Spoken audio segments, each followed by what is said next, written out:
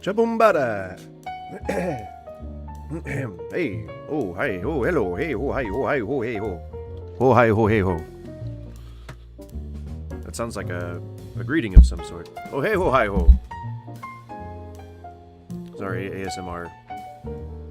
ASMR. Unwanted ASMR. Hey, ho, hey, ho. What's up, guys? Hola. Hola, and como estas? We're getting started in probably less than 30 seconds here, so stick around. Enjoy this so-called dinner jazz while I'm getting things set up. And if you're swiping in on the vertical stream, please don't swipe away. My watch time is less than 5 seconds. For some reason, y'all just can't keep your pants on. All right? We got to get that watch time up to like at least 30 seconds, okay? So bear with me here. Today we're asking the question, what's more evil? Christianity or the MAGA party?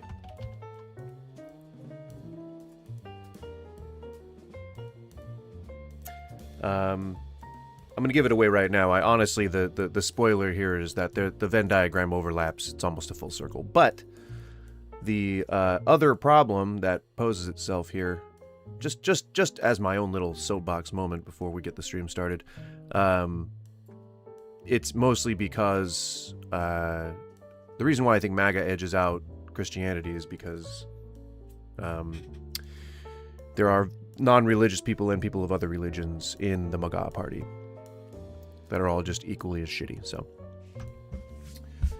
that's why it edges out Christianity in my book, which is the Book of Atheism, written by Anton LaVey. Ay. All right, just give me a moment. Got to get stuff set up.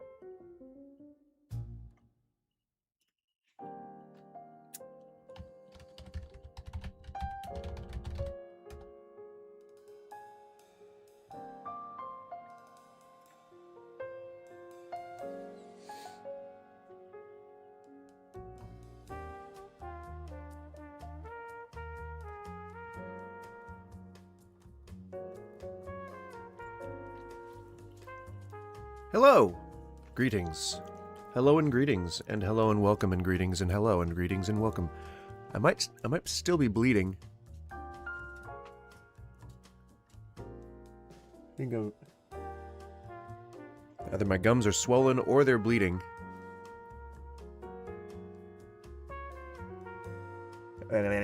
If you've never before eaten one of those like nut bars from Kirkland, the Kirkland Costco nut bars, those shit, they got some jagged edges on those nut pieces, and they will stab your gums.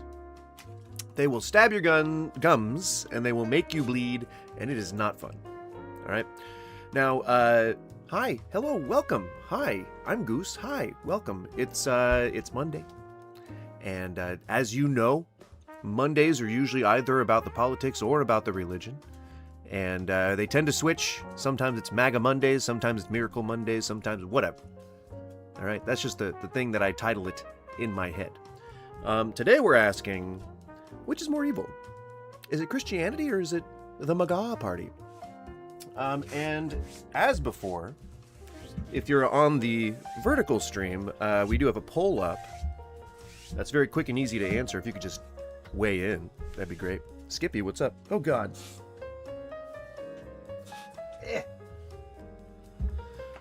Bloodletting is a time-tested healing procedure. Well, that's just about as false as the idea that Christianity isn't evil. It is definitely traditional. There's definitely a lot of people who did it, and who would probably still do it if it was deemed acceptable. If you've never been here before to this stream, please notice with great bravado, if you will. That's right, I asked you to notice something with bravado. Take a look at the VHS behind me. That's a great wall of horror and schlocky action movies from the 80s. And if there's any interest, I'm down for doing like a stream where we just kind of tour the movies, tour the titles, look at some of the box art and stuff like that. That might take 3 hours. I'm cool with doing that. But let's get the viewer count up. Let's get the likes up. Let's get the watch time up, and then maybe we can do more fun things as opposed to having to ride the algorithmic wave, you know? All right. If you've never been here before, I am an old man. I use a lot of old man terms. I speak like an old man. Just fucking forgive me, okay? Shut up and forgive me. Just shut up and then forgive me and then shut up and then don't bully me and then shut up. Okay? So we're gonna look at this guy's latest video. Just to keep in mind, now I'm gonna freeze it in the first like couple seconds here, just to show something that is a theme throughout everything else. This is how he always looks. This is consistently his look across generations, across years, across landscapes. He never goes any less hard than this. He never, it's always just this same expression on his face. I can't imagine that his kids really get much feedback from him because he's not engaging in his facial expressions, which is whatever, you know. Not everyone is expressive. Some people are much less expressive than others. That's fine. I mean, maybe it's not fine from like the psychopath point of view, but it's okay. It's not. There's no one single marker of what makes somebody a psychopath. Typically, it's avoiding accountability. It's some narcissistic qualities. So like thinking that you're above the law, right? Or thinking that the consequences of your actions won't come back to bite you in the butt. And for a lot of people, sure, that might be true. Some people slip through the cracks of society, and yeah, I mean, I think that is just a thing that happens, and it's bad.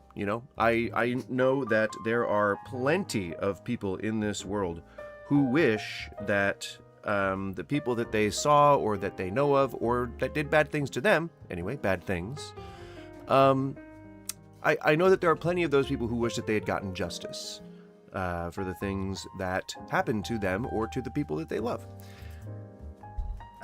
This seems to be one of the guys who may have slipped through the cracks a little bit. This guy's name is Dave. I would like to know, I have not checked the public SMEX offender registry list, but there's every chance he might be on it. At least, I don't know, just with the admissions that he made. Last week we were just doing a simple, you know, just your average debunking of some religiosity nonsense. And we encountered this guy. And just kind of passively, in his video, he admitted to sleeping with, in his words, graping, children. And we'll get to that admission. We'll get to the... I want to go ahead and we're doing real-time research, obviously. But I'm going to go ahead and look at the video where he admits it the first time on stream and see if he provides any additional context to this. But this is a really good, I think, lead-in to the question, what's more evil, Christianity or the MAGA party? And, you know, if we don't get engagement, then maybe I'll type in, you know, atheists, right?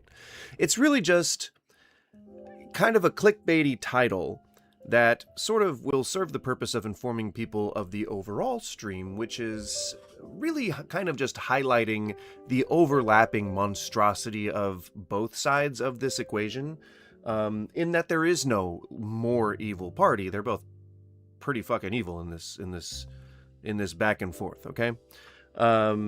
Typically what we do is on TikTok, we will just kind of take a look at a MAGA video, then we'll take a look at a Christian video, and we'll say, hey, you know, does this put a point in the MAGA column? Does it put a point in the Christian column? We can still do that. It's still fun. But we're going to take a look at an example of someone who is now one of the front-running TPUSA media guys. That's right. Who on stream admitted to graping children and is now a spokesman is going to be a spokesman for TPUSA. At least he's in the running to be one of the people that replace Charlie Kirk. Now, in addition to this, he's also beating the dead corpse of Charlie Kirk for engagement, which is just even slimier, if I may add to that. So what we're going to do is I'm going to clean my glasses real quick. We're going to just let this newest video play. I'm just giving you an idea. It's less than 10 minutes. We're just going to give you... I'm going to speed it up too. All right. So we're just going to give you an idea of his tone, his behavior, the way that he says stuff, just so you can see who he is without my input. Well, I've already kind of poisoned the well a little bit, but without... Just get that spoiler out of your mind. All right. I'm going to let this play. I'm going to get my smallest dog fed. And then I'm going to come back. Made it through Ramadan 2026. And we're going to... No one told me until the end that a U.S. government... Somehow, we made it through Ramadan 2026. Somehow we made it through Ramadan 2026. So already, in the first couple seconds, there's some problematic language. But, as I said, I'll let it play. I'll be right back. And no one told me until the end that a U.S. governor had put out a seriously disturbing proclamation for his state. We're going to read it. But first, if you're not familiar with Ramadan, it's a month when Muslims gorge themselves with food multiple times per day, but skip lunch. And they call it fasting. And they want the entire world to praise them for fasting, even though they're feasting, not fasting. If you're in the U.S., think of Thanksgiving dinner. If you're in some other country, think of a holiday where you eat a big meal. Now imagine eating that big meal every night and every morning for an entire month. That's basically Ramadan. Muslims consume more food during Ramadan than they consume in other months. They gain weight while they're fasting. They end up with all sorts of medical problems because of the binge eating. But we're not going to criticize it, because criticism is Islamophobic. Let's check out this proclamation from Governor Josh Stein. Josh Stein is North Carolina's first Jewish governor. You see, they're trying to destroy Islam. Oh wait, he's actually promoting Islam in North Carolina. State of North Carolina, apparently at the earliest stage of becoming a Sharia-compliant hellhole. Could have goals, though. Josh Stein, Governor, Ramadan 2026. By the Governor of the state of North Carolina, a proclamation. Whereas North Carolina is home to more than 130,000 Muslims, there are more than 11 million people in North Carolina, so I can stream while my dog's eating. Isn't that cool? It's a new innovation. But don't worry, 1% of the population is plenty. All right, hang on. Whereas North Carolina is home to more than 130,000 Muslims, and whereas Muslim Americans are one of the most racially diverse groups in the U.S., comprising African Americans, Asians, Arabs, Africans, Latinos, and Caucasians, why is he bringing race into this? Especially when he's talking about a religion that convinces people that the creator of the universe wants them to live and think and dress and eat and walk and talk and even go to the bathroom like 7th century Arabs. It's an Arab supremacist religion. If Islam's final prophet had been born in Japan, Muslims would be wearing kimonos and eating with chopsticks Jesus and memorizing fucking prayers Christ. in Japanese. And whereas Islamic traditions and values serve as an inspiration... Has it been like this the whole time, Skippy? Have you been watching? Has it been like this? He just keeps saying shit like... Just showing his ass, just rattling off like any old thing. It's been pretty bad in the couple of seconds that I've been listening since I got back. Is it pretty bad? Skippy, help. And reflection for the millions of individuals who look to the teachings of Islam for guidance, Islamic traditions and values? Like I don't not being know. friends with Jews or Christians? I don't know, Skippy. But this is like this is why this is a good example. Cause like, who the fuck is this guy? Why can he just be like so inflammatory towards Muslims in all of his content? We've watched 3 of his videos, and they were all like, if you can bear the smell in Egypt. Like, what the fuck, dude? God damn. Surah 5, verse 51. O you who believe, do not take the Jews and the Christians for friends. They are... I mean, let's not get into spoilers here, Skippy, but I can tell you why he's angry at Muslims. I can tell you why, exactly why, 100% I can tell you exactly why. And you can guess if you'd like, but it's not pretty. Are friends of each other, and whoever amongst you takes them for a friend, then surely he is one of them. Oh, Christopher Windsor, no, he hates all Muslims. He doesn't hate Islam by itself. He hates Muslims. He hates anyone who practices Islam. He hates anyone because they practice Islam who practices Islam. This guy is very well established to not just be a anti-Islamic advocate. Surely Allah does not guide the unjust people. Well, maybe not stopped him, but maybe just because he isn't a member of the religion and feels as though maybe he picked the wrong one. Because he would love to be allowed to do those things. The way that he italicized meaningful consent. Well, let's stop getting into spoilers. I don't want to get into spoilers, all right? We're crafting a narrative, okay? Just like we did with Duke, just like we did with the other... I think there was another guy that we did that for, but we're crafting a narrative. Oh, yeah, the quartering. We're crafting a narrative, okay? We're letting the lore really build, all right? What about Jews and Christians being the worst of creatures? Surah 98, verse 6. Doesn't matter. We're not reacting. We're not reacting. We're just letting it play. I keep wanting to jump in. I'm going to stop pausing it. Disbelieve in the religion of Islam, the Quran, and Prophet Muhammad, blah, blah, blah, from among the people of the scripture, Jews and Christians, and al-mushrikun, mushrikun are people who associate partners with Allah, will abide in the fire of hell. They are the worst of creatures. What about violently subjugating Jews and Christians? Surah 9, verse 29. Fight those who do not believe in Allah, nor in the latter day, nor do they prohibit what Allah... One thing I will say is that I love it when people really actually, in all seriousness, say, what about? Jesus fucking Christ, dude. Don't you know that people just don't take you seriously when you go, well, what about? Am I the only one who doesn't take people seriously when they do that? Like, I feel like there's just any reasonable person out there isn't going to entertain somebody when you're making a point and then they go, well, what about this or what about that? You know, like, I don't know. Is that like an intellectual thing? Like, am I just doing what a nerd would do? Like, I don't know.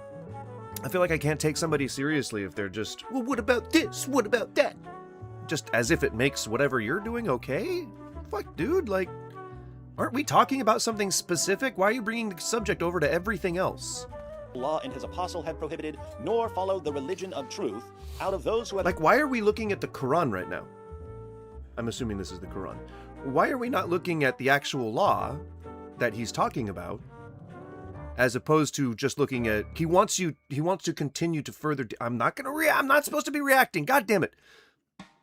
I'm gonna take it back. I'm gonna take it back. Once we're done with this, I'm gonna take it back and I'm gonna stop at every goddamn place I wanted to, and we're gonna talk about it. Been given the book, Jews and Christians, until they pay their tax in acknowledgement This shall of not stand. superiority, and they are in a state of subjection. What about expelling Jews and Christians from Arabia? In What about? But what about? Sahih Muslim 4366, Muhammad gave his proclamation, very different from Governor Josh Stein's proclamation. I will expel the Jews and Christians from the Arabian Peninsula and will not leave any but Muslim. But Muhammad was also thinking about the future. What's the ultimate goal? Sahih Muslim 6985. The last hour would not come unless the Muslims will fight against the Jews, and the Muslims would kill them until the Jews would hide themselves behind a stone or a tree, and a stone or a tree would say, Muslim, or the servant of Allah, there is a Jew behind me, come and kill him. But the tree Garkid would not say, for it is the tree of the Jews. Always wonderful to celebrate these Islamic teachings that provide guidance to millions of individuals. And whereas Ramadan, the 9th month in the Islamic calendar, is celebrated annually, not in the Zut sense, by millions of Muslims throughout the United States and more than 2 billion Muslims worldwide, and whereas Ramadan is celebrated by Muslims as a month of fasting, we'll call it trans fasting. It's feasting that identifies as fasting and demands that we call it fasting, not feasting. Community service and reflection. Man? And whereas during the month of Ramadan, the Muslim community across North Carolina and the country will collectively celebrate the revelation of fear of the Quran in this guy. and its teachings. Gotta love the Quran and its teachings. And whereas on behalf of the state of North Carolina, I am proud to recognize the contributions of Muslim Americans. Now, therefore, I, Josh Stein, Governor of the state of North Carolina, do hereby proclaim February 17th to March 19th, 2026 as Ramadan in North Carolina and commend its observance to all residents. Okay, where in there is any kind of push for anything? Can somebody point out to me where there's a push for something there? Oh yeah, oh no, he's perfect for the job. Oh, he's perfect. Especially because he campaigned for it by saying that somebody threatened to Kirk him. Like I said, he's beating his Kirk's corpse to receive goods and funds like a goddamn piñata. Commend its observance to all residents.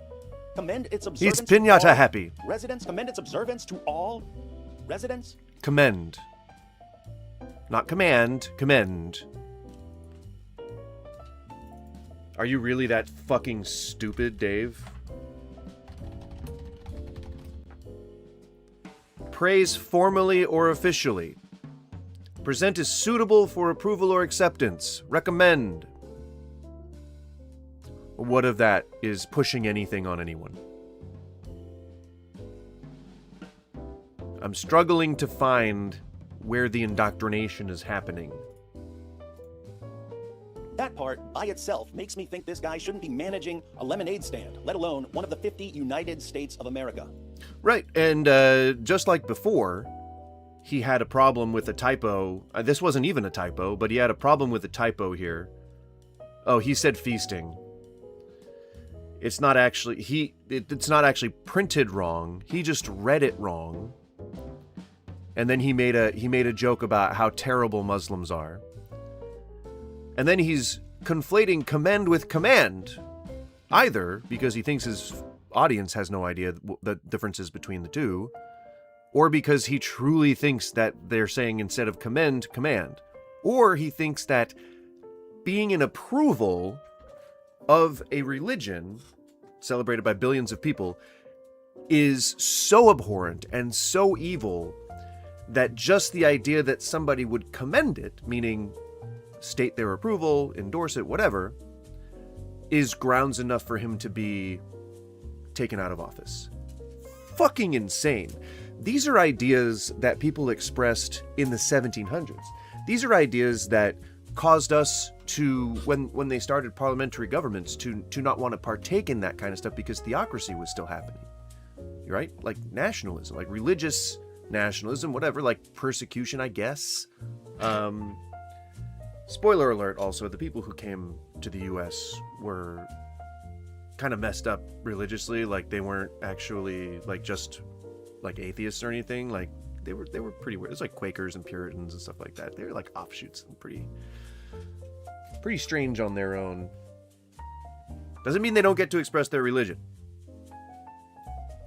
In witness whereof I have hereunto set my hand and affixed the great seal of the state of North Carolina at the Capitol in Raleigh, this 25th day of February, in the year of our Lord 2026, and of the independence of the United States of America, the 250th. Wait, Why is this a point? year of our Lord? Which Lord? You're allowed to believe in God even if it's not the Christian God. And even if Josh Stein isn't himself a Muslim, he can still say that he believes in God.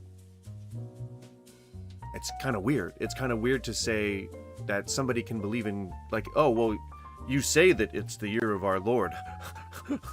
Well, doesn't that mean that you believe in God? Yeah, I mean, I don't know that he's necessarily proclaiming himself to be a Muslim. He's just saying the year of our Lord because he may believe in God. I say year of our Lord and I don't believe in God. I say God damn it and I don't believe in God. I say Jesus because I think it's funny, because I think the word rolls off the tongue nicely. It feels nice to say. There's no other shit to that. I'm not violating my own values simply by saying Jesus. You know, like, because I don't have those values to begin. He doesn't necessarily believe in God, but he may believe in the Christian God. He may believe in the Indian gods. I don't know. But it's really crazy to say that you're not allowed to say the year of our Lord if you don't believe in my Lord, okay? That's just not allowed. Like, that's so weird and gatekeepy. He's really, really struggling to find things to be angry about here. And I think that air of desperation is really, really obvious. But I just wanted to point it out, okay? We're almost done with this video. 2026th year of, and then we can actually react to it. I Is it already the same have Lord been, who said, "And when you fast, do not look gloomy like the hypocrites, for they disfigure their faces, that their fasting may be seen by others? Truly I say to you, they have received their reward. But when you fast, anoint your head and wash your face, that your fast..." I mean, he probably says, God damn it. If he's any kind of good Christian, he'd say, God damn it. "may not be seen by others, but by your Father who is in secret, and your Father who sees in secret will reward you." That Lord? Why do we need a proclamation for something our Lord says shouldn't be done for show? Especially... Well, nope. That's not what's happening. He's just establishing that the date, what is the date? He's literally, like here, right, when he says, you're not allowed to say year of our Lord if you don't believe in our Lord. All it is, I have not checked. I don't think that he's gonna post anything related to that again. I certainly hope not. No. I mean, that was 12 days ago. I don't think he's... And he hasn't posted anything since that last short. So I think he's probably recovering right now from the torrent of people who have been just excoriating him. I'm going to close the door in the back. I'm going to let this play. The 250th. Wait, year of our Lord? Which Lord are we in the 2026th year of for this Ramadan proclamation? Is it the same Lord who said, "And when you fast, do not look gloomy like the hypocrites, for they disfigure their faces, that their fasting may be seen by others? Truly I say to you, they have received their reward. But when you fast, anoint your head and wash your face, that your fasting may not be seen by others, but by your Father who is in secret, and your Father who sees in secret will reward you." That Lord? Why do we need a proclamation for something our Lord says shouldn't be done for show? So he's just saying the date. He's honestly just saying what the date is. And even then, if we take it at face value, like, oh, he's not allowed to be saying, like, you can't say the year of our Lord if, you know, if you're not a Christian or whatever. Like, if he's trying to say that, then, like, he may believe in God. Just because he's saying that Ramadan is okay, and you can practice Islam if you want, doesn't mean he doesn't believe in God. That's fucking weird, dude. It's fucking weird, man. Especially when they're not really doing it. You're not supposed to fast in order to be seen by others. Imagine what our Lord would say about pretending to fast in order to be seen by others as fasting. Weird stuff. Listen, I know that. So you're talking about like just taking, like trying to claim and take credit for a thing that you're doing that you should already be doing. What are you quibbling over, dude? You know? I should go see the clip related about you might be intrigued based on the MAGA title. Let's see.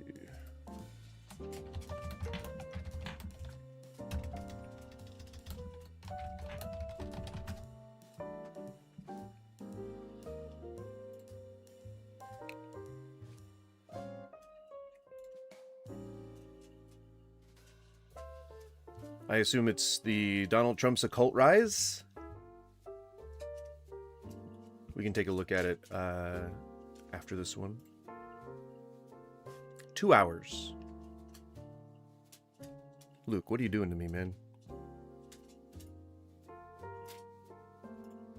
Lots of politicians want to be inclusive. I totally get that.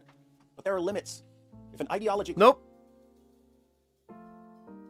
There are not limits. Why would you say there are limits? There are no limits. The only limit that there is to freedom of speech and anti-discriminatory things is like if something poses a danger or if they're trying to impose that from externally onto. You know what I'm saying? Like, freedom to does not mean, or freedom to also means freedom from. Like, freedom to means that you get to practice your religion. Freedom from means that I get to have the right to be free from your religion. That means you don't get to incorporate it into schools. That means you don't get to incorporate it into post offices. You don't get to incorporate it into government offices or mayor's offices or the fucking White House.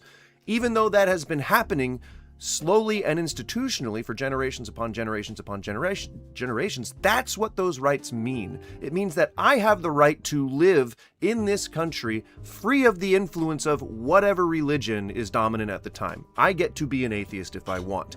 That means that the guy down, and I am such a free speech absolutist that I also believe that the PDF files, the grapists, these guys should all be able to speak their truth. They will result in losing their platform and possibly being ostracized from society, but I think that is what we need to be doing.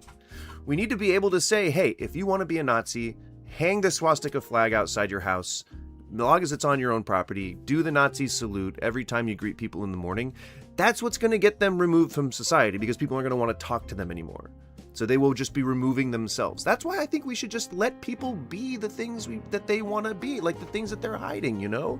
If you want to be a racist, if you want to be a Nazi, if you want to be a PDF file or grapist, you know, like, just say that shit out loud, you know? Like, don't hide behind some biblical or religious text justification, you know? Come on. Someone named Drewski made a YouTube short parody with an Erica Kirk lookalike. She threatened to sue him. Good if he made her look horrible. She's terrible. She bragged about making $250,000 in a merchandise tour days after her husband was murdered. We really did good on that push, you know. So good. We really did really good on that push. I'm so happy, you know. I'm so grateful. I'm so happy. Oh, wait. Shit, my husband just died. I don't know if I'm ever going to feel again. Oh, my children. I think I have two. Perhaps. Calls for your violent subjugation and even your eventual extermination, probably not a good idea to commend that ideology to all residents, especially to the nearly 99% of residents who are in its crosshairs.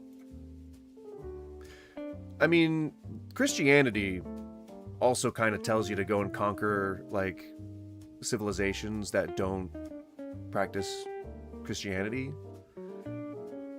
Even, like, what is it, running a sword through all the babies kind of thing. He killed the world because it forgot him, right? As far as I remember. I don't know. I feel like you're throwing stones in a glass house here. And I also still, again, feel like you are conflating commend with command. Like, he's just saying that it's okay to be Muslim. That's all he's saying. That's it. That is it. Yeah, it's a legal document. I think it's a little flowery and a little fluffy, and I think he's just trying to appeal to, you know, whatever peace lobbies are there. But that's politicians. That's what they do. Politicians are literally, they conduct themselves in politics. That's why they're called politicians. They navigate political landscapes for a living, pretty much. And so a politician saying that it's a-okay to be Muslim, and we're gonna observe Ramadan. Hey, it's Ramadan, guys. Welcome. What is it called? I don't remember what the actual greeting is, but do you need help? Yeah. Blanket up there. I think you're happy? No, you're not happy. She gotta make her own bed. She gotta make her own bed. I'll let her make her own. Okay, thank God. Okay. So, man. Already, within the first couple of seconds... Somehow, we made it through Ramadan 2026, and no one told me until the end that a U.S. governor... He said that somehow we made it through Ramadan 2026. Did any of you Christians who frequent this channel, did anybody know that it was Ramadan? I didn't. I'm not a Christian, but I didn't know that it was Ramadan. And I couldn't care less. If people are practicing it, cool. People are celebrating, cool. Just like I don't care that people go to church. I don't care when fucking St. Patrick's Day comes around. I don't give a shit. Christmas, don't care. It is my favorite time of year, though. But that's what, like, you can practice whatever religious bullshit that you want. I'm not going to give a shit, and I'm certainly not going to go on YouTube and try to post a video that says how evil it is and how they just want to kill everyone. Even though your religious text has quite a lot of genocide in it. Quite a lot of commanded genocide in it. So, I mean, I feel like if we're throwing stones, maybe we should not be in a glass house here, as to call back to a metaphor that I made earlier. Some may think it pedantic, but you know what? Don't fucking cyberbully. I just want to make sure you don't fall off. I'm here for you. She's old. There you go. Yeah. Perfect. All right. Had put out a seriously disturbing proclamation for his state. We're going to read it. But first, if you're not familiar with Ramadan... It's not a disturbing proclamation. All it is saying, hey guys, we're in North Carolina. I just want to let you know that Ramadan exists coming up. I'm a government official. I'm in charge of recognizing all these things. So there's a bunch of Muslims in our community. I want to say hello to them. Happy Ramadan. Tim out, or whatever the fuck his name is. Tim Klein? Tim out. Mic drop. It's a month when Muslims gorge themselves with food multiple times per day, but skip lunch, and they call it fasting. And they want the entire world to praise them for fasting, even though they're... Right. Racist. Islamophobic. Pretty fucked up. That's basically Ramadan. Muslims consume more food during Ramadan than they consume in other months. They gain weight while they're fasting. They end up with all sorts of medical problems because of the binge eating. But we're not going to criticize... Once a year, dude? Come on. Is Ramadan once a year? I'm pretty sure it's once a year. Like, come on, man. Just completely making shit up to demonize an entire religion. Holy fuck, dude. And this guy, maybe we're getting too into spoilers here, but this guy ain't no better than the people that he claims are bad. He ain't no better. And he's still on YouTube, and he's still gonna be the fucking the guy for TPUSA. I don't know what he's basing it on his own ignorance. He's basing it on the fact that he just hates Muslims. Because criticism is Islamophobic. Let's check out this proclamation. No, that's not criticism. What you're doing is you're making things up. You are actually making up stereotypical, racist, Islamophobic things. From Governor Josh. That's why people don't like that. That's why you would get canceled, even though you haven't been. Who really has been canceled so far? I'm pretty sure all the... Louis C.K. is getting work again. Kevin Spacey's been getting work. Like, who's really been canceled? Josh Stein is North Carolina's first Jewish governor. You see? That makes even more sense why he would be trying to extend an olive branch to the Islamic community. Holy fucking shit. Are you just unaware that politics is a thing? Or are you just so dishonest that this is the kind of grift you think is going to work on your viewers? That's more that's going to be more the reality, I think. They're trying to destroy Islam. Oh, wait, he's actually promoting Islam in North Carolina. State of... He doesn't debate anybody. He's just racist. He hasn't made a point in any of his debates that have sounded at all like a real argument. He just goes like, yeah, but you guys are PDF files. That's pretty much it. Yeah, but you guys have all kinds of health problems because you eat too much. Those are the, like, that's about the most comprehensive argument that I've heard from him. I hate people like you, and you shouldn't exist because you would probably try to kill me. Yeah, that sounds like it works. North Carolina, apparently at the earliest stage of becoming a Sharia-compliant hellhole. Could have goals, though. Josh Stein, governor. Ramadan. See, again, you're just making something up. That isn't happening. 2026. By the governor of the state of North Carolina, a proclamation. Whereas North Carolina is home to more than 130,000 Muslims. Which means that that's a pretty big demographic. Those are people you're going to want voting for you. Yeah, I was just saying all of his content is just going against Islam. Yep. Mostly. But this guy is going to be the new media guy. He's going to be the person who's featured on all of the TPUSA stuff. It's going to be this guy. Are you excited? Does he represent the best part of Christianity? If you go by the Bible, probably. God Logic does a better job when it comes to debating Muslims. Luke, I don't know if I've ever expressed this to you specifically, but I don't think that debating the nuances of the Bible versus the Quran are very useful. I think debating whether or not either God exists would be the best place to start with, and they just breeze right past that and just get into sacred text. We can't even substantiate that the people that are mentioned in the Bible are even real or were real. Like there are plenty of people who we can validate truly existed, but there's plenty of accounts in the Bible with people that we don't know existed. So to say, as a Christian, with all that being true, because you have to take some stuff on faith, right? And that's just part of being a Christian.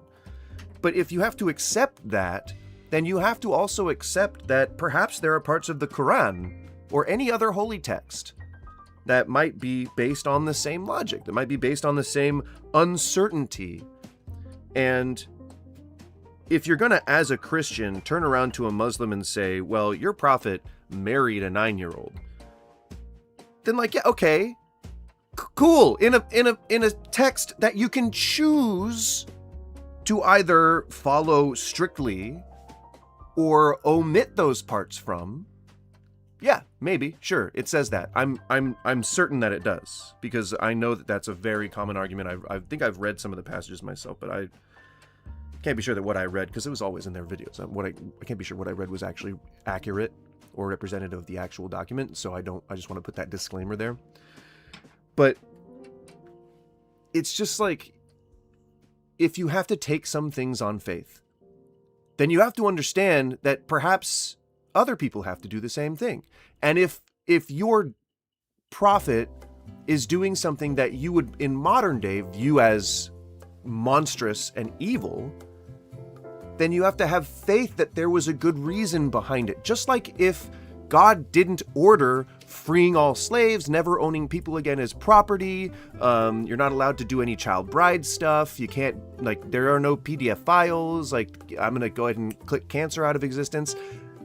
Christians have to assume that there's a reason, that God works in mysterious ways, that the faith needs to cover that reason. You know what I'm saying? You're going on a date. That's why they are able to debate. Both Muslims and Christians hold the Bible is true, and even the Quran says that Bible is God's word. But you don't know if God exists. That's something you take on faith. You see what I'm saying? You can't debate. Like, okay, if I was to say to you, all right, let's speculate as to whether or not unicorn farts are truly rainbow or if they're just a different color altogether. You would say maybe they're blue or pink, and I would say that they're rainbow colored. We don't even know if unicorns exist. We're just assuming that unicorns exist in this equation. But I don't have any evidence other than people's word in millions of documents across thousands of years that have depicted unicorns. There are guides to how to raise unicorns. There are infographic picture books that talk about the intimate biology, all the nooks and crannies and musculature and skeleton, everything involved in how a unicorn works. So by all admissions, we should, if we were to come to Earth as aliens, we should assume that unicorns are just a thing that exists. Just because we don't really have any evidence to the contrary, and we've got all these accounts that they're real, even though in our minds now, being here, being like in the environment, we know that we made unicorns up. We know that they're just a fantastical animal. But it's the same thing. We take it on faith that God exists. Why are we arguing about the nuances instead of establishing that beyond the shadow of a doubt? Wouldn't it be so much better to prove your religion is the one true, accurate, correct, and honest God's word? Like, at least whatever your sect is, whatever your offshoot is, it doesn't matter if you're Muslim, Christian, Catholic, Seventh-day Adventist, Branch Davidian, it doesn't matter. Wouldn't it be the best possible thing to prove everything you say correct beyond the shadow of a doubt, as opposed to trying to figure out whose translation of a single fucking word is correct? I would think that would be the ultimate proof. God fucking coming down and saying like, hey guys, how's it going? I happen to be the God of the Bible. And then you're like, that's it. That's him. I'm right. Then there's no more Jews. Then there's no more, like, you're either, atheist or agnostic or just, that he exists. You can either choose to follow him or not. But in heaven, there's no free will, so you kind of have to. Unicorns are obviously fake, but you can't disprove bicorns. True. We do have, we've got all kinds of evidence of horse-like antler-having animals. We don't know, like, you or I wouldn't know what a mustelid is, or what a camelid is, or whether or not any of those things can grow horns. There's all kinds of proof out there of horse-like beings with two horns. Not a whole lot of one. But then again, we used to think that elephant skulls were the skulls of cyclopses, even when they had the horns on them. Which I think is just cute. I love that. And I love the fact that elephants are so well loved. Other than by poachers. Loved in the wrong ways as well as the right ways. But I think that's so cool. Like, we had an insane history of like people thinking that cyclopses were roaming the earth. What are you talking about? We're talking about whether Christianity is more evil than the MAGA party.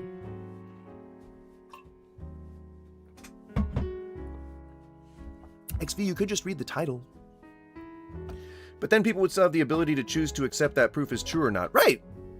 Just like people refuse to believe science or any proof now. No. See, science, when it establishes proof, establishes it beyond all empirical reasoning. Establishes it to the point of testing for margins of error. That's how certain it is. Like, science is developing the math. No shit, my titles are clickbait, XV. How long have you been here, dude? Come on. I think my Bicorn sentence highlights how silly theists sound when trying to disprove other religions while using bad arguments of their own. Well, yeah. And I was playing along. You think MAGA is good? You think taking rights away from people is good? You think wasting government money is good? Entering into unnecessary wars is good? None of those things are good. Harboring PDF files, none of that stuff's good. So your sentence was rage bait. Tit for tat, buddy. And like, Luke, in terms of proof, like, if you were able to have 100% incontrovertible proof that God was real, so then you're a Nazi, and I'm probably going to just ban you from my chat, XV. Do you want to, like, take that back, or do you want to, like, express a different opinion, maybe? Because I do not welcome Nazi-adjacent people in here. You may have slipped through the cracks, but we are not the same. The war isn't for no reason. Yeah, it is. Trump wants oil. I mean, that's a bad thing. and because Israel wants to just conquer all the lands around it. So, not good reasons. And plus, Trump said no new wars. So, the Iran nuclear deal, the agreement that they had in his first term, and him obliterating their infrastructure really disproves any point that he could make about them trying to develop any kind of nuclear weapons. It just ain't happening. And there really was no reason other than them holding back on a deal that he was trying to get made. That's just him enriching it. I said Nazi adjacent.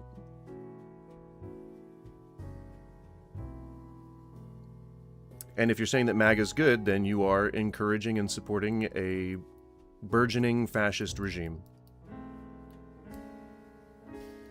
You could just say, I'm not a Nazi. You could just say the words, I'm not a Nazi. Look, I'll say it right now. I'm not a Nazi. I don't hate any minorities. I don't think that any one group deserves to die. If you can say those things, then maybe I'll believe you, but you didn't really go for it. How what? There's a delay. I can't see what you're saying or what you're responding to in real time. You gotta be specific, man. Be Pacific. Be space Pacific, okay? You love Jews. I mean, you love the Israeli government.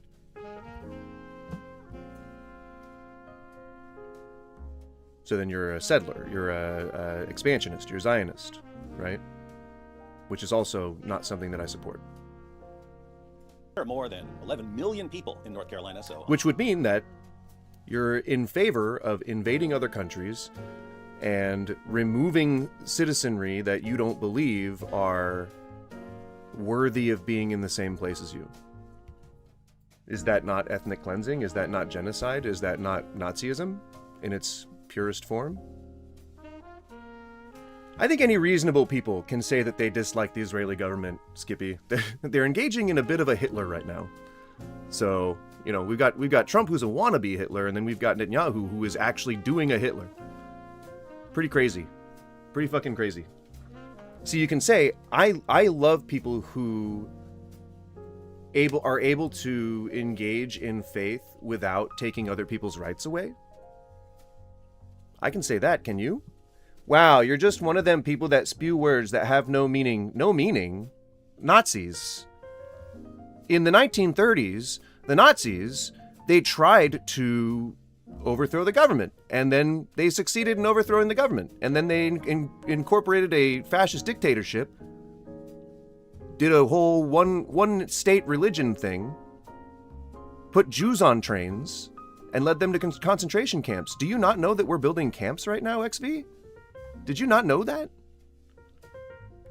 What happened to the Uyghurs? What happened to... is that not Nazism? What happened to all the settling that's happening right now on Gaza?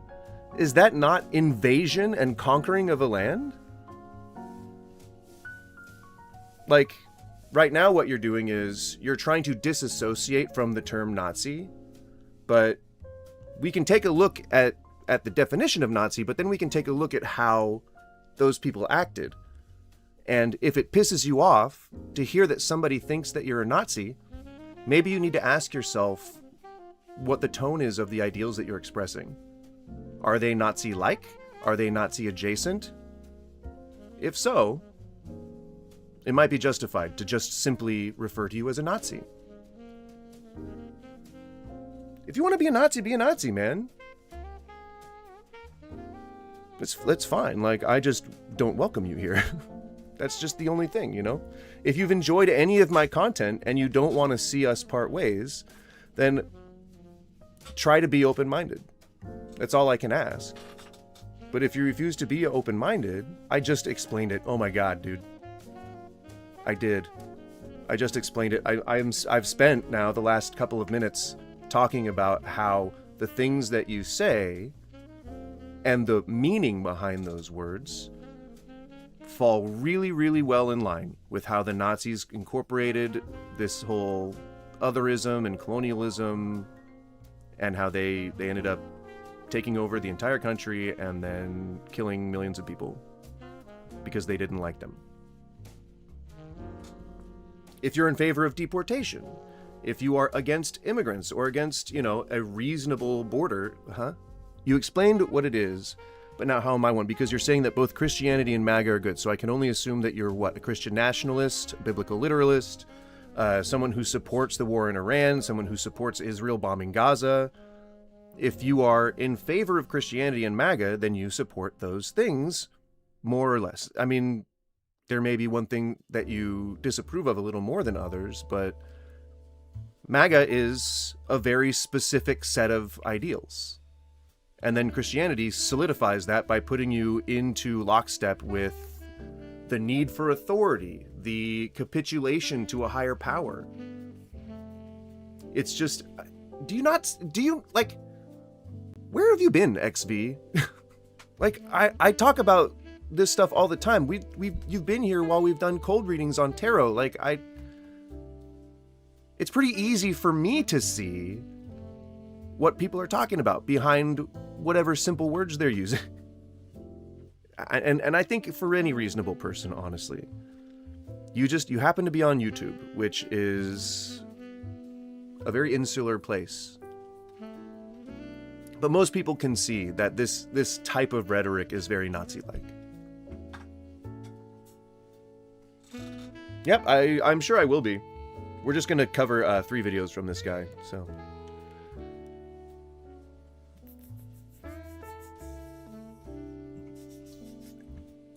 130,000 Muslims would be a little over 1% of the population.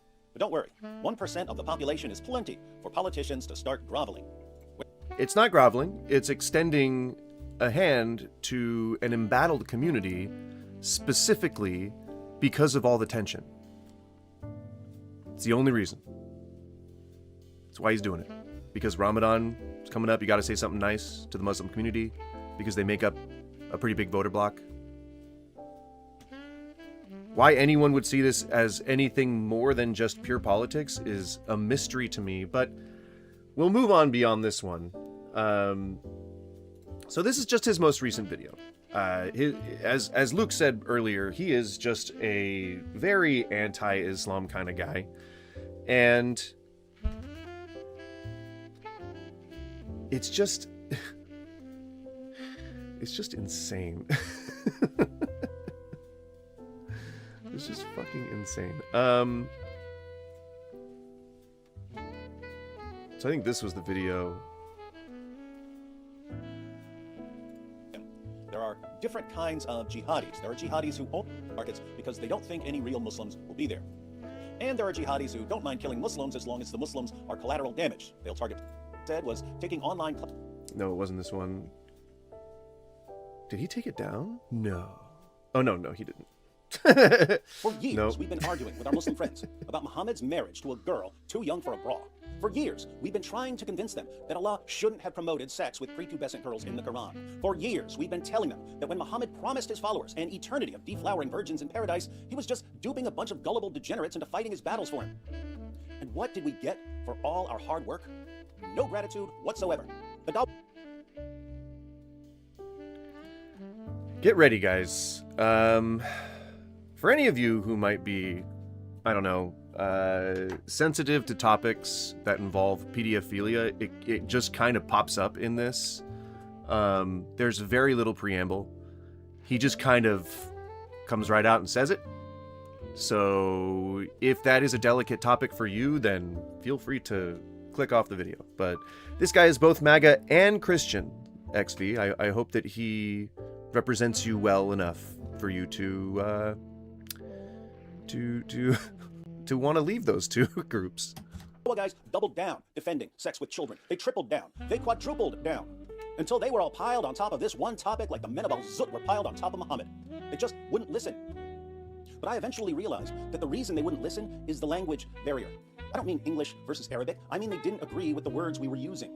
Yes, he does. He injects subtle racism into just about every single thing that he does. That means nothing. What means nothing? And he, like, just the weird, like, offhand mention of homophobia, or like the weird offhand like allusion to homophobia when he's like, just like the men of Al-Zut were piled on top of Muhammad. First of all, okay. Second of all, why would that be a bad thing? You know, I'm pretty sure most men get a kick out of being pleasured, whether it's by a bunch of dudes or a bunch of hot chicks. And if it was in the context of the situation, then all right. Ideally with consenting adults, but you know, times were different back then, I guess. Ugh. I didn't agree with how we were using words like rape and pedophilia and molestation and incest and so on. This became a serious obstacle to clear communication and moral progress. Fortunately, the entire time, the solution to this problem was in the Quran. In Surah 3, verse 64, Allah commanded Muhammad to say, "O people of the book, come to common terms as between us and you." Come to common terms. Common terms. That's what was missing from our discussions with our Muslim friends. All we needed. So his whole thing here is that he's upset because for some reason or another, Muslims won't admit that the terms they're using aren't the terms that he would otherwise approve of. You forgot the third option, a mixture of dudes and hot chicks. Maybe it's hot dudes, maybe it's hot chicks, maybe it's a bunch of everyone in between, you know? Who knows? Everyone's invited to the Caligula party, I guess. To bridge 18 and over only were some common terms. And now, thanks to our friends on Team Dawa, we finally have the common terms we so desperately needed. As many of you know, in a recent live stream, I began sharing things about... Now here it comes. I'm letting you know again, trigger warning, whatever warning you need to hear. He's about to talk about him doing some pretty fucked up things with people who are not yet able to vote. So, again, fair warning, if this is going to be disturbing or in any way traumatizing for you, get the fuck out of here. What are you doing here in the first place? Well, because you like me and because you want to be here with me, okay? I appreciate that. But do leave if this is going to make you upset. My past, that no one knew, and that no one would have ever heard about had I not shared them. The fact that he needs to qualify that tells me something was going to happen. That perhaps somebody was going to, like, expose it or turn him in, and he needed to get ahead of it. This is in retrospect, though, so I don't know that yet.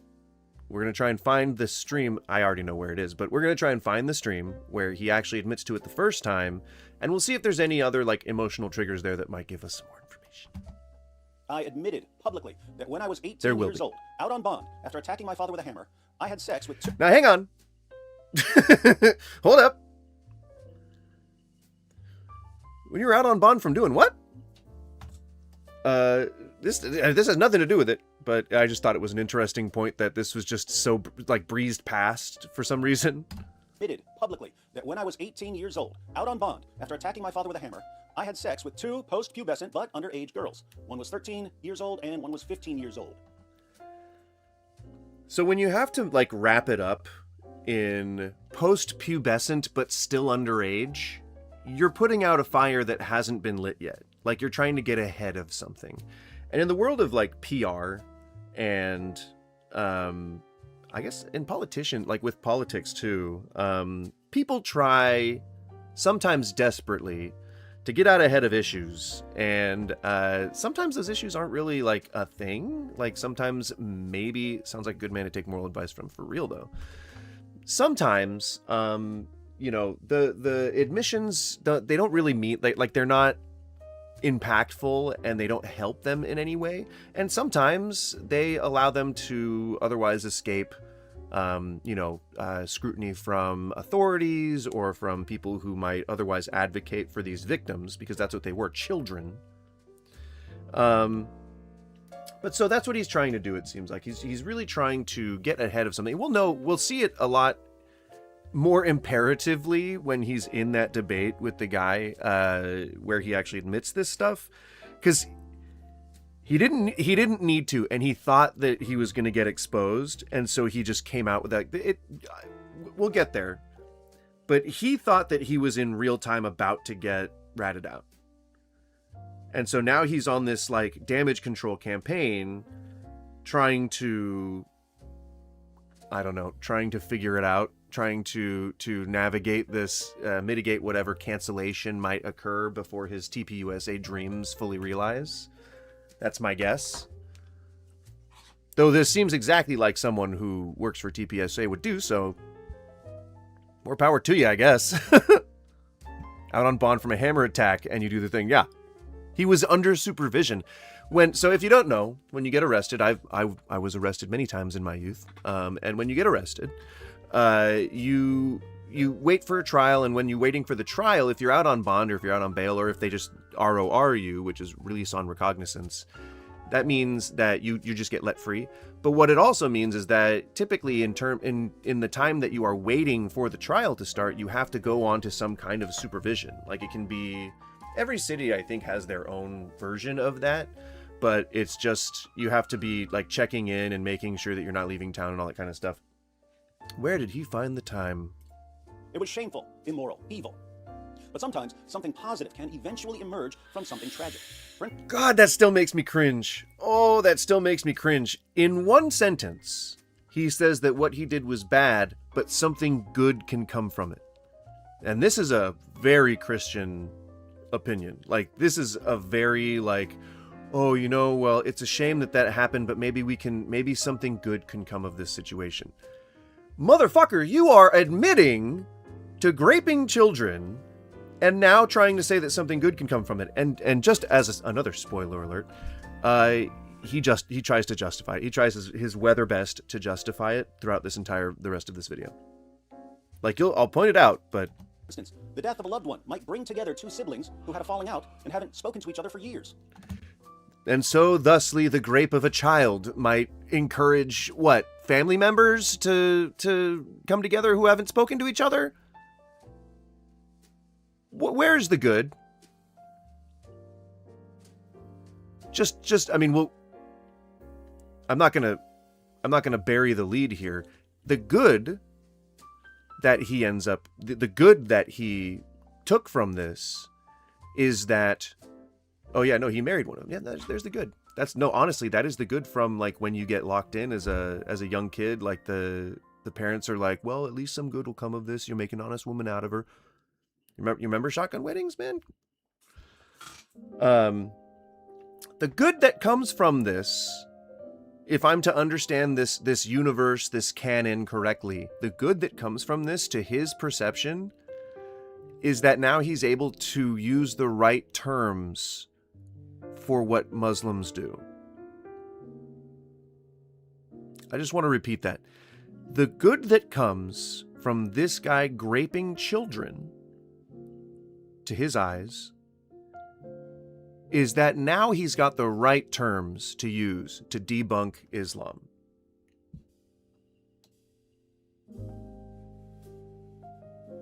That's for real his rationale. The tragedy might make them realize that there are more important things than holding grudges. This could lead to reconciliation. So, if we want to look on the bright side of my open, honest confession of the sins of my youth... Well, no, that's not what you did. You graped children. You didn't just admit that you did stuff in your youth. Nope. You're glossing over it. You graped children. What you admitted to is the thing that you're looking for good to come out of, not the admission of it. That's just the first step in a long line of reconciliations that you needed to be making in the first place. And so now let's watch you try to justify it. I think we'll see that whatever short-term friction my confession may have caused, it also... Nope. The confession is a good thing. That you confess would be a good thing. The thing that the aversion is from is that you graped children. Is that you're a PDF file. That's what people don't like. That's where maybe the pushback is coming from, that you might not, you may not understand where all the animosity is coming from. It's not because you admitted to doing something when you were younger. It's about doing that thing. Holy fuck, dude. Also provided the perfect opportunity to come to common terms with our Muslim friends. See, and then now he just turns around on Islam. He's like, well, now that you've heard that I'm a PDF file, let me just go ahead and transition right into how I'm qualified to say that these guys are all PDF files. Why are you even watching this again? You're just saying the same things as last time. Yeah, we need a catch up, dude. We're watching this so that I can catch people up, get them, adjusted to the lore. You think I want people to have to watch through my lives? Do you honestly think that that's something that I, as a creator, would want for you? XV, it seems like maybe you really don't like the stream. You might feel better leaving. Never been able to agree on the meanings of certain words. Until now. What words would our Muslim friends use to describe an 18-year-old man having sex with underage girls? Let's find out. You mean graping? You mean engaging in child grape? What would our Muslim friends have to say? Yeah, probably that the stream's not for you. Then get the fuck out of here, dude. Why would you be here still? Do you just, like, have nothing better to do? Because if anything, that's more sad for you than it is for me. I plan to be here. Because moving forward, these will be our common terms forever and ever and ever and ever and ever. Daniel Hakikachu. Because that is what people are going to call you forever and ever and ever and ever. The world's leading defender of child marriage posted, David Wood recently admitted to raping two. Not my fault your chat is slow. Right, it's YouTube's. I can't do anything on my end to fix it.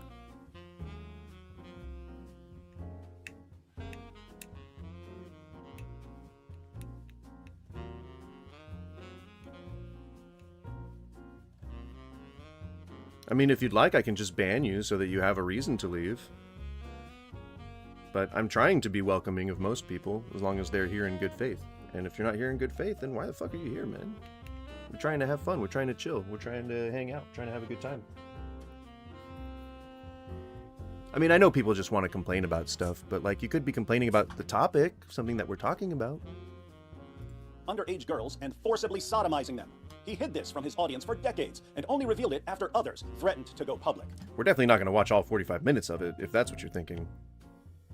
I'm just trying to catch people up. I really just want to get to about here.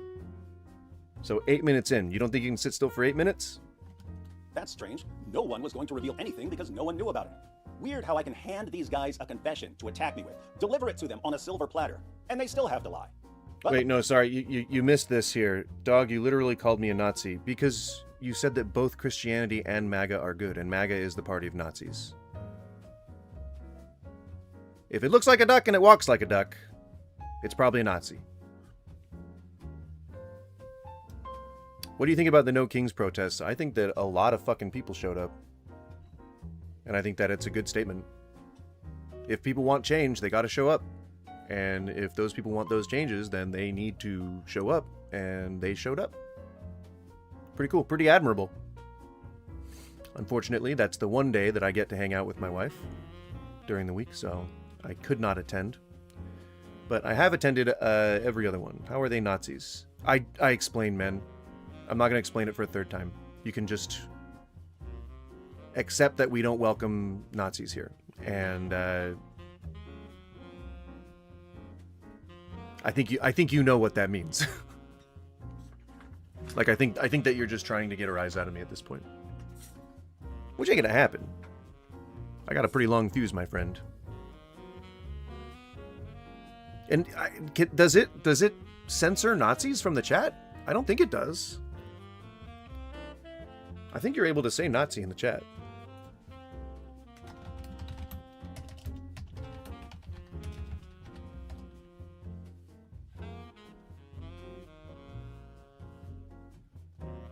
You literally just said yap and think that you're right. Yep, what? That MAGA's Nazis? I explained it to you. Again, I didn't just say yep and then think that I'm right. I said that I explained it to you previously. Twice. I'm not going to do it again. It's like a 3 strikes and you're out kind of thing. Like the 3rd strike, you don't get the base. I don't know how baseball works.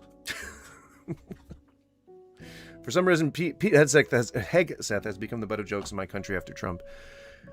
I mean, I would say he's a pretty fun guy to laugh at. He does all his speeches with ChatGPT. It's fucking hilarious. But I don't know that I've seen many, like, memes. You just said, yap, yap, yap. Stop lying, bro. I don't get it. Like, what is it? What is your goal here? Do you just want to get banned? Or, like, what's the attitude? Like, what is the point? What's the goal? You know, what are you trying to achieve? Some guy banned me from his stream today. Even though you've been here watching for hours and hours and hours on end for multiple streams. Which would just make you look pathetic. So I don't know what you're trying to do, but I would like it if you just explain yourself, if you just explain what you're talking about. You want to know how the MAGA party is Nazis. That was your last question, I believe. MAGA means Make America Great Again. When was America great? Usually, the opinion that MAGA party expresses is that America was great before the Civil Rights Act, which means that they want to bring back Jim Crow laws. It is the people on the Come Now, Clip Man, let's enjoy the show. I'm trying to work peacefully here. Clipman? Oh, Clippy, I get it. So Jim Crow laws, pro-slavery, because these people would have been the ones, the Dixiecrats, the Southern Democrats, those are the ones that flipped to the Republican Party once once slavery ended. These are the people that opposed black people going to school with them, riding buses with them, drinking from the same water fountains. They are the same people who are nowadays trying to discredit Martin Luther King and Malcolm X. They are usually Christian nationalists, people who believe that the Bible should be taught in schools. That's indoctrination. It's against it's against our rights as well. These are people who indiscriminately bomb other countries and kidnap leaders. So colonialism, Nazis never owned slaves, so they're not Nazi. That is the most insane thing you could have said. They didn't own what people would call slaves, so therefore they're not Nazis. What? What are you talking about? Nazis had indentured servitude through keeping people in concentration camps and forcing them to work for them. The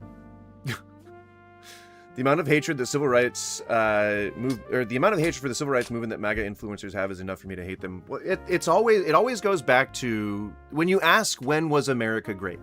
The answer always goes back to the 50s. It's always like, oh, okay, so when women were forced to live in the home and work in the home, and they didn't have careers and couldn't get educations, and there were laws against divorce. That's when it was better. When there were Jim Crow laws, when there was segregation, when there was, probably even go back to when there was slavery. Nazi ideals do not have to 100% align with what the National Socialist Party of Germany believed specifically on paper. You simply need to have enough brains to look at their behavior and the way that they conducted themselves and be able to see the parallels from what we see in modern day MAGA politics. It's all right there. The beer hall push was the January 6th. The formulation of the Third Reich is happening right now. Like, he's putting all of his people in power who need to be in power in order to support him so that he can try to go for a third term. Really wants to do a dictatorship. And so they may not be calling themselves Nazis, they may not be calling themselves the National Socialist Party of Germany, but they are still Nazis. The fact that you do not or will not see that connection means that either you're with them or you don't know you're with them.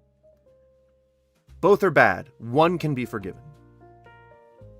So I'd choose wisely if I were you. And yeah, Flash, it's a modern thing because people don't know when did he ever kidnap a leader. You mean Maduro? Trump kidnapped Maduro.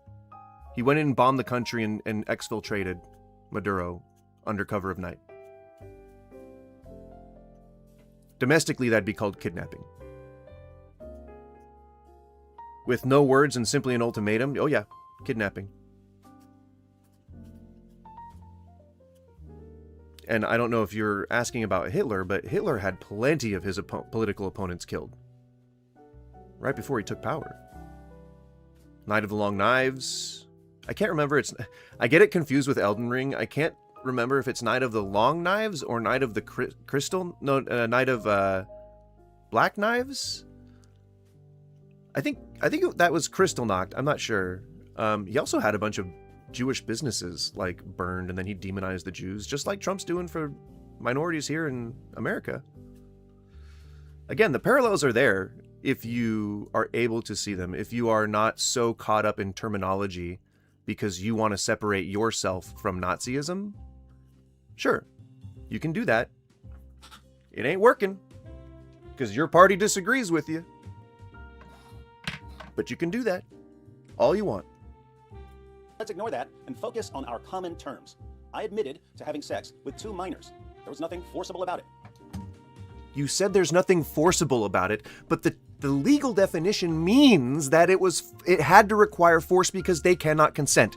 So you are actively trying to deny the charges that you would have received by saying that there was no force involved. By very fucking definition of them being a child, or by the sheer fact that they are children, they cannot consent. Therefore, anything that you did with them sexually was forcible. It was forced. Unconsensual. Holy shit, dude. But since girls that young can't meaningfully consent to... Did you hear how he italicizes meaningful? That means that he knows beyond a shadow of a doubt that they consented. He's trying to say that they consented. Fucking crazy. Sex with an adult, sex with them, according to Daniel Hakikachu, should be called rape. Strong language, but for the sake of solidarity and progress, I accept Daniel's use of the words rape and forcible. And Daniel has another contribution. Why is turning... And so because of this, now he can safely criticize Islam. Now that he's, joining the people that he's claiming to hate, he can just go ahead and, he can do that. Like that, that's his license now. If this is your first time in the stream, every day that we do this stream, we also have a time where I turn off the face cam. I'm still here, but it is because I medicate myself with the Canibas flower. And if you'd like to sync up, please feel free. I'm going to be blasting off here in about 10 seconds, I'd say. 9, 8, 7, 6, 5, 4, 3, 2, 1. All right, cheers. Smoke 'em if you got 'em. Give me 1 second. I'll put the face cam right back on.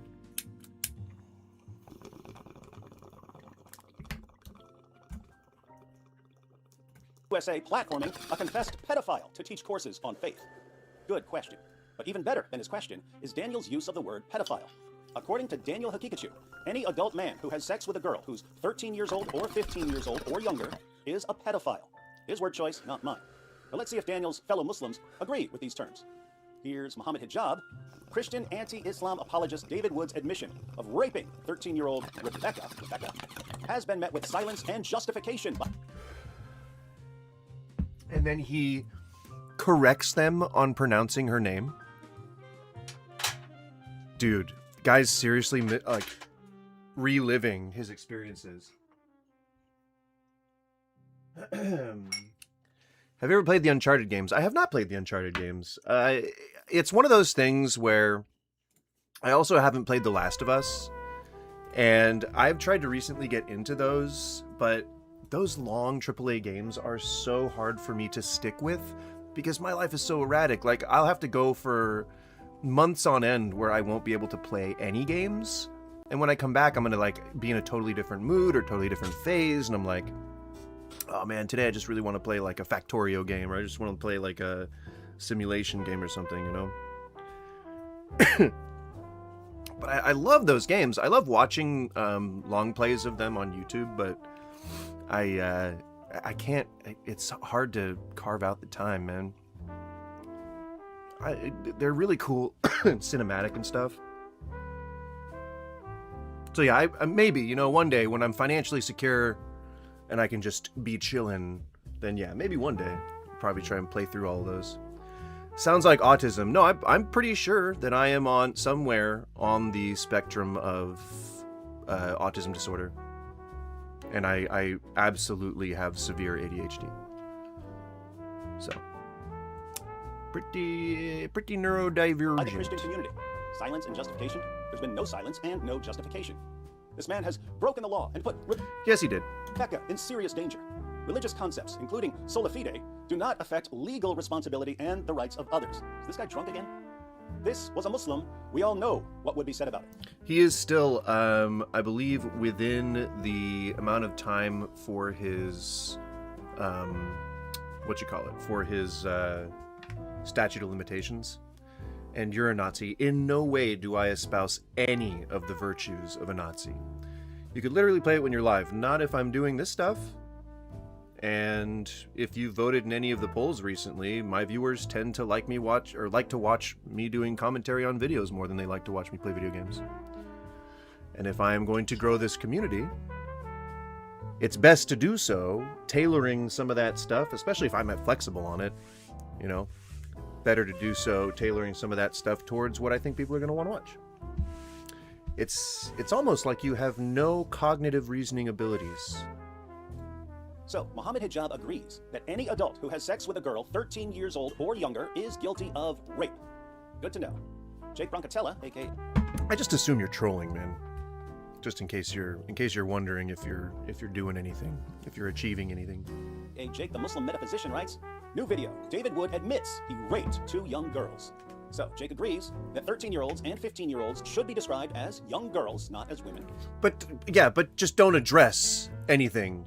Just don't address it. Sure, don't address it. You could just say, and if I was a grifting liar, then I would probably just be like, never did it. Nope, never did it. Like, because you're already lying to people. No, I'm just mad why you called me a Nazi. I said, if you are going to be Nazi adjacent, I will not welcome you in my chat. I only started calling you a Nazi when I knew it affected you, which is what good trolls would do, alright? I'm just trying to play your game. And if you're really mad, then you need to go outside, man. You should not be getting mad at someone on a live stream. That is ridiculous. Turn off the stream, go hug a loved one, tell them how much you love them, and then go do an art project or something. Go draw a picture, smoke a cigarette, smoke a joint, go do whatever you do to relax. And if you feel like coming back, come back. But don't stream Mad, or don't watch Mad. Alright? I should put that, don't watch Mad. Don't watch Mad. We should have gooseisms on the thing. But that is my policy. That's been my policy since the stream started. And I never said anything about being a Nazi, and you're the one saying that you're going to ban me. Right, because if you are Nazi adjacent, I will ban you. That's just how it's been. Again, since the beginning of this stream. And when you say that both MAGA and Christianity are good, then you're not really aligning with anything that I normally do. So I just have to wonder what you're here for. You still haven't answered that. Like, what do you get out of this? You know? And again, if you are mad, biologically speaking, if you're mad, you need to step away from the situation. That's how people process anger. Like when your brain releases the chemicals that make you angry, the cortisol and some other bullshit, then you need to step away for around a half an hour, statistically, is what they tell you it usually takes for those chemicals to dissipate. But it's around half an hour that you need to step away. You need to just process. You need to just chill. You need to just do something relaxing, bring your heart rate down, and then you come back to the conversation. Like if you have a conversation with a loved one and you get angry, you say, hang on, I'm getting way too worked up right now. And you chill for a second. You do some relaxing, you listen to some music or some shit. And then you come back and you say, all right, I'm sorry I got worked up earlier. Let's please try to work through this again. That's how people are supposed to interact. But I think people, they don't go to enough therapy, you know? They don't try to adopt enough tools to learn how to interact with each other. And so we just all kind of like bounce off each other like goddamn monkeys, you know? Monkeys in a barrel. And if we were all a little more empathetic and emotionally intelligent, ironic coming from a guy who has to smoke to concentrate. Well, no, that's not what ADHD is for, and that's not what the weed is for. The weed is because I have anxiety. I have crippling anxiety. And if I do not medicate every so often, that crippling anxiety comes back. And then I start all the self-talk that leads me to negative thoughts, and then I enter a spiral, and it's very hard to get out of. Leads to depression, severe depression. And I'm one of those people who is not healthy when depressed. Even worse. Well, no, XV, I don't know which opinion you're trying to express here, that smoking weed is bad, or that medicating oneself with weed is bad, or whatever the point is. But if it works for me, then you have no right to say that it doesn't. You can't just take somebody's medication from them. You know how weird that is? That's called an addiction. Well, no. If you knew how much I smoked, you would absolutely not agree with that. And I go periods of like weeks without smoking a single bowl, so never been an addictive personality whatsoever. You see how easy it is to just say nuh-uh to something that somebody says? So if I said that you were acting Nazi adjacent, you really could have just said, I am not a Nazi. But you didn't say that, did you? You just got angry. I don't know. And he agrees that any adult who has sex with a young girl is guilty of rape. Paul Williams of Blogging Theology declares, apologist David Wood confesses he raped girls prior to his conversion.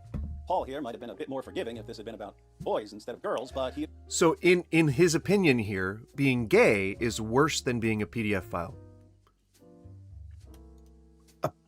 agrees that 13-year-old and 15-year-old females should be called girls, not women, and that sex with them is, by definition, rape.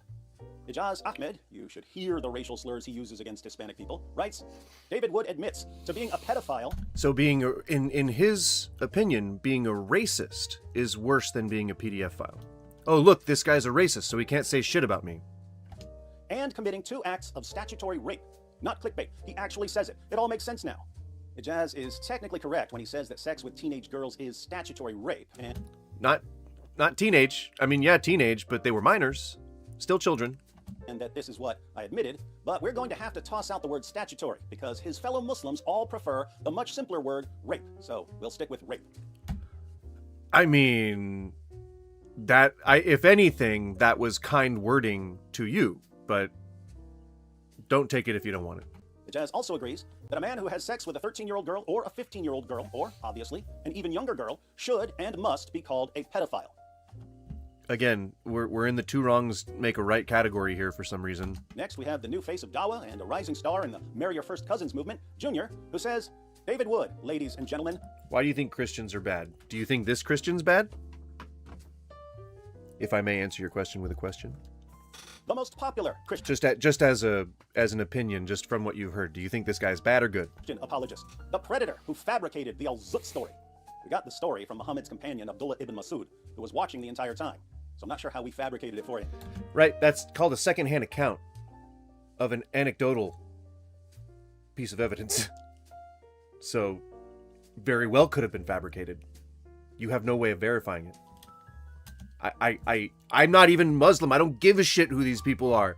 And I shouldn't be defending people I don't know, you know? A pedophile who insults our beloved prophet. He proudly says, I had sex with 2. He's not bad because he's a Christian. He's bad because he did bad things to kids. And yet, this guy is one of the many representatives of modern-day Christianity. He's a dime a dozen as far as American Christians go. Especially on YouTube. What was the other guy? Let's see. I think it was Red Reformation something. I can't remember.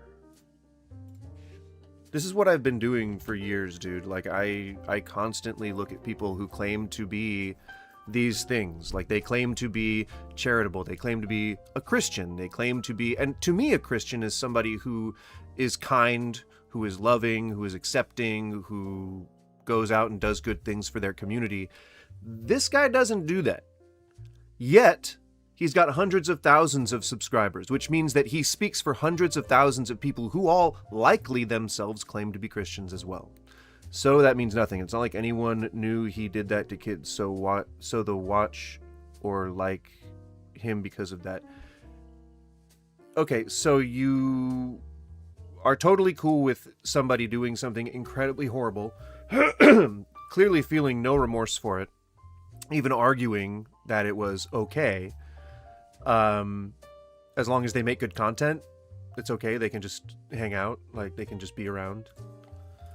I mean, I fully believe in deplatforming people who, you know, are Nazis and pedophiles. PDF files, sorry.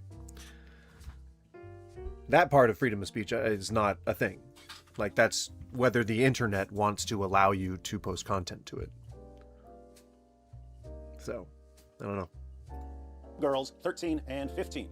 So, Junior agrees that a man who has sex with a 13-year-old girl or a 15-year-old girl, or, obviously, an even younger girl, should and must be labeled a pedophile and a predator. Bro, what? I never said that shit. Okay.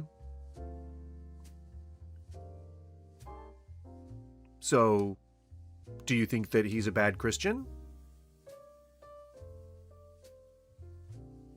Because if a guy like this would have hid this for that long, being a good Christian means, you know, you're supporting your community, you're protecting them, you're helping them out, you're making sure that kids are safe. And so wouldn't disclosing your proclivity for little girls be a important thing for a conscientious member of the community? I don't know. Hiding it seems like a little shady to me, huh? I don't know. Seems weird, you know? That it took almost until he was exposed for it to make him admit it. I don't know. As I said before, it seems a little shady. Seems a little strange. Red something. Yeah. So this guy, he's got 34.4K subscribers, much less than Apologetics Roadshow, but that's why he's not going on a TPUSA. The theme here is that he's a pastor, or he's a former pastor, and he makes videos about Christian shit. So, it's worth a listen. He's also MAGA. Charlie Kirk is the greatest indictment on the... I think we got to where we wanted to. All right, we got to where we wanted to. I would like to hear at least, I guess, a little bit of this. I don't I don't think this is going to be loose leaf enough for us to be able to consume easily. I think it's going to be dense, but we'll see. Because podcast format for stuff like this is usually pretty damn dense. He's not even a Christian if he does bad things to kids, and yeah, he's a bad person. No, he's Christian. He speaks for hundreds of thousands of Christians. He's leading the charge on the TPUSA front for faith education. So he's teaching kids how to be Christian. He is, by all means, a really well-regarded Christian in his community. So you not having any pull whatsoever in his community cannot say he's not a Christian, because to them, he is a holy brother. He is a fellow parishioner. He is a community member, and that's a big community. We're talking Joel Osteen levels. So whether you believe that he's a real Christian or not, that doesn't mean anything. Your opinion doesn't mean anything. Not anymore. What changed? What changed in between the grape of child and not being a Christian? What changed? Because he was a Christian that entire time. He's been doing this that entire time. So the whole time he was leading hundreds of thousands of people, likely millions, because this isn't his only channel.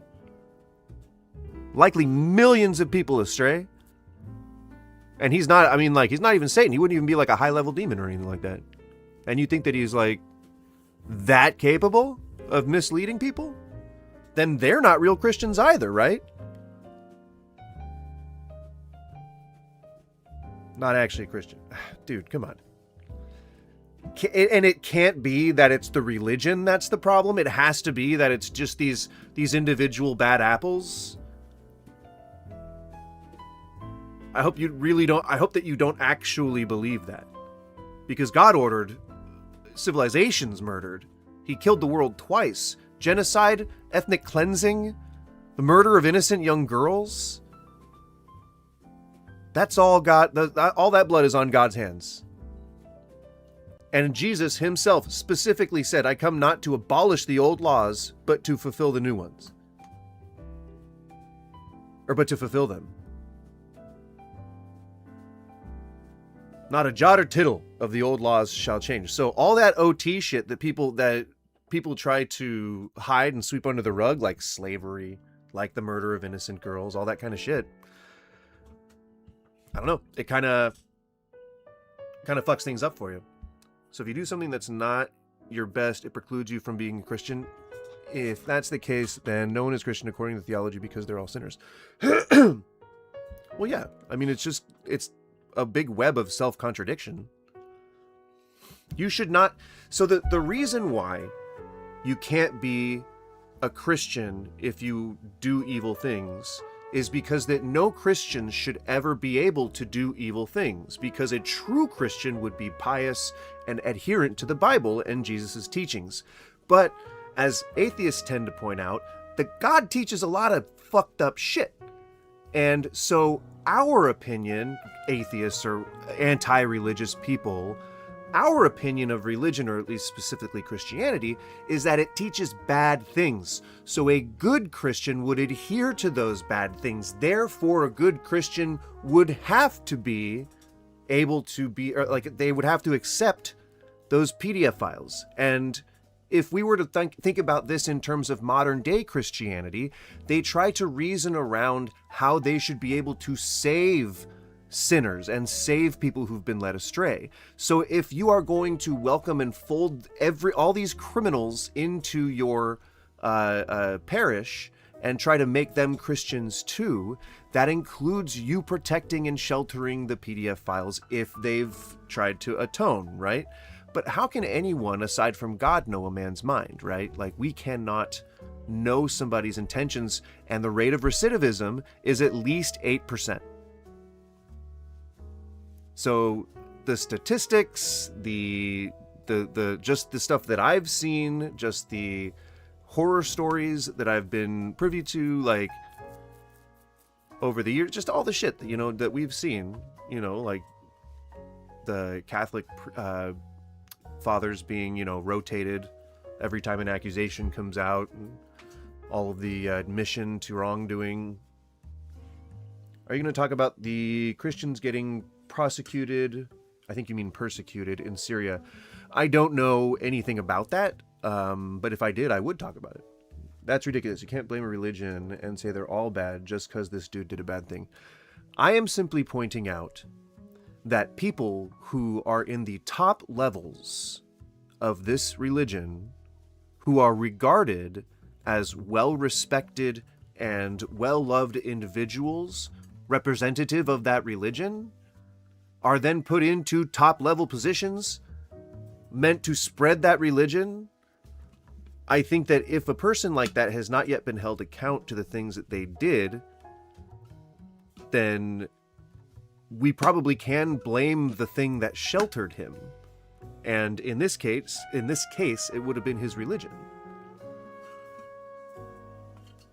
Plain and simple. And I just explained in a very concise manner why it's kind of necessary to have to fold these guys into the religion, because you have to.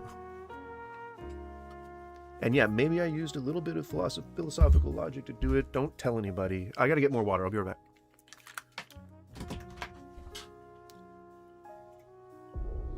In a world veiled in I have it going at the truth 1.5 is speed. buried beneath ritual, It probably power, isn't going to be fast enough. I'm going to have Two to skip voices around, emerge probably. from the noise. From the hidden layers of pop culture to the ancient echoes of the occult, they follow the threads others refuse to see. Not as masters, but as seekers. Two men, one mission, to uncover what lies beneath the surface of reality. This is not just a podcast. This is the Quarter Quell. Isaac Weishaupt and Joel Thomas. The games begin.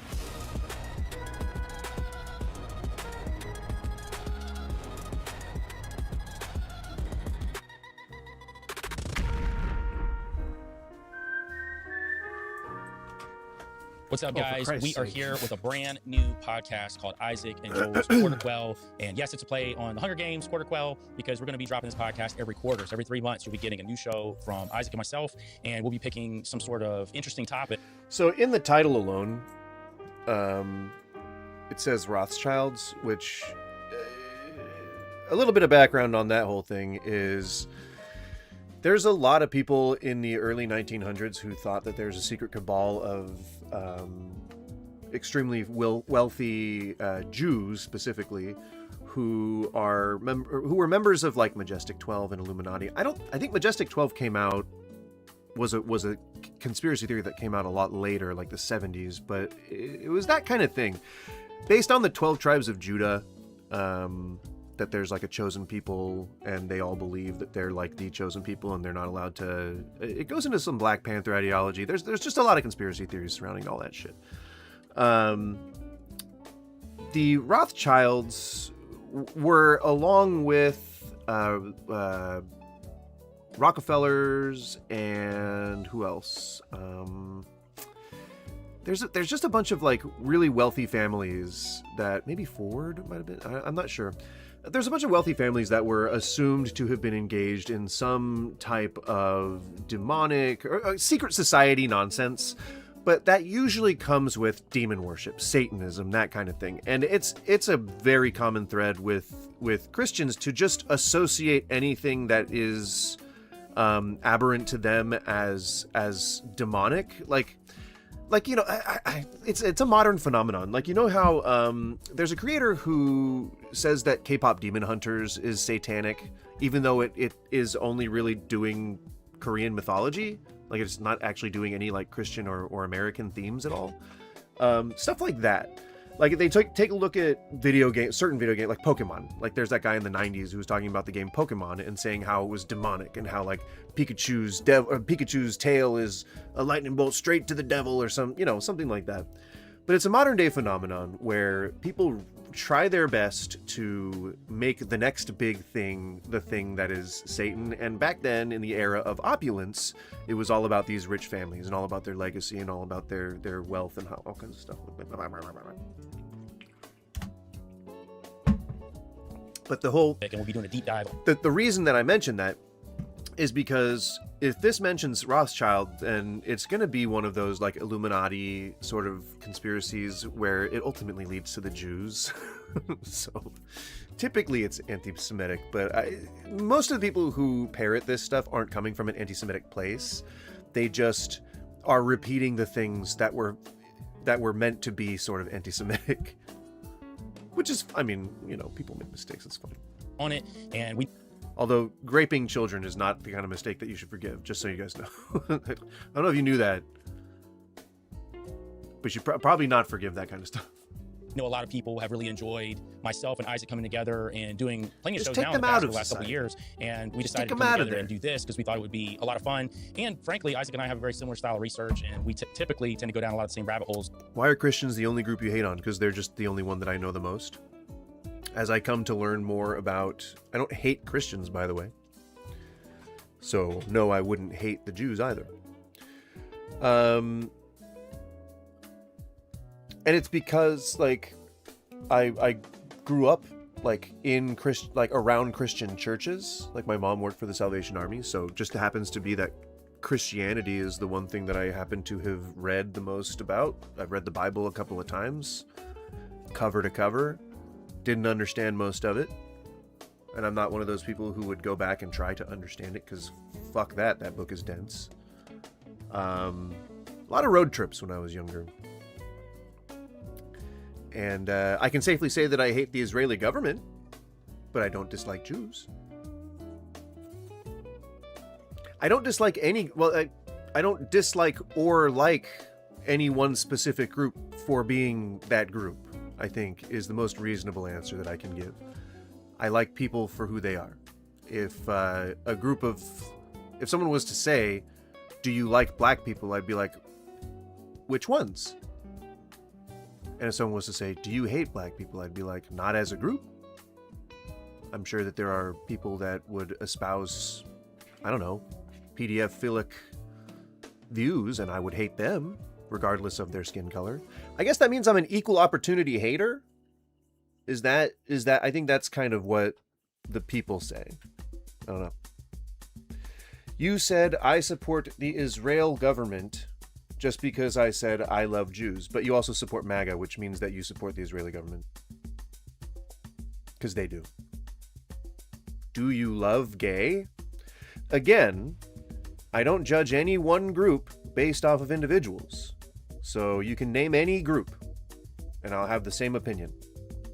I'm sure that there are gay people I hate. I'm sure there are gay people I love. But I don't ever judge anything based on the fact that they are members of a group. I can safely say that I hate all Nazis, and I can safely say that I hate all rapists and PDF files. Those are groups of people I hate. I hate, yes you did, you said MAGA's good. You said both are good. That MAGA is good. And when I said you said that MAGA is good, you said yes. You're hallucinating. You should just scroll up in the chat, dude. I've been engaging with you this whole time, man. You did too much weed. You smoke weed, my friend. You don't do weed. And you know you can type that out, right? Pretty sure that's not, like, blacklisted. You don't have to censor yourself. It makes you look weird. So we said, why not? Yeah, man. Get to the Rothschilds! Evidence. Some of it's circumstantial, but I do think that the circumstantial evidence, once there's so much, it kind of lends to the fact that, hey, he's up to something. So what do you think about that, Isaac? Yeah, I think as when we get, we each have our topics we're going to discuss today, and mine will lean more into some of the ideas of, magic affecting the subconscious, tarot cards, pulling things from, Magic is not real. Tarot cards are not real. Well, I mean, they're real. They're actual things that you can hold. Whatever dog, you should censor your face. Okay. Everyone's entitled to their opinion. But I think I'm pretty gosh darn handsome. that little bit of hermetic axiom, as above, so below, right? The idea that So suck it! you can sort of ritualistically create and manifest certain events to happen. And I think that Trump No, you can't. being portrayed as the archetype of the outsider is super relevant when you understand, as you and most of the audience does, that these magicians What? Who says that? That he's the outsider? like Kenneth Grant and Michael Aquino, like these guys were very much interested in pulling in the forces of the adversary, the adversarial characters like Set or Typhon, or, the Antichrist even, and because there's these two. That's gay. Okay. Are you making an observation or a judgment? Polarities at play, and they, that Hegelian dialect kind of talk. There's these two polarities at play, and you need both of them in the way that Aleister Crowley was Shit, I'd hate it if I liked men. trying to bring about the end times. They all have this eschatology fantasy Yes, I said I would fuck myself. of bringing about the end times, and Crowley was trying to do it from the dark side, from the evil side, and Christians and those types of folks are trying to do it from the supposed side of light. It's Crowley, and no, he wasn't. Crowley was an atheist. He had no adherence to either good or evil. It wasn't a thing. Tel Ma is a proto-chaos magic. It's all about manifesting will through the use of, sometimes sex magic. But that doesn't... There's no perception of whether that's evil or not. Like, Crowley isn't just sitting there going, like, I'm going to do the most evil thing ever, even though people did refer to him as the most evil man in existence, even though there were plenty of others. But Crowley was that's all like just will and shit. That's not anything having to do with evil or good or anything like that. It's about intent. Which I disagree with all of these people involved, and I think they're all doing fool's errands here. But the point doesn't really matter what I think. This is what they're doing. They're trying to He believes in magic, just not that kind of magic. sort of ritualistically create something that sounds terrifying to me. Yeah, for sure. And I'm with you 100% on a lot of the modern American popularity zeitgeist, right? This is in his death, and he wrote a book called The New Jerusalem Zionist Power in America, and we will talk specifically to this book today because he wrote an entire chapter on Donald Trump's connections to a lot of nefarious characters and really his comeuppance into the modern American. So this really feels like a bit of a pivot among like some like Trump supporters. I don't know if these guys support Trump. I don't know if they're MAGA people. This was requested by Luke. and I think he watches these guys, so I assume they're Christians, but I don't know much else beyond that. But the the idea that now Trump is a member of an occult faction of some secret society that's based on anti-Semitism,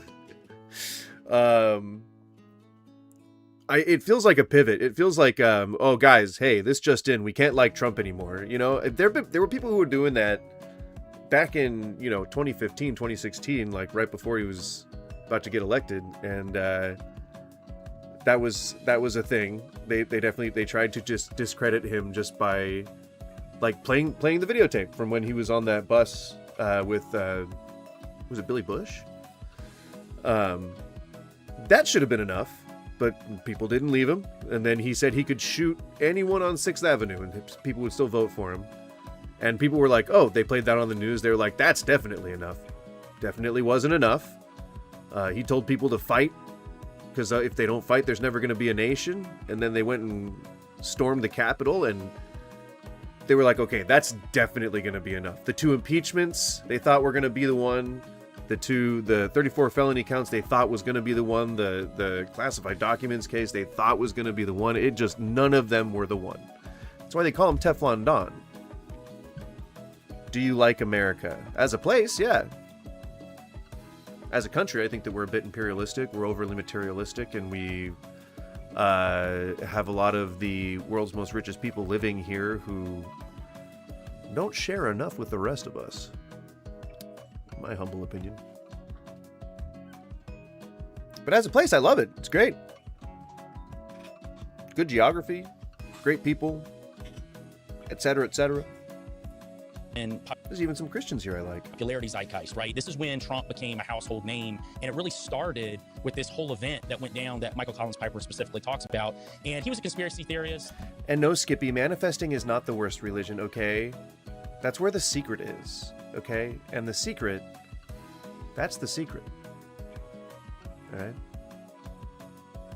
Do the best WoW players live in America? Like, is that currently true? What about illegal immigration? What part of it? I don't get it. I don't think there should be really any borders. I don't think that people should have to be like staking their claim to some, tract of land as a government. Like, we could be building, I don't know, like fences and shit like around our own property. Like, that's fine, but I don't think countries should have borders. I think you should be able to go wherever the fuck you want. I don't see anything wrong with that. There is no, the only reason that you would be opposed to immigration is because of probably rooted in racist ideas, is because you think that that other group of people are going to come over and they're going to do stuff to us. They're going to do something negative. They're going to have a negative impact. They're going to reduce safety. They're going to do, and there have been plenty of studies on this that say that fear of outgroups causes heightened fear of crime and heightened fear of, violence and murder and things like that. But that doesn't mean anything. Like, what it means is that learning things and adjusting to new circumstances is uncomfortable and that it takes adjustment. That's all it means. But people use that to justify racism. It doesn't matter whether it's illegal immigration or immigration. I know you said nothing about race. I'm saying that it tends to have racist roots. Typically, you have to follow the trail, man. If you don't like immigrants, there's something about a whole group of people that you don't like. Is it that they're from this country and you don't like the region they're from? Is it that you don't like the language? Is it that you don't like bits of the culture? For a lot of people, especially in modernized countries, it is about skin color. It's just a fact of life that racism remains in the world today.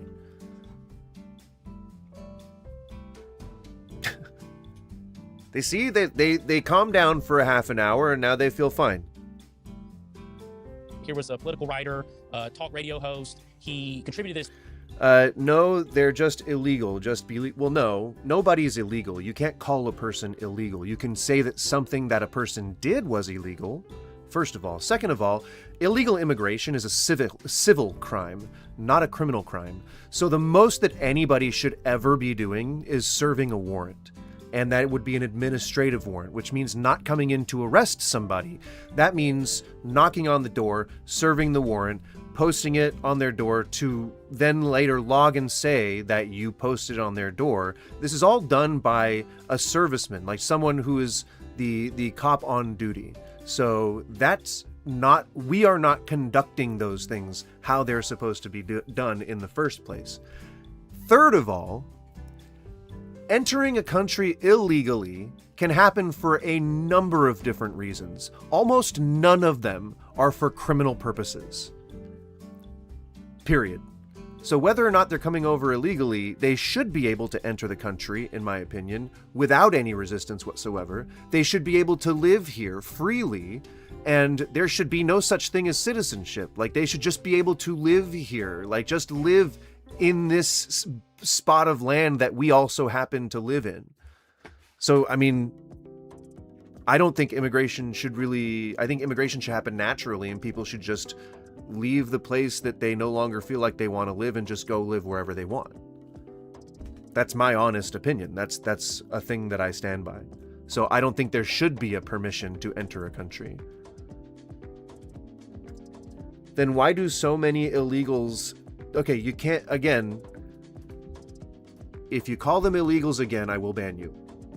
I have told you now twice that people cannot be illegal. They can commit crimes, but you don't say that someone speeding is an illegal.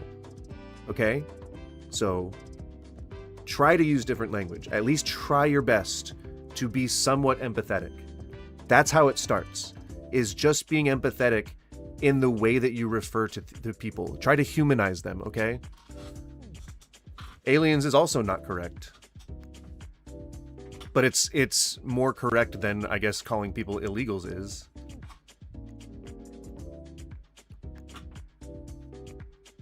And also, illegals do not, as you refer to them, illegals do not commit crimes such as fraud and murder in a larger proportion to anybody else.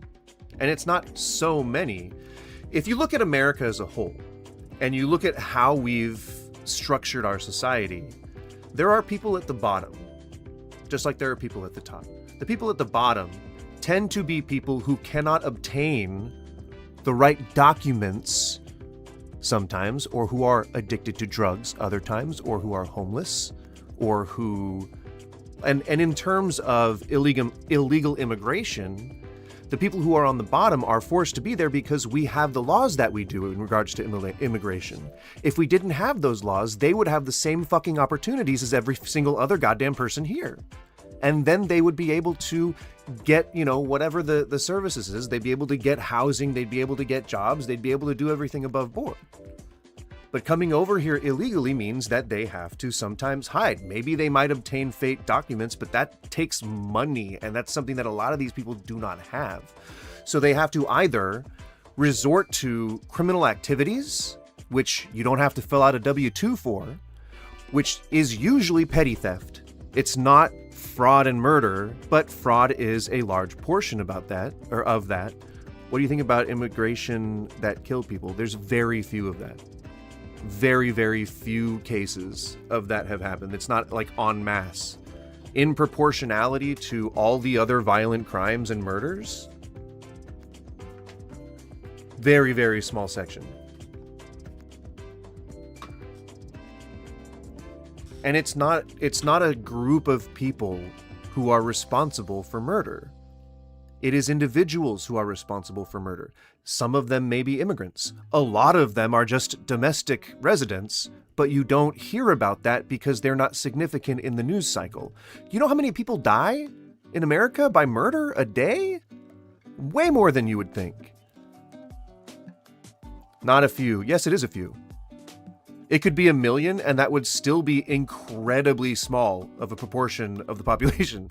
It'd be really high for the proportional per capita immigrant population, but in terms of overall, like, that's not, maybe like 100,000 or something like that, but you know what I mean. Not a few news, it still happens, which it can be prevented by providing resources to people. Do you know what causes the most crime, XV? What do you suppose is something that caused... What is the number one leading... So 1 million lives don't matter. I didn't say they didn't matter. I said that for your point that immigrants are bad, it doesn't matter. It's irrelevant. Individuals commit murder, not entire groups of people. What don't you understand about that? 2 years ago, I was completely broke and had to steal from grocery stores to eat. Not proud of it, but I had to survive. That is the answer. Poverty is the leading cause of crime. Poverty. Poverty, poverty, poverty. Poverty is a needless cycle. When we spend trillions of dollars in order to bomb a country and to arm a military, give them steak and lobster, trillions of dollars, and we could feed everyone in the entire country. They choose to do it. Nothing causes it. It's a choice. Well, no, poverty leads to crime. XV, you're going to need to go back to school if you haven't read any of those studies. Poverty leads to crime. Very blatantly. Very, very well documented. Very well researched. Poverty leads to crime. In 99.999% of cases, poverty leads to crime. It's not poverty that makes them do bad things. Yes, it is. What is it? Being an immigrant? Just by sheer nature? That was the original point that you were making, is that immigrants cause crime. So the factor here that you're trying to say is what makes them cause crime is the fact that they're immigrating? Because that's incredibly ridiculous if that's true. I hope not. I hope that's not what you're saying. What is it? It could be bad motivations. It could be the want to be a criminal. But how many fucking people do you know actually go out and say, I hope I can murder someone today? Do you think it's a lot? It's really not.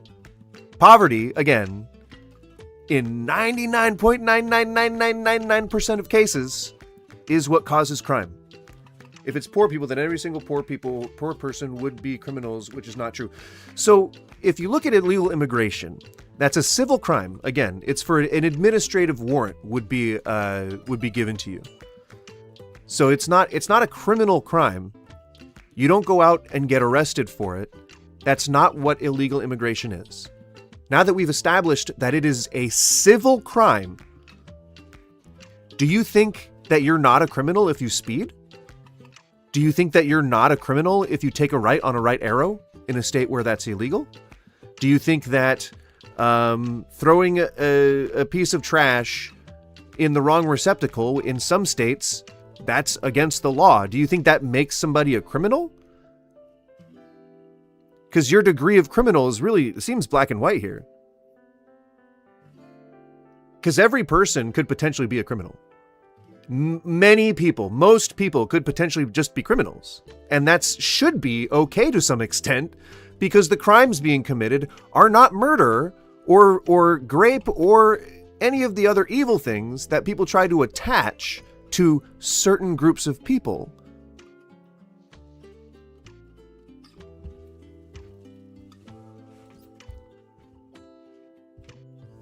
Why haven't you disagreed with a lot of the other stuff that I've said in previous streams? Because it seems like you have more or less the opposite view of me. Why are you yapping, bro? When did I ever said that? Why do you say things and then refuse to listen? That's like, do you think I'm like your dad or something? Is that what's happening? Like, am I replacing your dad here?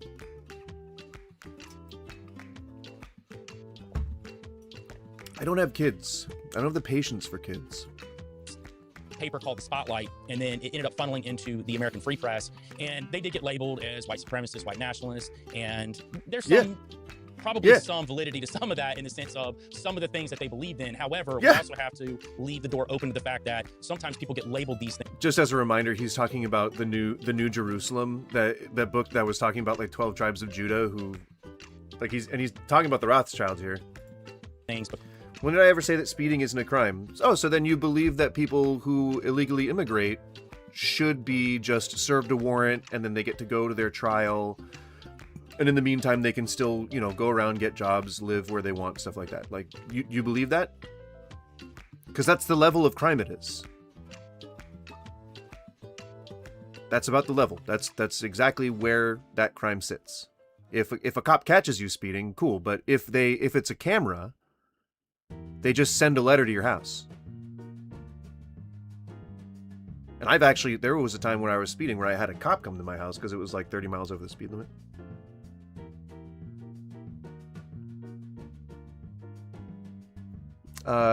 Deport. Why? If they're running from, government where they're trying to militarize gang members and they're coming to your homes and they're killing your kids and shit, why would you send them back there? That seems just really, whether or not you agree with the law, that just seems really mean and unkind and not very empathetic. And one has to wonder why you don't like a certain group of people enough to want to send them back into an area where you know that they'll likely die. Where you know that gang members and militias are targeting those offices. So the people who come back as traitors can meet their own prosecution. Because they came in illegally. You can't do it legally. I don't know. Do you have any friends or family who've ever tried to immigrate here? It's not an easy process. It takes lots of money, a resource that people fleeing killers do not have. And if they have no other place to go, you're turning them away at the door. And you're saying, I'm sorry that those guys are going to kill you, but I guess you should have just lived somewhere else. Does that not, why would that make you feel like a piece of shit? That would make me feel like a piece of shit. I would want to be like, oh shit, yeah, fuck, get in here, shit.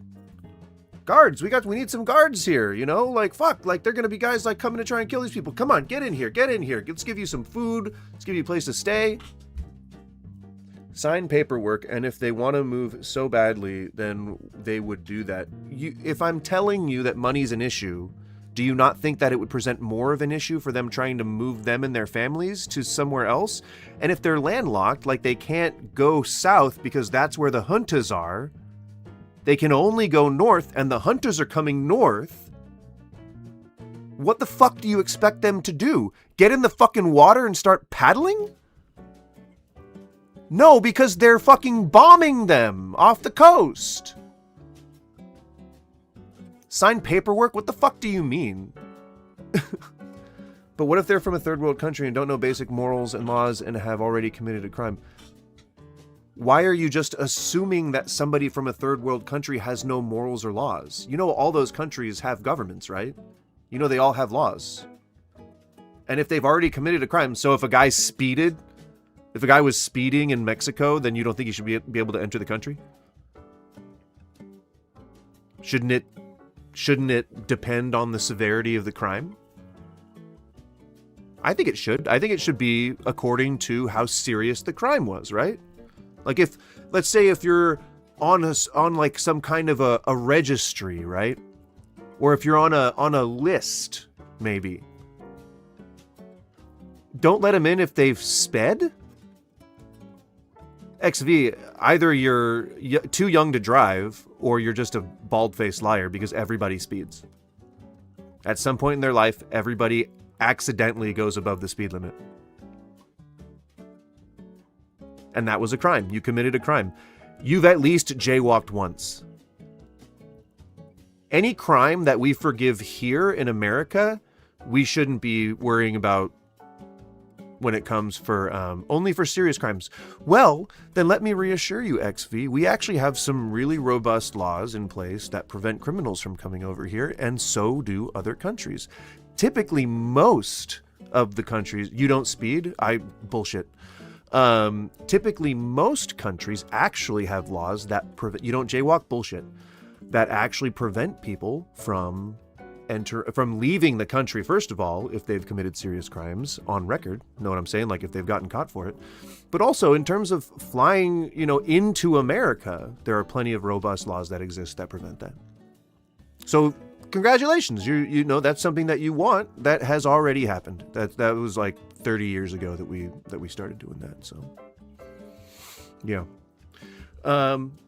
Anything else you want to prove that you're severely uneducated on? Or lie about blatantly? because they're pushing down the wrong doors or the right Because doors. I'm for that getting matter. tired of And this. I think he did have some really good information. And again, his death's really weird. And his whole Why would I ever need to jaywalk or speed? Well, you don't know where road signs have to be to delineate the separation between one speed zone and another. So you've almost guaranteed sped at some point in your life. So it's impossible for you to say that you haven't. Because again, you're not I assume that you're not a city planner or that you're not a city manager just because of some of the things I've heard you say or seen you say. But if you're not, and if you aren't in charge of like delineating where those zones are, and if you're not part of a profession that knows where those zones are, then you definitely have not decelerated within enough time to have fit that separation between that zone. But we don't catch people for it. We don't prosecute that kind of stuff because it's not something that you can really enforce, just like fucking illegal immigration. We have ports of entry, but if someone gets over here without anybody knowing, how can you ever prove that they did that? All they can do is admit that they got here illegally and then try and go through the legal process from there. But coming over the border legally from another country is exceptionally difficult. It takes on average 12 years to make it happen. I never said anything bad. I'm just a chill guy who does not ever commit crimes. You almost assuredly unknowingly commit a crime at least once a month. There's no way that you don't. There's so many diverse laws and there's so many niche laws that cover so many things that you are not consciously aware of them at all times. So there's going to be at least once a month that at least some person, I would say even once a day, that some person is going to unknowingly break a law. You don't. There's no way that you can be sure of that. I'm sorry. Unless you have your car, like the fuel injection system on your car, niche. It's niche because I say it that way. trajectory reminds me a If lot I of Bill want. Cooper. And it really reminded me how Bill went out, how he Do you not know how many words I say wrong? Say a lot of them wrong. Sometimes on purpose, sometimes not. went out, and very typical the way they both were writing I also sometimes say near. and releasing information towards the end of their careers. And he challenged a lot of stuff. He challenged the death of John F. Kennedy. He tied that into the Mossad and tied it into the CIA. He went hard against the CIA. So there's no doubt that something weird went on. And he was a big defender of the protocols of the Elders of Zion. So Yep, that's what I was. The big protocols of the Elders of Zion. Now we get to look it up.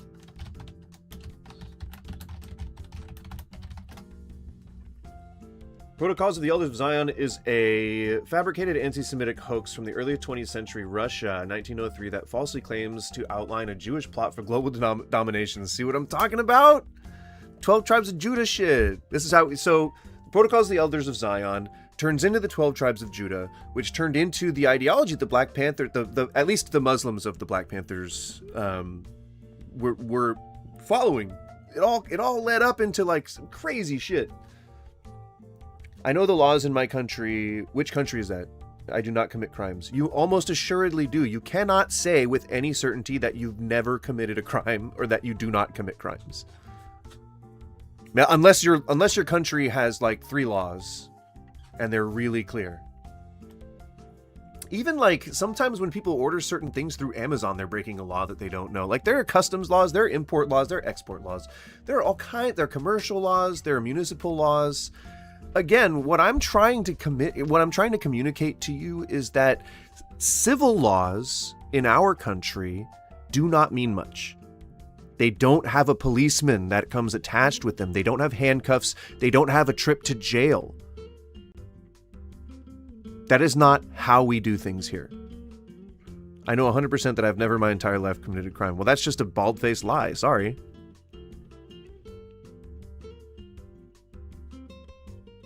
Unless you're so young that it's impossible for you to have committed a crime. But even then, like kids can unknowingly commit a crime. Going 3 feet off an easement is a crime when there's traffic flowing. I think that kind of falls under jaywalking. Moving violation.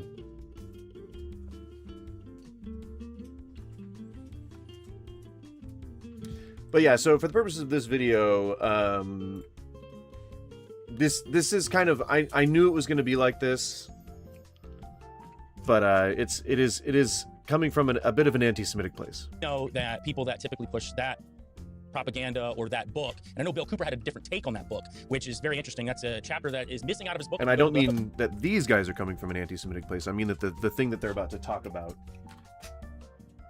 come on, there we go, is coming from an anti-Semitic place. Local books. And you can't just associate, like, I think what you also kind of do, and I'm not sure if this is accurate or not, so confirm for me if it's true, but just committing a crime doesn't mean you're a bad person. Like, people commit crimes, again, all the time, and unknowingly. And there are people who even knowingly speed. Speeding is one of the things that I tend to not be super apologetic for. Like, I know that speeding, and to an extreme amount, is not good for the safety of people, but I also believe that going like 5-10 miles over the speed limit is not a bad thing. Like, as long as you are a good driver, and as long as you are aware and you know of what's going on around you, then it's fine. But like, crimes don't make you a bad person. Are you anti-Semitic? Why on the God's green earth would I ever, even if I was, I'm not, but if I was, why would I ever admit to that? That'd be like this guy that we were looking at admitting to raping the 13 and 15-year-old. That's not a good move. But no, I'm not anti-Semitic. I don't For now, but you. I don't even really know many Jewish people, but nothing I've seen about the Jewish faith is, or the Jewish people really, except for the Israeli government. Speed limits are there for a reason. Then you don't really know how laws are made. At least not in America. A lot of laws are there for no reason. There's even like coffee table books that go over all the obscure and weird laws that nobody would ever enforce. So you must not know a lot about American laws. So no, speed limits often are not there for a reason. They're just there to fulfill whatever municipal statistical diagrams have come out that say increase safety or decrease safety. I mean, I guess if that's, I mean, that the perception that they work, I guess, would be a reason, but it's not a good one. Nobody actually really goes out and reads the findings and shows like whether or not they help. But there are places in my neighborhood where the speed limit will go up and down every other block. There's no reason to do that. Not even like, not lawfully, but not practically, really. Because you don't speed up and slow down on those sections. It just goes from 30 down to 25 to 30 again. No reason for that. So no, speed limits aren't there for a reason. There's not. You speak in a lot of binaries, and the world is not about binaries. The world is a extremely diverse place with tons of things all on spectrums. You should probably try to open your mind just a little bit more than it is. You could purchase it for a nice bit of change if you go to eBay or something like that to get the original version of the book. In that chapter, he introduces the protocols, and he specifically says, and I'm paraphrasing off of memory, that when you see this, when you read this document, don't think of this in terms of like it's one ethnicity or one religion. He said a better way of looking at it is to replace that word that you see in this with the word Illuminati. Basically, like there's a that's how you desensitize people to anti-Semitism. That's why they did that, is because people are like, what about non-binaries? Is that a joke? What about non-binaries? What's your state and city? Well, I live in the Portland area, as I've said many times on stream. Though the reason why you're asking is a little hinky, because you've been combative to me this whole time. So it's like, it's weird for you to then ask where I live. Do you not understand that? What about non-binary? What do you mean non-binaries? Were you trying to make a joke about people who don't ascribe to a certain gender? What about them? What about them? I don't really have a general opinion on people who are non-binary. power structure. It was kind of like the preface he had to the document. So even he was kind of addressing it back then of like, some of this sounds My like sinuses it's are still- going down one ugh. avenue, but like keep your wits So about you and messed sort up. of stay at a higher perspective of it. Yeah, absolutely. He even said swap the word Zion out with Scion, which ties into the Priory of Scion, which also ties into the Illuminati. So that was an interesting. No, yes, but that's the thing. Inventing the Illuminati was a way for people to get around being anti-Semitic. Like they just instead of Jew, they say Illuminati. Instead of what was it, Zion, they say Scion. Like, dude, come on. Like it's still anti-Semitic. Switch. And he actually, at the beginning of that chapter, he I've memorized all of the laws in each state and city. Well, I mean, I admitted to breaking laws. I think, again, as I said, we all break laws. So, that's okay. There's a lot of jaywalkers in my neighborhood. You know that if you walk across a street that's like, not an arterial, but like one of the ones that's in between residential and arterial, if you walk across that, which is really just going from one house to another, that counts as jaywalking. So if you've gone to every crosswalk in every neighborhood you've ever gone, then you'd claim that and I'd call bullshit.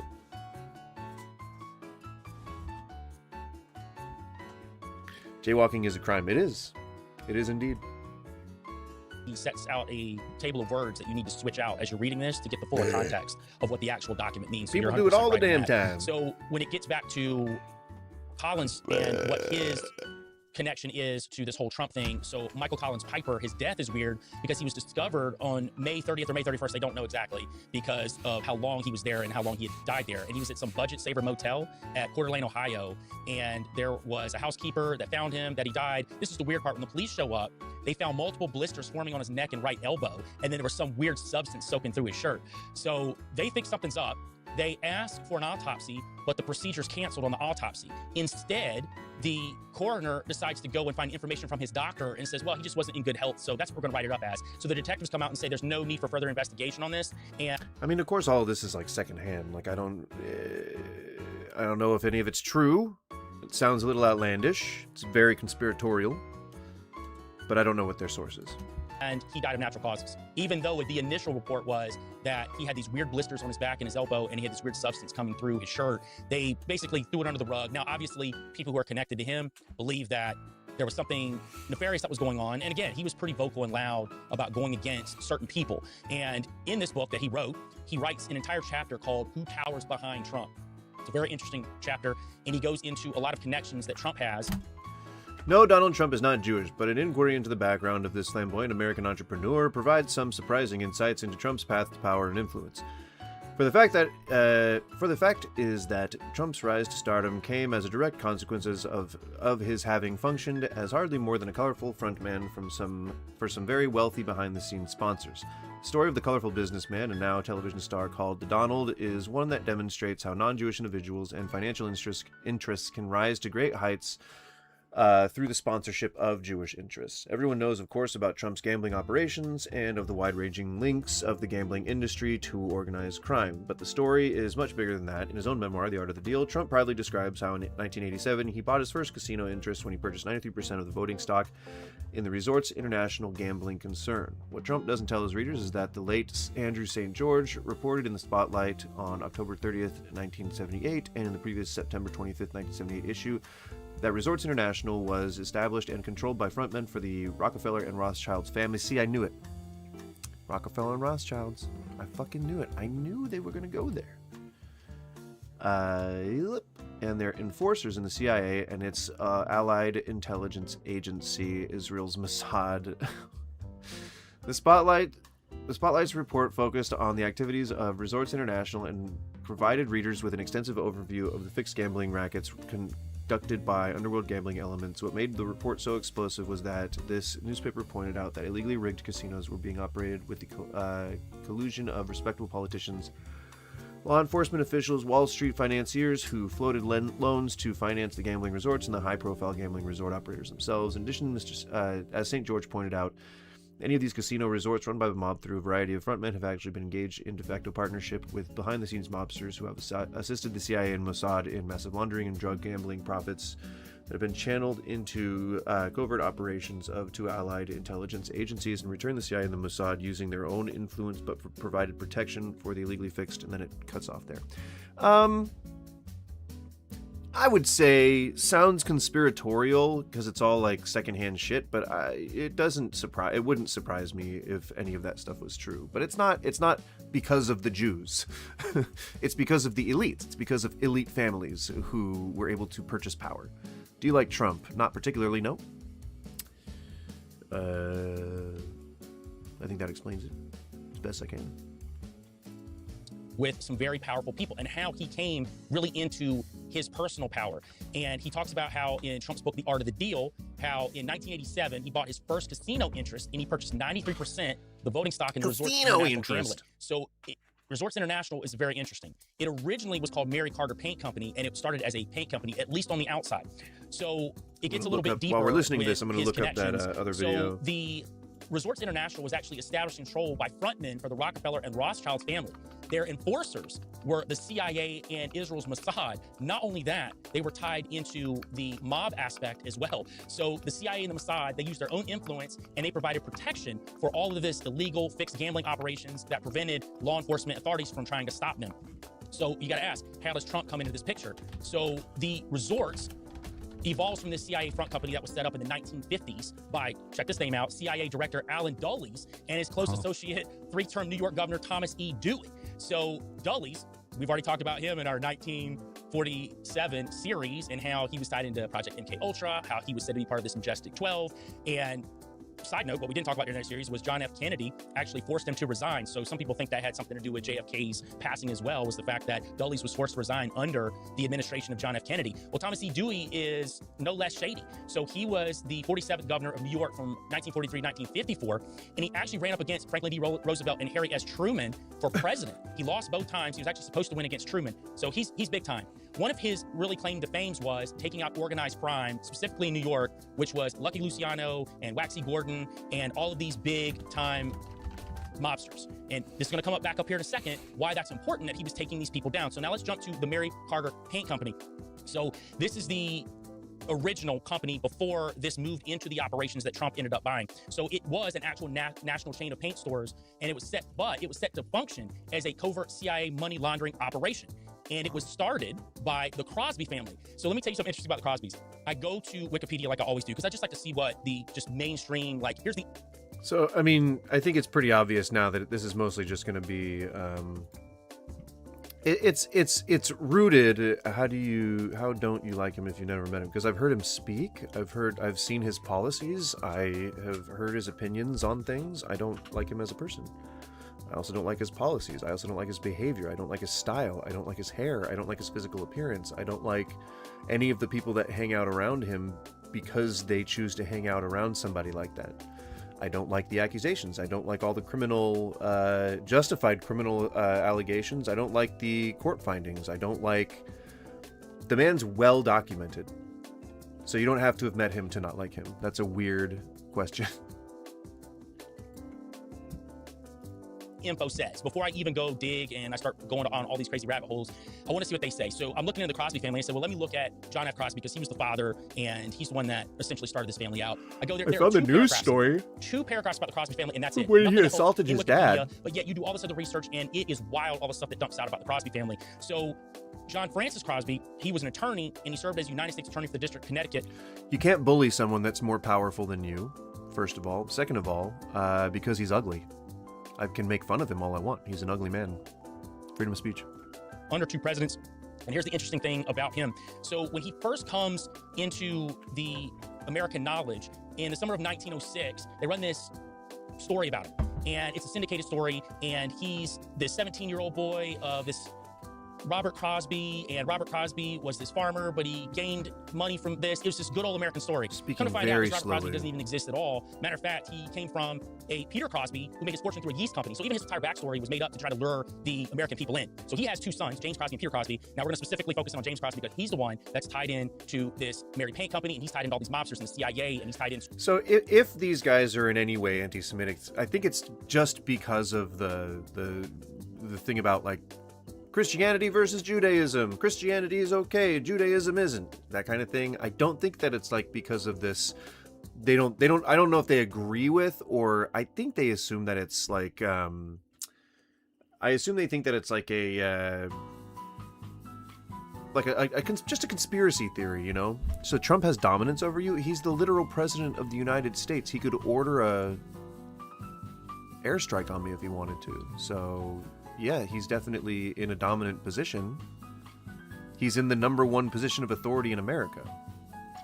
So yeah, he's in a dominant position over everyone here. There is nobody who supersedes him in title right now. So yes, he's the authority right now. He's the leader of the country. To Mossad and all these people. So Peter Crosby, his older brother, is a wild one though. You didn't know if he was a millionaire. You didn't know if he was an oil tycoon. You didn't know if he had money. He didn't have money, but he was tied in with these mobsters. He was running around with all these famous women who were movie stars. And matter of fact, he was a woman beater on top of that. Never got in trouble for it. And his younger brother, James Crosby, starts working at Pretty sure Bukowski never got in trouble for that either. the brokerage firm. You're submissive to Trump. Yeah, I mean, everyone in the country is. There's literally nobody who supersedes Trump. So everyone in the country is submissive to Trump. Plenty of people who don't want to be. But you would have to, if he said, I'm going to arrest you, you can't just say, no, you're not. So in a legal sense, you know, in a societal sense, we all kind of have to capitulate to Trump because he is the commander-in-chief. So, Harris, Upham and Company. Now, Harris, Upham and Company is interesting because it isn't. I mean, if he asked me to do something I didn't want to do, I would say no and I would get arrested. But I'd still be in his power. In the Wall Street location of the Rockefeller Center, and they're tied in directly. If with anything, John D. so much Rockefeller. less free this at is where that he point. starts really getting his comeuppance. As a matter of fact, he outshines and outclasses his father by a million miles because he is getting tied in with all of these very, very high-profile people. One of those high-profile people he gets tied in with was a guy we just mentioned, Thomas Edmund Dewey. So Thomas Edmund Dewey and he are Dewey? connected together because of this Mary Paint Company, because the Dewey and his associates, they take $2 million in CIA funds and they buy controlling interest in Crosby Miller Corp. So again, just to remind you, this is all tied together by a paint company. A little flimsy. Corporation, which funds down to the Mary Carter Paint Company. So they're using money from these operations to fund the anti-Castro Cuban exiles. So this is all the precursor to Operation Mongoose and everything that happens during the Kennedy administration later on in 1961. So all of these weird things are happening behind the scenes with the CIA Mossad being tied in to the Crosby family, specifically James Crosby. So this is where it gets even more interesting. The mob is mad at Fidel Castro because Fidel Castro closes all the gambling enterprises in Cuba. So the mob's now mad. So now they want to help fund the operations of the anti-Castro Cubans as well. And one of the top guys there is Meyer Lansky. He's known as the mob's accountant, and he was tied into Lucky Luciano. And he was more or less known as the brains. He tried to avoid any kind of overt violence, and that's why he really lasted. The CIA stays afloat. So as we get a little bit further into the Mary Carter Paint Company, so Meyer Lansky is directly putting money into the Mary Carter Paint Company, but now the Mary Carter Paint Company decides to spin off its paint division. Check this out, this is wild. They spin off just a paint division into casino operations, particularly in the Bahamas. And then they change their name to Resorts International, and they begin to massively expand internationally. So this is wild. So you got this paint company who was started by the Crosby family, and the Crosby family is... My rental company is, they have a leak on the property, and they wanted us to be able to, not have a leak. So they're doing this whole project where they have to shut the water off, and I just received a bill for them for the extra water usage, an extra $100, double the price of the bill. And they're saying, they then sent an email out that said, it's very important to know that your portion of the water bill still needs to be paid until the above process is to be completed. I mean, I get that they don't have a way to do that, like they don't have a way to make that like not happen. But like they're like, sorry about the extra cost. we're gonna come out and repair it, but unfortunately You're also gonna have to pay extra money. Like, that's their cost. Use coffee or something, yeah. Oh shit, that means I'm not gonna be able to have coffee at all tomorrow. I'm just gonna get a big jug of water. Like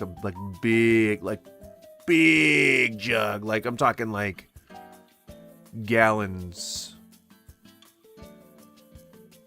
Probably won't need gallons.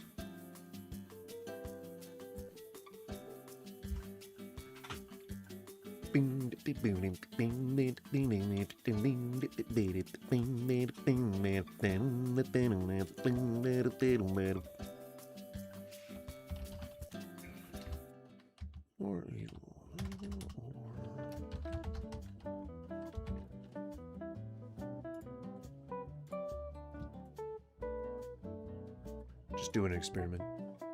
Is somebody barbecuing? I hope there's not like a fire. Because I smell the good kind of burning. And you can kind of tell. You can kind of tell when it's like not the good kind of burning. Because then it smells more like chemically. And like smells like black smoke and... It's not good. It's not good. But this smells good. This smells like cedar, like hickory or something. Like somebody's making some kind of barbecue, some kind of like ribs or something like that. Mmm.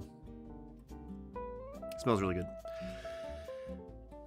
I was gonna say I'm gonna go check it out, but I don't want to get up. Specifically, James is tied into the CIA, tied into Dewey, tied into Meyer Lansky, and obviously the Rockefellers. And because that they want to expand operations, they are using the Mary Carter Paint Company as a money laundering front. Well, now they decide to change it into a full-on casino operation expansion, or really make investors overseas services head of the who's dumping money in guys with the CIA as well. So all of these guys are part of this change from the Mary Carter Paint Company into Resorts International, which Crosby is a big part of.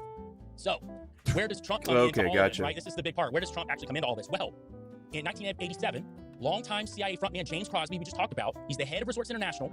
He passes.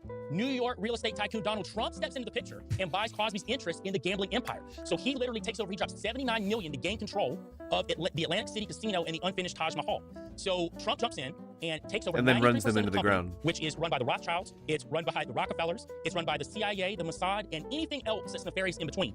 So we have to ask the question, Isaac, why would those people allow someone like Trump to purchase the company if Trump was not in line with their ideals and what they were trying to push on the American public? The funny thing about the Mary Carter Paint Company is that it would... Take my hat off. Why? You know how hard it is to get this seated just perfectly on my head? It's not hard. It takes me being meticulous, and I don't feel like being meticulous. Why, do you want to see my beautiful faux hawk? It's not faux hawked, but it could be if I wanted it. Well, the sides are too long now. Gonna have to trim it up again. See, now I gotta put it on. See, god damn it.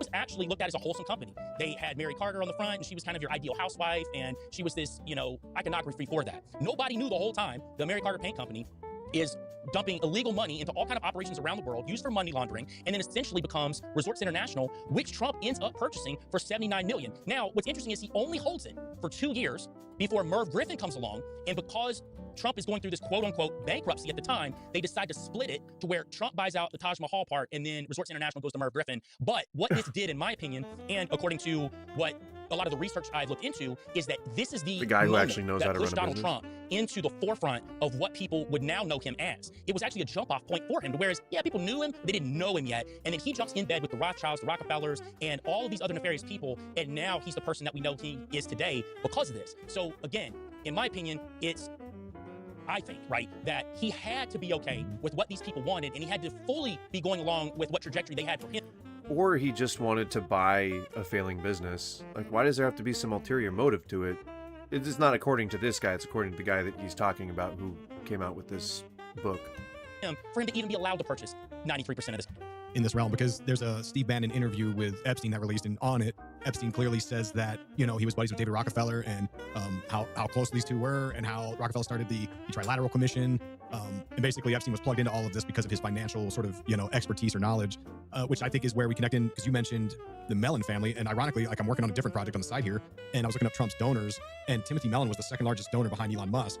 And I was trying to find, like, okay, what's like the dirty story on Tim Mellon? And he's like this reclusive banking heir of the Mellon family. And turns out his father, Paul Mellon, was on the Epstein flight logs, and the bank of one of the Mellon banks was sued by Epstein survivors and so on. But I didn't know much else about it. It was just kind of one of the side notes of like, well, that's interesting, because all the other people I can connect in all kinds of crazy stuff. But Tim Mellon, I was like, I don't know, there's not a ton here besides his dad. But now that I'm hearing like, oh, the Mellons were involved in this Resort International, that kind of makes more sense. Yeah, it's super interesting. I had done some research on this a few years back, but I went a little bit harder over the past month, just looking into Trump's actual connections. And again, this is kind of the start. To me, this was the start of Trump. This is how he became who he is now. And he only owned the majority stake in the company for 2 years, which I think is also really weird. And I think it's the shell game. I think it's the shell game of keeping Trump enough away from people who we view as negative to say that he's not involved with these people, or, well, he's a businessman, he's got to be hanging.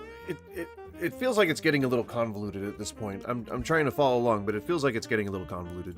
Out with these people, you know what I mean? The kind of common thing that we at some Still point, gonna I skip think people around a are little going bit. to just come to the grips with that Trump is not a good person, and he's been a puppet, just like many of the other presidents prior to this. And as we look at all of his connections, and we're about to get deep into the occult aspects of it, but I think this is a good jumping off point in showing how he even really came to the forefront to what people now Have, What you a know, I look cult at Trump as aspect. no different than your pop singers, your Justin Bieber, Lady Gaga. Like, these people are, they're given fame and wealth, but in exchange, like, you've got to push some kind of narrative. You've got to play a part in the, you know, quote unquote great work of I don't know how Mellon commits a crime. the occult. And Trump's the same way. I mean, he's the guy. He started out. He got famous through basically like Hollywood stuff, like in commercials and being in movies and so on, right? So when I look at Trump, I think about the history of the occult and how they make change happen, right? Magic is changing society through the conforming society through the will, right? So it's basically the magician, these Kabbalists or whoever they are trying to create a reality, and they know. Still going back to the Jews, and this is this guy's opinion. So I feel like there's some just under the surface anti-Semitism. It's bubbling up a little bit. How to do it? They do it through. Because it's Kabbalists. He talked about the New Jerusalem like it was like it's fact. Like it's a lot of. I don't know. I'm feeling some anti-Semitism here. Harnessing our energy, showing us things to make us respond a certain way. Like, we're very much sort of like the sheep, pushing everything down the road of what they want us to do. And when I try to explain, because I've had so much grief, I've been anti-Trump since 2015, and it's not a popular opinion to have in the circles that I run in. As you know. Don't worry, hey, I've been getting roasted since 2016 myself, so don't worry about it. I'm with you 100%. And the kicker is the part that kills me is like, Which would lead me to believe that it's like the Christian community that he thinks he's not popular with because of his dislike for Trump, which is like, aren't religious people not supposed to be involved in politics? Or at least I don't think they're supposed to, like, religious leadership isn't supposed to recommend candidates. I don't remember. I don't remember, honestly. I think from what I remember, they're not supposed to engage in like political discussions. Like, they're supposed to be removed from that. And it's not a separation of church and state thing. I think it's a you're not supposed to seek prosperity. It's like a Jesus thing. But I don't remember it specifically. people they get the wrong impression of me, and they think I just hate Donald Trump. And it's like, I watched The Apprentice a lot. I thought he was a funny dude. I actually think Donald Trump's hilarious. I just don't want him to be the president for a variety of reasons. And Well, let's see how funny Donald is.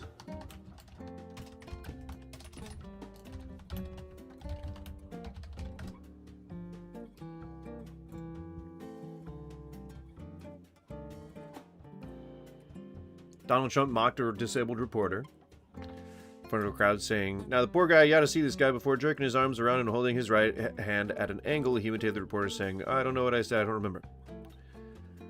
He's a hilarious guy. Sorry, I want to see actual, like, Trump, like, quotes. Why are we having all these people from these shithole companies coming here, or countries coming here?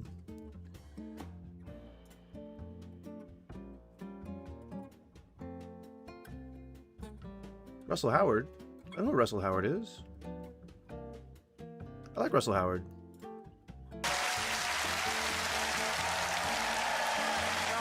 Over in America, they've had some devastating news. Look who's back. In order to make America great and glorious again, I am tonight announcing my candidacy for President of the United States. He's like Thrush. Well, we won't watch it all, but I like Russell Howard. He's a funny guy. He's a funny guy. And my dad actually was on Taskmaster. Super entertaining. He was in you can't take that away WWE from him. wrestling for a while. Yes, like- yes. Right. I grew up like Donald Trump. I tell a story. I grew up back east, and my dad was into cycling, and we went to Tour de Trump in Atlantic City, and my dad got to meet Donald Trump, and he was hanging out with him on this yacht, and he come back and told us like how funny he was, how great he was, and all this stuff. Right. So I don't have like this deep-seating hatred of the man. I just look at him and think, why do you guys think he's going to save you? I never fell for that. I don't get it. I think that's when they say Trump deranged syndrome. Like that's you guys. You guys are in a cult. Like since when do we act like our politicians are some kind of savior or some kind of figure to look up to in this manner? Right. So anyway. But also, you shouldn't just like a person just because you think he seems like a good guy.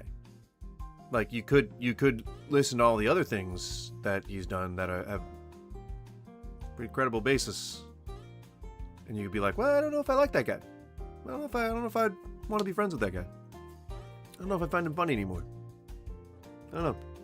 He says you could move on him like a bitch, grab him by the pussy.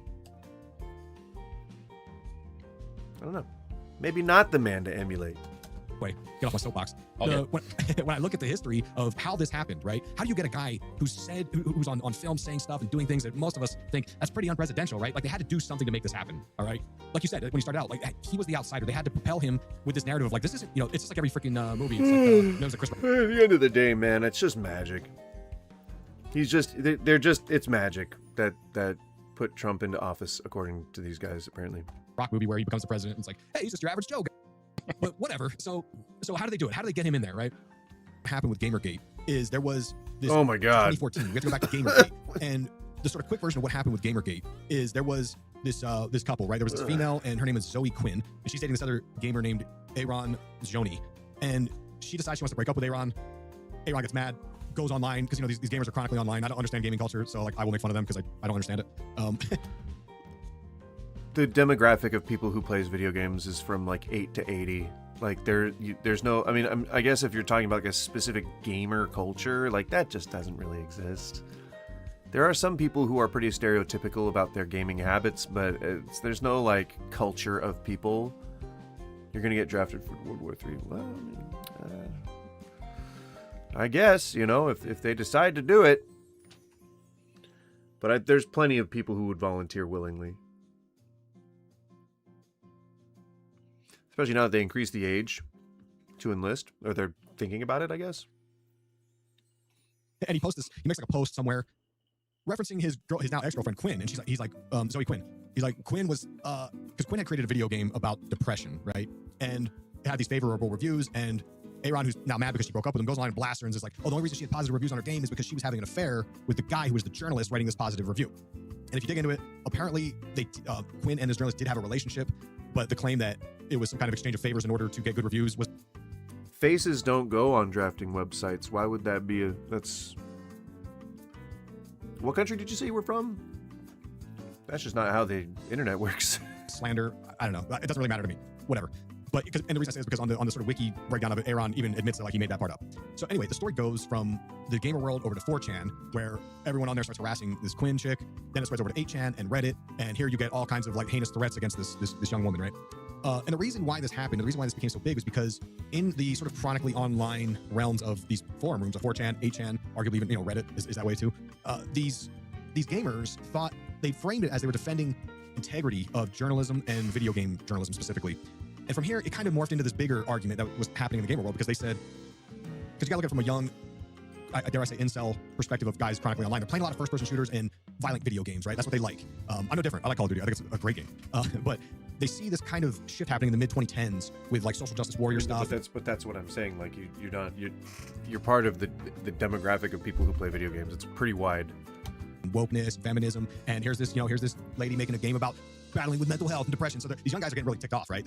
They want it to be an only violent young male space for them, right? And they're like, how dare, like they're trying to encroach with this DEI type stuff. So the culture war starts from here, back in 2014, 2015, and the media starts picking up on it. The alt-right media of like Breitbart News, and Milo Yiannopoulos. Milo Yiannopoulos is that dude he got famous because of Gamergate. He was a nobody at the time. I mean, relatively a nobody. And recall who's running Breitbart News. Steve Bannon is running. He co-founded Breitbart News and took it over because Andrew Breitbart died of natural causes at age 43. Again, there's always these. I chalked this up to that. damn, dude. Nah, man, I'm going full black bill. This feels like a slog. So this thing picks up speed. An actor named Adam Baldwin, who was in my beloved Stanley Kubrick's I don't know what fourth wave feminism is. Full Metal Jacket. He played Animal Mother. He is kind of, from what I gather, kind of on board with the sentiment of these sort of conservative voices in the movement of like, let young violent men be young violent men, get these women out of here. And he coins the term Gamergate from what you can find online. So it becomes a big thing. And enters the Christopher Poole, aka Moot. He's the founder of this 4chan forum, another young guy. And he eventually bans discussion over Gamergate. And that makes all these guys mad. So they start going over to 8chan, whatever, right? There's these like 4chan, 8chan. And if people don't know what those are, there's like documentaries, which are super interesting to me that I've seen several of them. I think there's a couple on like HBO. And it's a really strange chronically online culture. And these guys will say, what are you trying to do, man? I think he's like trying to separate himself from chronically online culture because he probably feels like he's chronically online or something. It's some weird, like I'm getting projection vibes. It's weird.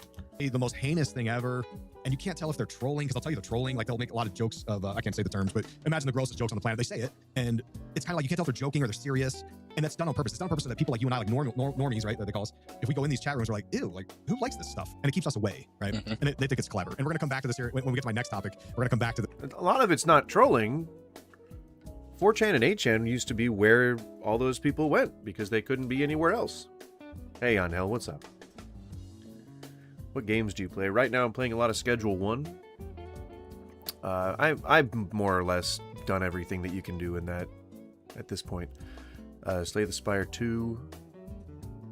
What else? That's about it. I don't have much time to play games, man. This sort of online gamer culture stuff. But, you know, fun fact, Christopher Poole, the founder of 4chan, turns out he started the most infamous chat room on 4chan called Poll for Politically Incorrect. He started this in conjunction with Epstein. He's in the Epstein files that they were in this conversation the next day. Christopher Poole sets up the Politically Incorrect forum. So the full Gamergate story is actually like far more complex, and there's a lot more stuff that happens along the way. There's like doxing of women. There's more people involved, but that's like the gist of it, right? And you'll see when you research this stuff, there's just like 2 degrees of separation between all these interesting figures, right? And so let's see what Gamergate was. Gamergate was a loosely organized online harassment campaign targeting women in the video game industry, including Zoe Quinn and Anita Sarkeesian, ostensibly about ethics and gaming journalism. It functioned as a misogynistic, anti-progressive backlash spreading via 4chan and Reddit. It highlighted severe issues with online abuse, misogyny, and cultural conflicts regarding diversity in gaming. So he's framing it in a very light way. Very, like, he's being very kind to the incels. Started in August 2014 with the Zoe Post blog entry by developer Zoe Quinn's ex-boyfriend that falsely claimed that they received a favorable review due to a personal relationship. Prominent victims included developer Zoe Quinn, Brianna Wu, and critic Anita Sarkeesian. Coordinated harassment, including doxing, death threats, and grape threats, largely initiated by users on 4chan and 8chan. While supporters claim to focus on journalistic ethics, critics and researchers categorize it as far-right anti-feminist culture war against diversification in gaming culture. That's actually much more of what it is. Led to an FBI investigation, widespread discussion about online harassment, resulting in better platform policies, though it left lasting damage on the targeted individuals. So you're being very, very kind to the incels. You know, whatever. Do you do you, I guess. If and you want to. Do you think women should be able to vote? Yeah. I think everybody should be able to vote.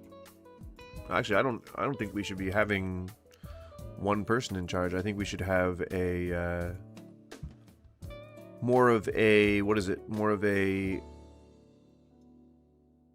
sorry, hang on. Typing while I'm talking.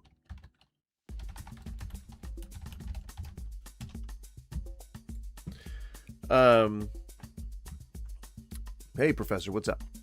I think we should be more of a like a parliamentary system based on a random lottery.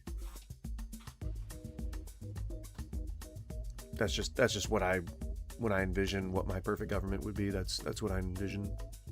People who are qualified to be put into the lottery will then be put into a lottery, and then they will be randomly selected to be members of a parliamentary council. That way corruption would be like almost down to zero, because you don't know who the representatives of the government are going to be. You don't know who is going to be, working in the chambers. You don't know what their votes are going to be. You don't know what their policies are going to be. More than one person does rule because of lesders of states. What? What kind of question is that? Should we be allowed to do anything? This is a terrible setup for any question. I agree, Professor. XV has been trying to troll this entire time. And like Hulk Hogan, he's involved in this in a way because if you recall, around this time, there was a videotape of him that got released from Gawker, right? Yeah. Bubba the Love Sponge, man. He was Yeah, you know the story of Hawkster and I believe it was Bubba's wife, and they were making love. And Gawker released it, apparently, released frames of it or something, right? And Hulk Hogan sues Gawker. Well, Peter Thiel paid the legal expenses for Hulk Hogan, which is weird enough to begin with. Like, Hulk Hogan's got plenty of money, but Peter Thiel, you understand, was very mad at Gawker because Gawker outed him for being gay before before that nobody knew he was gay. Gawker outed him as gay, so he had a bone to pick with them. So he pays for Hulk Hogan's legal expenses, and all the Gamergate nerds, they start attacking Gawker as well, which is kind of weird. But they start attacking Gawker as well, and Gawker. Yeah, gosh, it's almost like there's a coordinated effort to try and delegitimize like people in whatever these circles are, whether they're feminists, whether they're for diversification or whatever. Actually loses in their history. They're shut down. Peter Thiel was this is a part of the consolidation of media that's been happening the last 10 years. Yeah, I don't know. I don't care about Gawker. I don't know if I've ever been to their website when they were around. But my point is, like, you've got billionaires like Peter Thiel who can literally buy and shut down the media. Jeff Bezos bought the Washington Post. What are those jerks that own Oracle? The Ellison, Larry and David Ellison. It's clear that they're trying to take over the press because that's, again, it's all this ritual magic kind of idea of how do you control. See, and that's where you lose me. That's where you lose me. I mean, yeah. Oh fuck. Yes, that Scion stuff exists, the Illuminati stuff exists. It's because they were trying to hide their anti-Semitism. Like, that's the beliefs, the elders of the whatever, the Scions of Judah or whatever the fuck. Like, that's all meant to be the real thing. Like, they just don't like the Jews. That's all it is. They don't like the Jews. They don't want them horning in on American interests. That's all it was back then in the early 1900s. Like, that's all it is.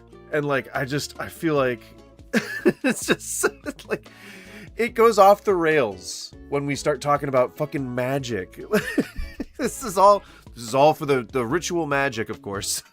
Like, control the realm of what people think about. Oh my gosh. Mm-hmm. So, and Hulk Hogan, right before he died, big Trump supporter. He's up there tearing his shirt off at the thing. These guys all owe each other favors, right? Mm-hmm. It just seems like you're like, oh, no, Hulk Hogan likes freedom or whatever, right? And I love Hulk Hogan. Like, don't even come at me with this. I don't hate Hulk Hogan. I just, I think that these guys make little deals and they know dirt about each other. And there's things that go on way behind the scenes that none of us are privy to. In fact, my whole interpretation of Gamergate, I bet there's a million things behind the scenes that I don't even know about, right? But that's so like much. What you could, right? Like all the stuff you didn't mention, like all the death threats and the grape threats.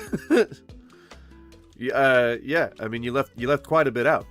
There's all these power moves that happen, and this goes further, right? And I'll try to be quick here because I'm watching my time here. I know we have our plan to go back.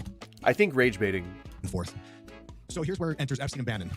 Why are we talking about Gamergate? Well, Epstein and Bannon were co-opting all of this to support the narratives of Trump and the Conservative Party because that was the whole reason he got voted in the first time and arguably the second time, because there was this real pushback of DEI and woke culture and all this stuff. And the reason I pull those guys into it is because Bannon and Epstein, strangely enough, were into gaming. They were both gamers. Bannon knew the psychology of these young male gamers, these incels, because they were disenfranchised with society. And he knew this not because he was a gamer, because he started a gold mining operation in World of Warcraft, something like that. Again, I'm not a gamer, I don't know, but he was involved with setting up some financials. Because he's a fucking incel too. That's how he knows. Come on. Stuff on Warcraft. And you'll notice that, and we're not going to go into all of this today, but this will eventually flow into QAnon and all this stuff that would harness a lot of the conspiracy world. How do you know about his gold mining operation in WoW? Okay, you keep talking about these guys incels like they're a separate group. I think maybe you used to play a little bit of WoW yourself, my friend. Do it, but no judgments on that. Bannon and Epstein, Epstein he was all over the news because supposedly they found he had a Fortnite account and it was supposedly active all these years. And again, who knows what's real anymore? But the claim is Fortnite was like, no, that wasn't Epstein's account. That was someone else's account that changed their name. But then all the Fortnite people are like, but you can't change a name. Like, this was him. I don't know, but he was a gamer nonetheless. But the point is, what the fuck, dude? Is this a thing? Oh yeah, Professor, man, have a good one. Thanks for stopping by. What is that? That's a thing that, like, is that a conspiracy? Is that well known that he had a that he was a gamer? Like, is that Bannon and Epstein, they created a world to get the internet behind Trump. You'll notice, if you recall, over those years, there was all these Later, memes of Professor. Have a Trump. good one. They softened his image. They made him look like a funny dude. They were showing him with like Rambo stuff. And they embedded this in with like the culture war. And a lot of conspiracy people co-opted this, right? Like Alex Jones and stuff. And they all were like, oh, this is cultural Marxism. All this stuff where, we're arguing about what's the definition of a woman, this, that, or the other, which like, I'm not saying like these aren't conversations worth having. I'm just saying that they knew that they could get people in their corner by saying like, hey, Trump's he's an old school guy. He's just like, you got the right kind of stuff going on between your legs. You're a woman or whatever, right? Like and that appeals to people because they're like, yeah, what are these people talking about? Like questioning a woman's identity, like, right? That's just the strategy they used. And you had to get the online culture behind it to sort of push these memes to create an energy to sort of support it. And it manifests into reality. Like Paul Pelosi, remember Nancy Pelosi's husband that got attacked with a hammer in his underwear? People were like, oh, it's a gay lover or whatever. He said, what? The dude That's a conspiracy theory. Jesus. What the fuck? attacked with a hammer said that he got radicalized through Gamergate, right? And my point is that they're taking memes, like Richard Dawkins coined the term meme, and he said like that it was his gay lover. Like, what the fuck, dude? Some deranged dude comes in to attack somebody. Like, that's all it was. Like, fuck, man. Compared it to genetic replication. Douglas Rushkoff, he had a book called Media Virus from the 90s that talks about memes spreading like viruses, like a bacteria in the human body, because they always have this sort of abstractions, as above, so below, and it's just media, man. That's not fucking like just memes. Like, it's been going on for our entire lives. Like, it's just been a thing. It's just been a thing for our entire lives. It's insane that anyone would think, oh, yeah, now they're doing a whole bunch of stuff. Yeah, it's crazy. Now they're really trying to brainwash us. Bitch, subliminal messages were a thing in like the 70s. They Live was all about how consumerism is turning people's brain to mush. Like the internet world can be related to the human body. It done been around. That's where the term going viral comes from, is because it's this idea of like a virus spreading. So you've got all these angry online gamer dudes creating memes and spreading their ideas to the masses, whether the masses know it or not. It ends up populating through like your social medias, your Facebooks and Instagrams and all the Twitter. It propagates into those realms. It starts in 4chan, propagates out, and then it just becomes a meme that you're scrolling by, and you don't think there's any harm in it. You're like, oh, okay, that's interesting, whatever. And this is where we get Pepe the Frog, right? An innocent cartoon frog, and it took a dark turn in 2015 because this was a meme. The Pepe the Frog was a meme that people used. I'm not enjoying fighting with him. That's why I'm no longer fighting with him. Used in a variety of ways. There was no real harm behind it. It's been around since 2005, technically. Well, 4chan, right? Again, like Bannon and Epstein knew, there was disenfranchised young men. They call it NEAT, not in education, employment, or training. These are guys who just live chronically online and in the basement. They don't like that people like normies are using. No, that's you too. He passively admitting. He passively admitted he was one of them. All right. He said something about Steve Bannon doing something in WoW. I was an avid WoW player for a very long time. I didn't know anything about fucking Steve goddamn Bannon or Peter Thiel playing WoW or anything. I wouldn't have ever known something like that unless I was the one fucking paying attention, mister. Sounds like, good sir, you've been on that pole board yourself. Now you're trying to distance. In the image of Pepe the Frog, they want to steal him back. So they start doing this strategy of putting all this Nazi regalia and skinhead symbolism on Pepe the Frog, right? And this like blurs a lot of these lines where, people say, oh, like a lot of these 4chan guys were really into Trump too, because Trump was the archetype of chaos. He was the guy who was going to disrupt everything and burn down the world. And the 4chan nerds like, yes, do it. We hate this world. We hate this life.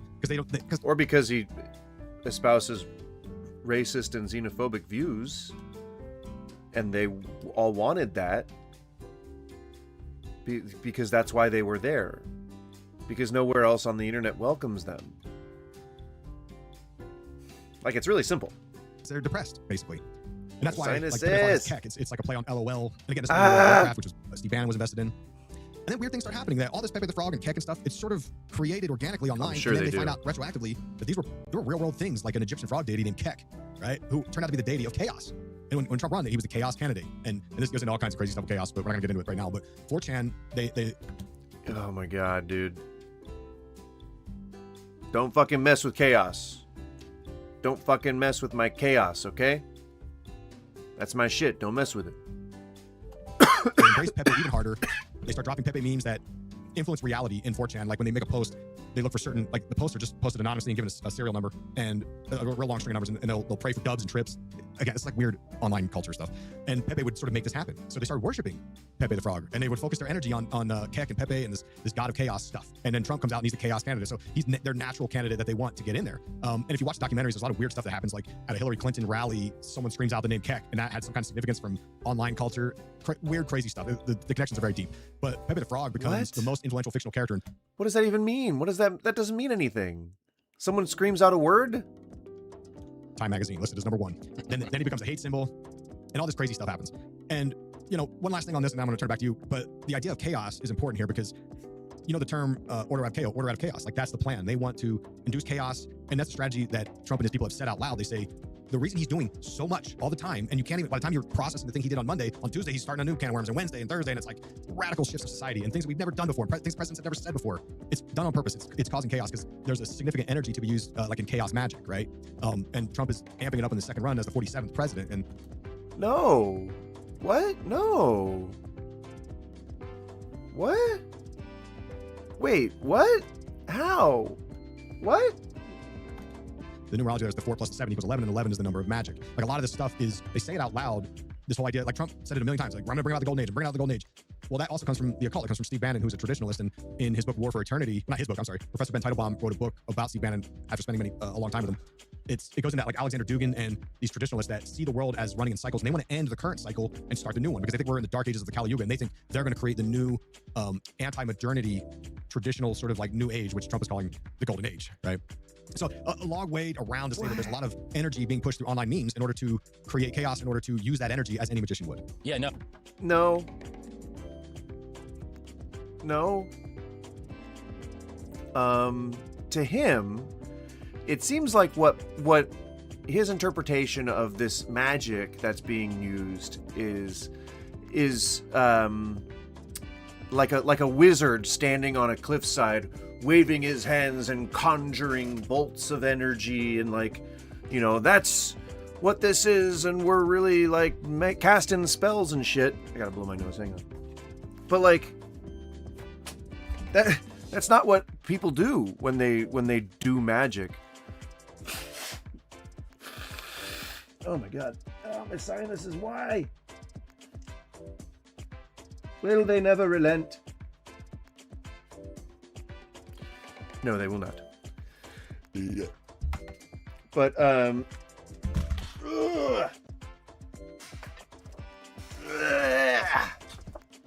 according to Phil Hine, who wrote the book Condensed Chaos, it's not magic.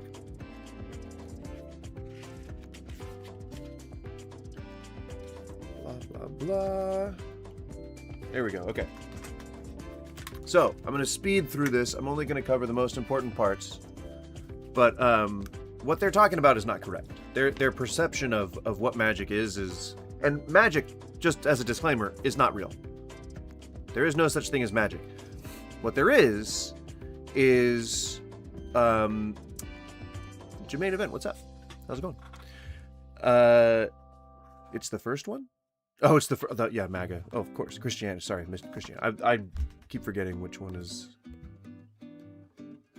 on the poll. The poll is different than the thing, the title. But yeah, I agree. Jermaine Event. Oh yeah, have a good one, Helmet. So, magic, if I can just sum it up real easily, real simply, is really just a word that we're using to describe a higher than normal prescience, a higher than normal ability to perceive the world around us, a higher than normal ability to interpret signs, interpret patterns, and to read facial expressions, bodily behavior, things like that. None of that is supernatural. It's all based on more or less statistical analysis. I mean, you're taking all of your relevant experience that you have in your head, and you're applying that to the person or the situation that you're looking at. Is this like anything that I've experienced before? And then you go through your mental archives, and you're like, oh yeah, it's like this one thing. Pull up that memory. see how you reacted then, determine if your next reaction is in tandem with that or not, and then adjust, yada yada, iterate, blah blah blah. That's how magic works. Magic works simply by observing more about the world around you. There is no supernatural aspect to it. You can't cast spells.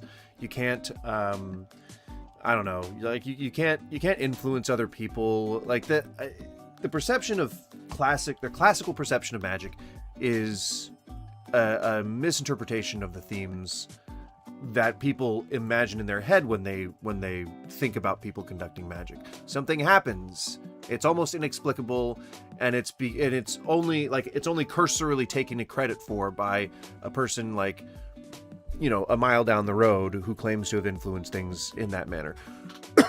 What magic looks like is if I was to have the intent of, I don't know, I want to increase my... No, magic is real, literally use it. Which kind? If I want to generate a new friendship, if I want to make friends with somebody new, I may do a ritual, or I may draw a sigil, or I may adhere to a strict schedule of things in order to try and make that happen through magical means. But instead, what I'm actually doing subconsciously is I might be using that as an excuse for if I was to write a letter reaching out to somebody new, if I was to go on Instagram and find a creator that I like and strike up a conversation. It's just me creating checkpoints in my brain that allow me to associate whatever these rituals or these signs or whatever they are with something that is tangible, with something that I can directly influence. So regardless of whether I'm doing it consciously or not, I'm doing all of the things that lead me to that end conclusion, that end point, the conclusion of the spell. But what does Phil Hine say about magic in general? The world is magical. We might get a sense of this after climbing a mountain or looking down upon a landscape below, or in a quiet satisfaction at the end of one of those days when everything has gone right for us. Magic is a doorway through which we step into mystery, wildness, and imminence. We live in a world subject to extensive and seemingly all-embracing systems of social and personal control that continually feed us the lie that we are each alone, helpless, and powerless to effect change. Magic is about change. Changing your circumstances so that you strive to live according to a developing sense of personal responsibility. I butchered that sentence, but I'll reread it again because this is the most important one. Magic is about change. Changing your circumstances so that you strive to live according to a developing sense of personal responsibility. What that means is you are changing yourself or your circumstances. That is what the magic is. The magic is not some spell that you're casting. The magic is not whatever. It's not some demonic thing. It's not worshiping a god. It's not any of this supernatural stuff. All it is altering the way you behave, the way you speak, the way you dress, the way that you conduct yourself in front of others, the way you perceive things. It's all about changing yourself to fit a person, what does it specifically say? To fit a developing sense of personal responsibility. This is that, like, the manosphere shit, but healthy. Or healthier. That you can affect change around you if you choose, that we are not meaningless cogs in some clockwork universe. All acts of personal/collective liberation are magical acts. See, it's not wizard magic. It's not shooting bolts from our fingertips. It's simply just changing the world around us via our will, which can be physical changes. It can be like us digging a hole, or it could just be us asking a person to dig a hole. At the end of the day, if that hole gets dug, that's the magic coming true. That is the magic. It is exerting will to change your circumstances. Magic leads us into exhilaration and ecstasy, into insight and understanding, into changing ourselves in the world in which we participate. Through magic, we may come to explore the possibilities of freedom. And it says magic, but it is specifically in terms of chaos magic. And so whatever they're describing is like a wizard casting spells and shooting lightning bolts out of a staff. Like that's not what chaos magic is. Oh, absolutely. And I was very familiar with Gamergate when it happened, and I'm actually a gamer. So I have... Sorry, bro. My bad. No, I understand that side of gaming, though, too. So it's I have seen those guys, and there's definitely this incel property to a lot of them. But I can say this, that those... You're deflecting too, huh? Guys, it's mostly guys. Even there's a lot more women now, and a lot of them fall into the category now. They call them themselves now. So we've got this group of people who kind of feel like outcasts. So what happens is control and 8chan rabbit operations in play. I think it started to get out of control in the sense of it was ballooning. In that end game, few years prior to Trump getting in, they built this foundation for him. And in 2013, 2014, it's nothing like it is with just a few posts. So I think that was kind of the onset of the operation. And they used these people who were, like you said, disenfranchised to hone in on getting money out of these incels as well. That's what Come on. Happening. It just aren't things that don't away, and they think they're so awake and so aware to what's going on in the world that they... I don't feel very like it was very substantive. Luke, if you happen to drop in again, I did give it a try, but it's boring.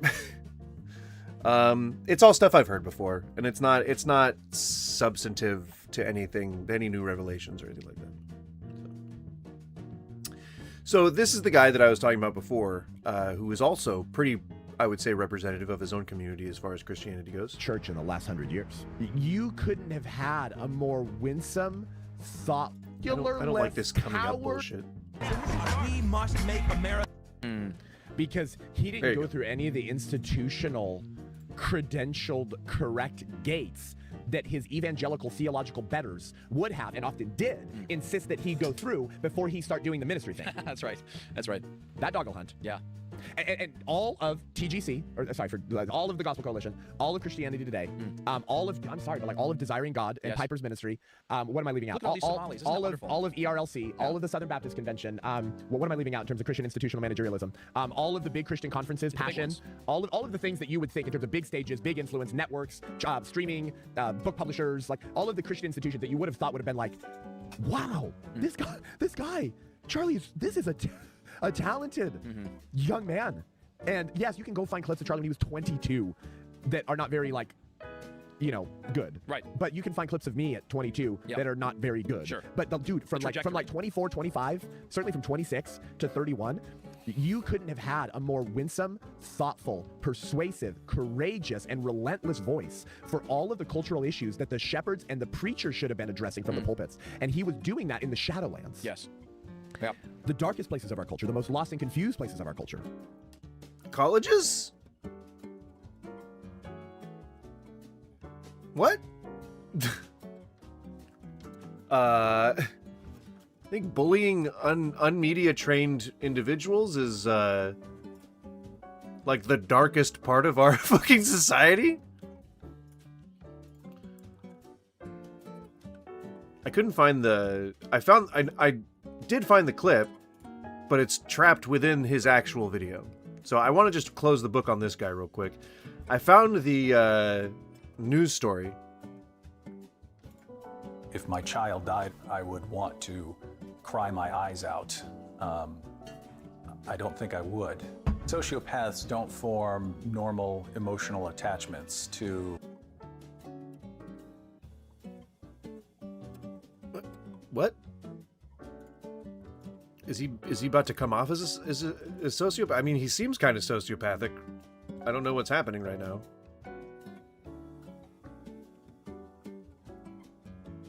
Oh my god. Sorry, I was just reading this. Believing... Sorry, let me put my announcer voice on. Believing he was the next level of human evolution, David didn't need to follow normal social behavior. This led him to attack his father with a hammer, and he received a 10-year prison sentence as a result. Wait a second. When he was 10? 10? 8? When he was 8?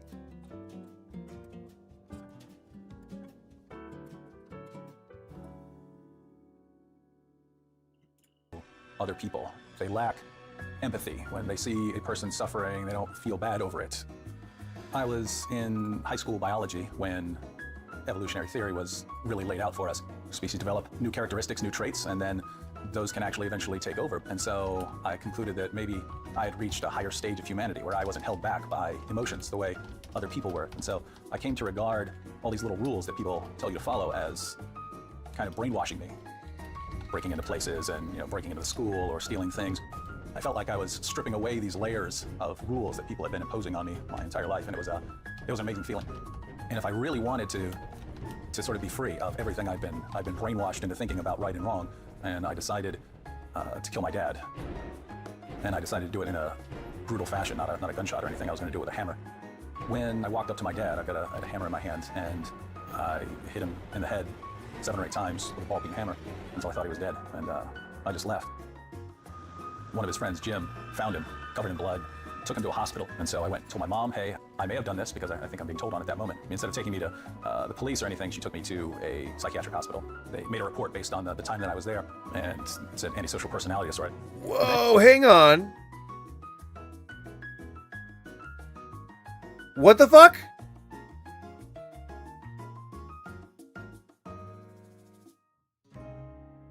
In the minds of the Dawa guys, if you ever did anything, you Jermaine Event, this is that guy. never condemn it because you did it once, and you can never take the opposite side. So I had sex with a 13-year-old girl. Now she flung herself at me, so That's the guy. That's this guy. Hang on, let me listen to him. Let me listen to what he was saying real quick. Suffering, they don't feel bad over it. I was in high school biology when evolutionary theory was really laid out for us. Species develop new characteristics, new traits, and then... So his whole thing is, this is so that he can not have to believe in evolution? What?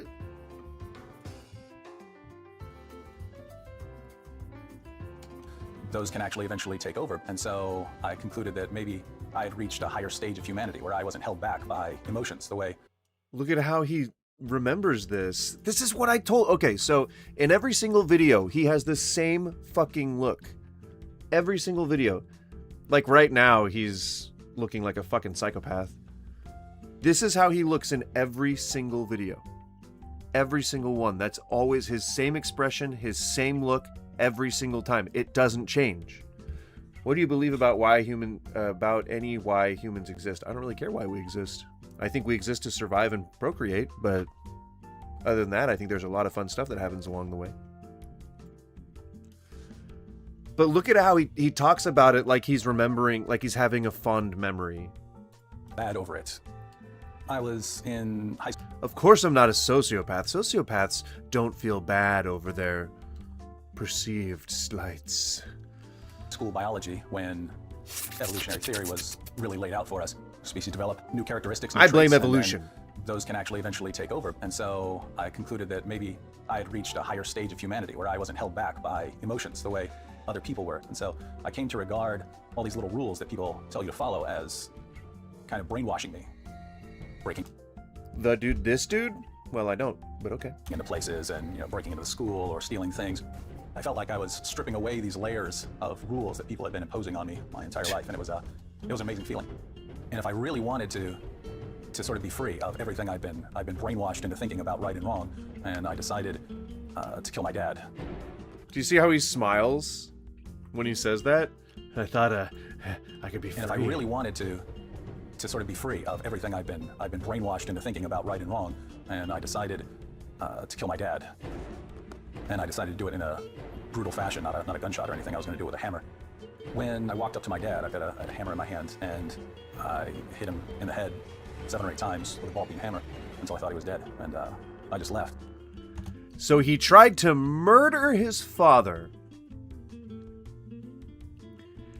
He tried to murder his father. The only reason that he stopped was because he thought his father was dead.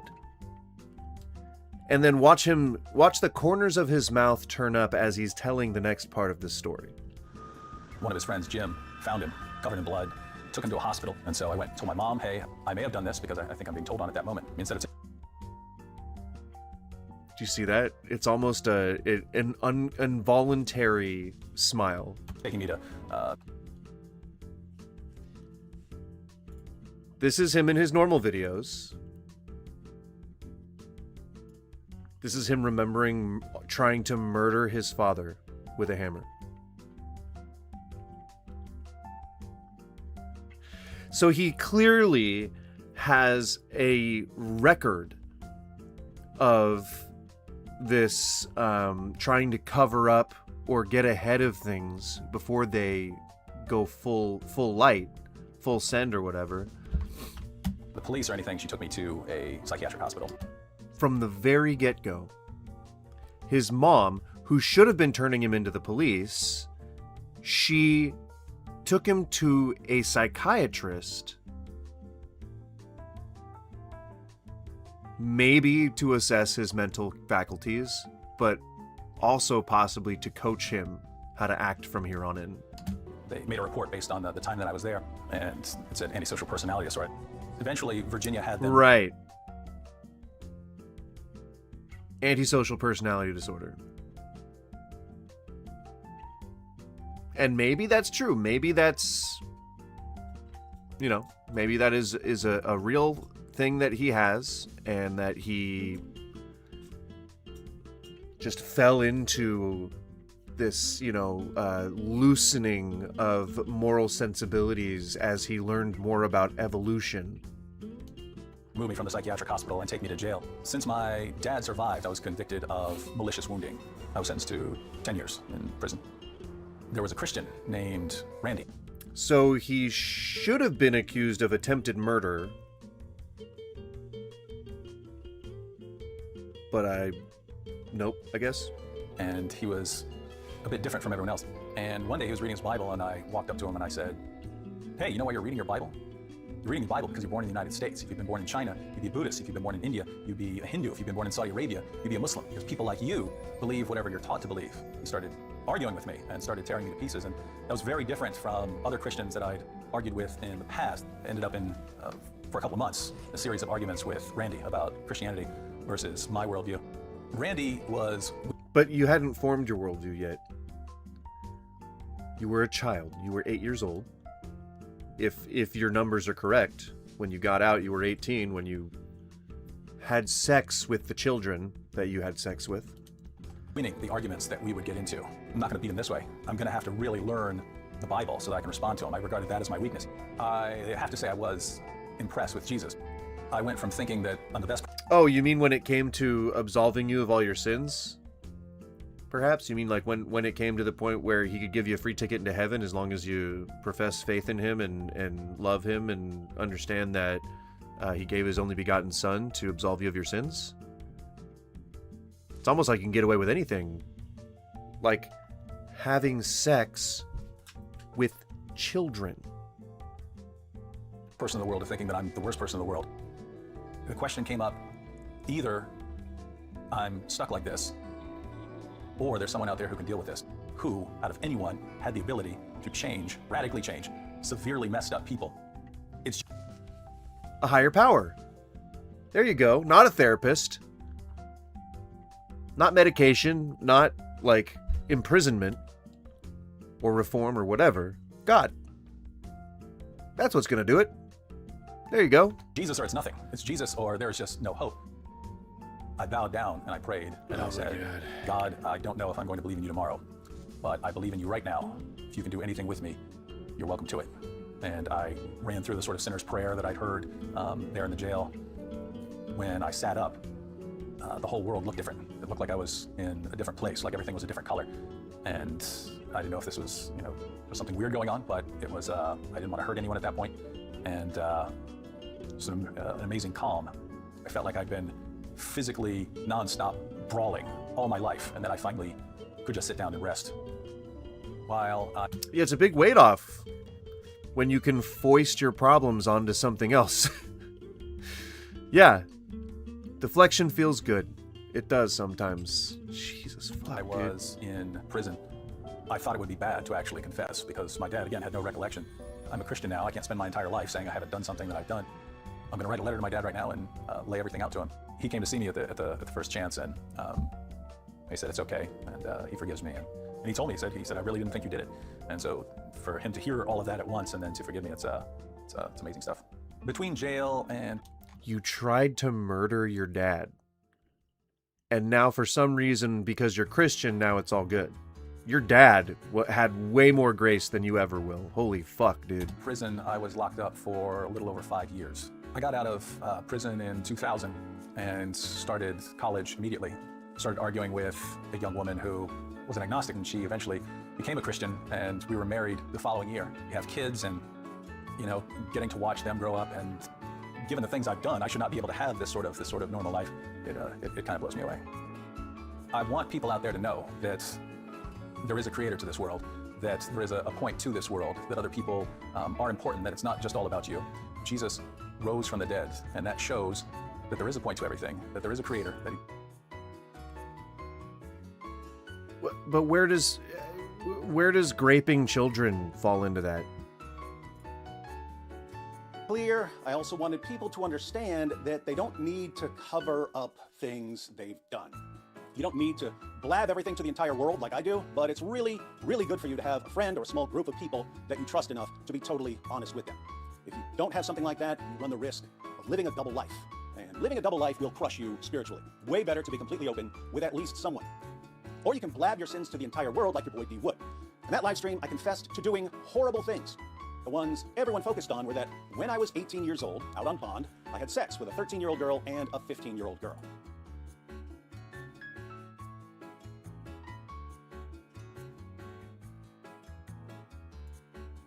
Hey, I even mentioned I would give Dawa guys some information. Hey, so before I went to prison, before I went to jail. You think I look like Dave? Because that's objectively untrue. Yeah. So I was in jail, and then I got out. While I was out on bond, before I went back to jail, and then went to Completely prison. different hair colors, Dawa completely guys, different here's your facial stuff. structure. Here's your stuff. The last 2 girls I had sex with before I went to jail. One, Dude. What? I don't care. One was 13 and one was 15. I pointed out that the girls were fully grown. One was 13 and one was 15. So when Muhammad Ijad's like, oh, what if girl's 13 but she got wide hips? That was the case. She had big boobs and wide hips, but she was 13. I did not care. I would not.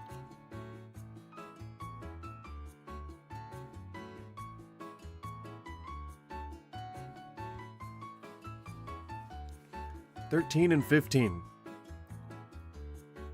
And he's still justifying it. What punishment? Dave should be in jail right now, dude. Dave should be in jail and undergoing severe therapy. No, I didn't care back then. But I said that it was still. No, he doesn't care now. He said he doesn't care. Oh, he's saying this because he thinks that it helps him disprove Islam. That's why he's admitting all this, because he thought that someone was going to expose him. This was the debate. I can't find the full debate, but this was the debate where he was talking to someone who he thought was going to 15-year-old girl. expose him. Hey, I even mentioned I would give Dawa guys some information.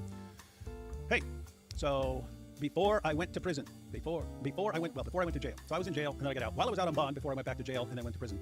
Dawa guys, here's your stuff. Here's your stuff. The last 2 girls I had sex with before I went to. So it seems like jail is barely even a punishment. Jail is the punishment. What the fuck are you talking about? That's what jail is. That's what we all agreed to as a society. Are you just stupid, or because you're not sounding very smart this stream, XV? Jail. One. Dude. What? I don't care. One was 13 and one was.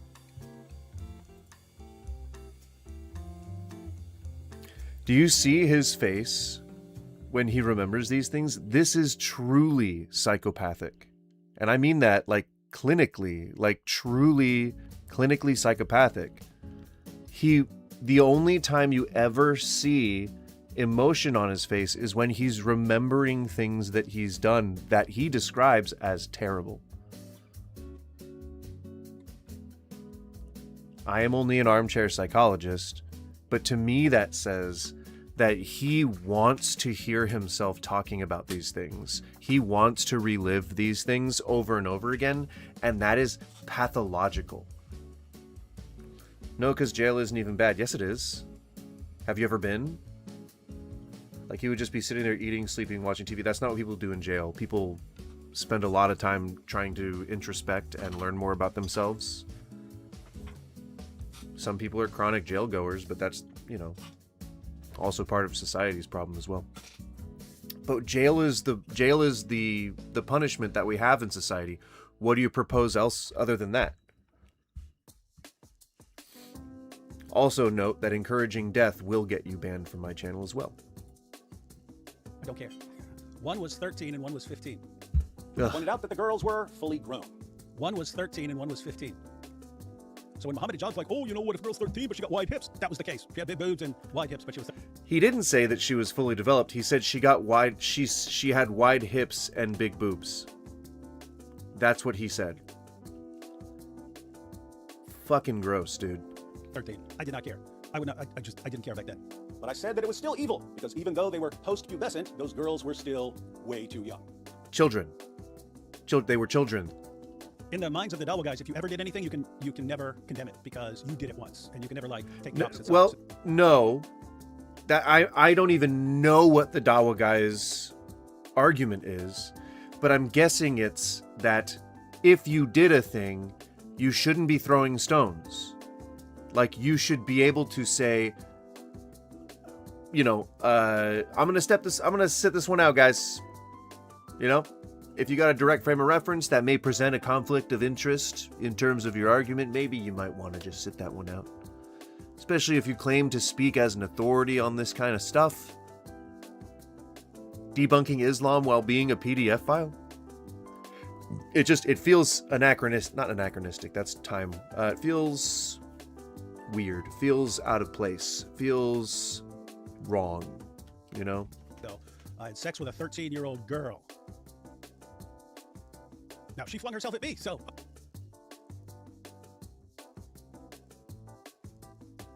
Did you guys hear that?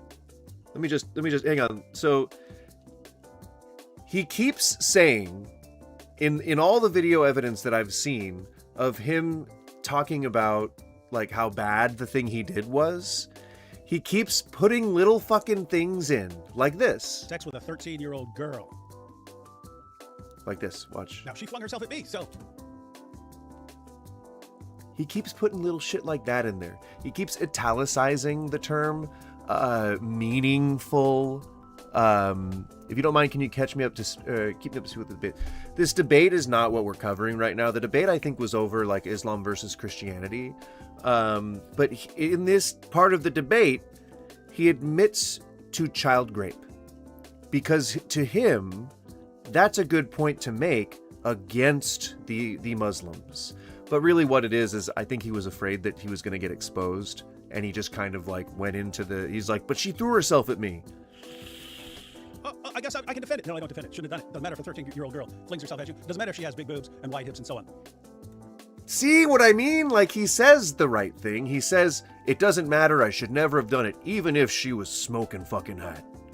Even if she was smoking fucking hot, and she was telling me that she wants to do all this freaky shit, I still shouldn't have done it, but I did. You don't do that sort of thing. And how did our Muslim friends react? Because you don't do that. So you just don't, gosh darn it, you know, you just don't do that sort of thing. You know?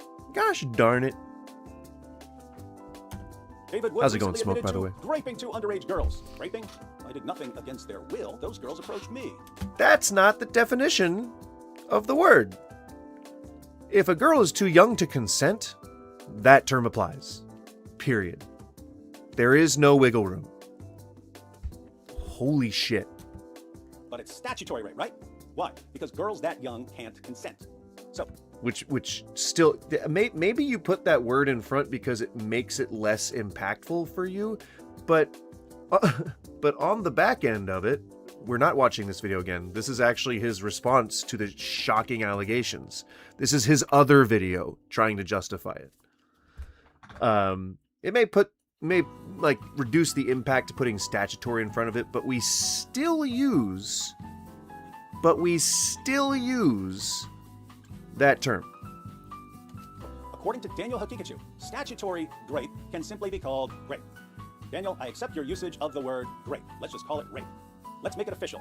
From here on, any adult who has sex with a girl too young to consent is guilty of rape and can appropriately be called a rapist. No, Daniel. Well, his whole thing is about Aisha. He is a very well-known proponent of Islamophobia, like, content on YouTube. He is a leading faith educator. About to sign with TPUSA, if not already signed with TPUSA, to be kind of like a Charlie Kirk replacement. And his whole deal, when he admitted this, was trying to talk about how Muslims are all PDF files. And in one of his more recent videos in a different stream, I put the video on, like, where he's saying that they're all PDF files, and he admits in it that he raped children. And I'm like, you kind of lose credibility, man, when you when you say that. But he's like, then he spends the next 40 minutes trying to justify it. Does Islamophobic mean pointing out bad things from the religion? No. Islamophobic says that is when you are saying that all people of a religion are not okay. It's when you hate people who practice a religion simply for that religion. Being Islamophobic means that you would probably think that a Muslim person was trying to court 9-year-olds. If you think that, that is Islamophobic. It means you are afraid of Islam. You are afraid of learning anything about it. You're afraid of understanding it. You're afraid of the people who practice it. That's Islamophobia. So no, pointing out things about religion that are bad, like that God ordered people to kill children numerous times in the Bible, and that he doesn't seem to know what female anatomy is, that's just pointing out negative things about the religion. That's not saying that, I mean, in my opinion, the whole religion is suspect if you can point out some of the bad things, which I would also associate with the Quran if I knew anything about it. He ain't afraid, he just doesn't like it. You don't know what the word fear then means. Have you ever been to prison? I've been to jail, never prison.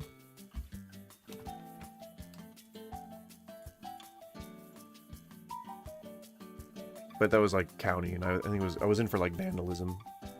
But still, jail is jail. And being afraid of something doesn't necessarily mean that you're going like, oh, please don't touch me. Oh, that's not what fear necessarily manifests. Fear manifests itself in many different ways. It can often manifest itself in violence. So engaging in otherism, engaging in racism, engaging in things that also communicate hate towards other groups, that can be seen as fear as well, because it's more or less a reaction. It's a reaction to your shit, a reaction to your internal biases. You need to go back. Okay. You know that you're just giving me watch time, right? Like, that's the reason why I haven't banned you yet, until you say something ban-worthy. I've kept you here because you have bumped up my watch time so much. So I'm so appreciative of that. Thank you. Thank you. Thank you, thank you, thank you. Average view duration, 2 hours. Baby. I'll take that. I'll take that right to the bank. Thanks, XV. You've been a great help. You never get to take this back, and it's going to be hilarious to see you try. Daniel continues, and forcibly sodomizing them. No, nobody's taking back it. You are looking at a text that you cannot verify has real people in it, that depicts real people. You cannot verify that. You have to take a lot of stuff on faith. And you're taking that and you're saying that your grape of 2 children should either be justified or is okay or was bad, but also so are the Muslims. Like, Jesus fucking Christ. I didn't forcibly do anything. I said that with minors, they upgrade charges to factor in the lack of consent. So they would have upgraded any charge to something like forcible. No! Why do you think they do that? Why do you think they do that? They do that because that's what it fucking means. It doesn't matter what you think the situation was. If you're getting all hot and heavy with some girl that you don't know how old she is, and then she tells you how old she is, and you're in the moment, you can still stop it and say no. It's not just trumped up charges. It's not just like charges that, oh, you know, they had to make the charges even more because that's just what American courts do. No, no, they do that because when you say that, when you admit or when someone catches you or whatever, when it comes out that you raped a child, then those terms apply because they cannot consent, because they are children. Even if they say yes, even if they're ripping off their clothes and like throwing themselves at you physically, you still have the power to say no. God damn, dude. Forcibly, yes, it's force because they can't conceive of what the impact is going to be. So whether it's outward force or fucking mental force through coercion, through convincing, through whatever, even if they're the instigator, you still are supposed to say no to that. That's what a good person does, is they say no. They don't then, like, years later, come on to a video and try to say, like, try to say, like, oh, you know, it's whatever they say, it's, you know, that's normal here. Don't worry about it. Like, what the goddamn, dude? Sounds like Daniel agrees that because minors can't consent, anything done to them can be described as forcible. Once again, I accept Daniel's usage of the word. From now on, any adult who has sex with a girl too young to... And it's like he just cut this up and put it into, or he just cut the other video up or something and like put it into this one. This really just does feel like a copy paste of the last one. Missionaries and innovators, Akikachu is easily in the second place after Christian Prince. High praise. But some people reacted to the live stream differently. Unrelated to Sam, but I want to thank you, David. When you exposed your own sins and said what you said about them... It told him to talk...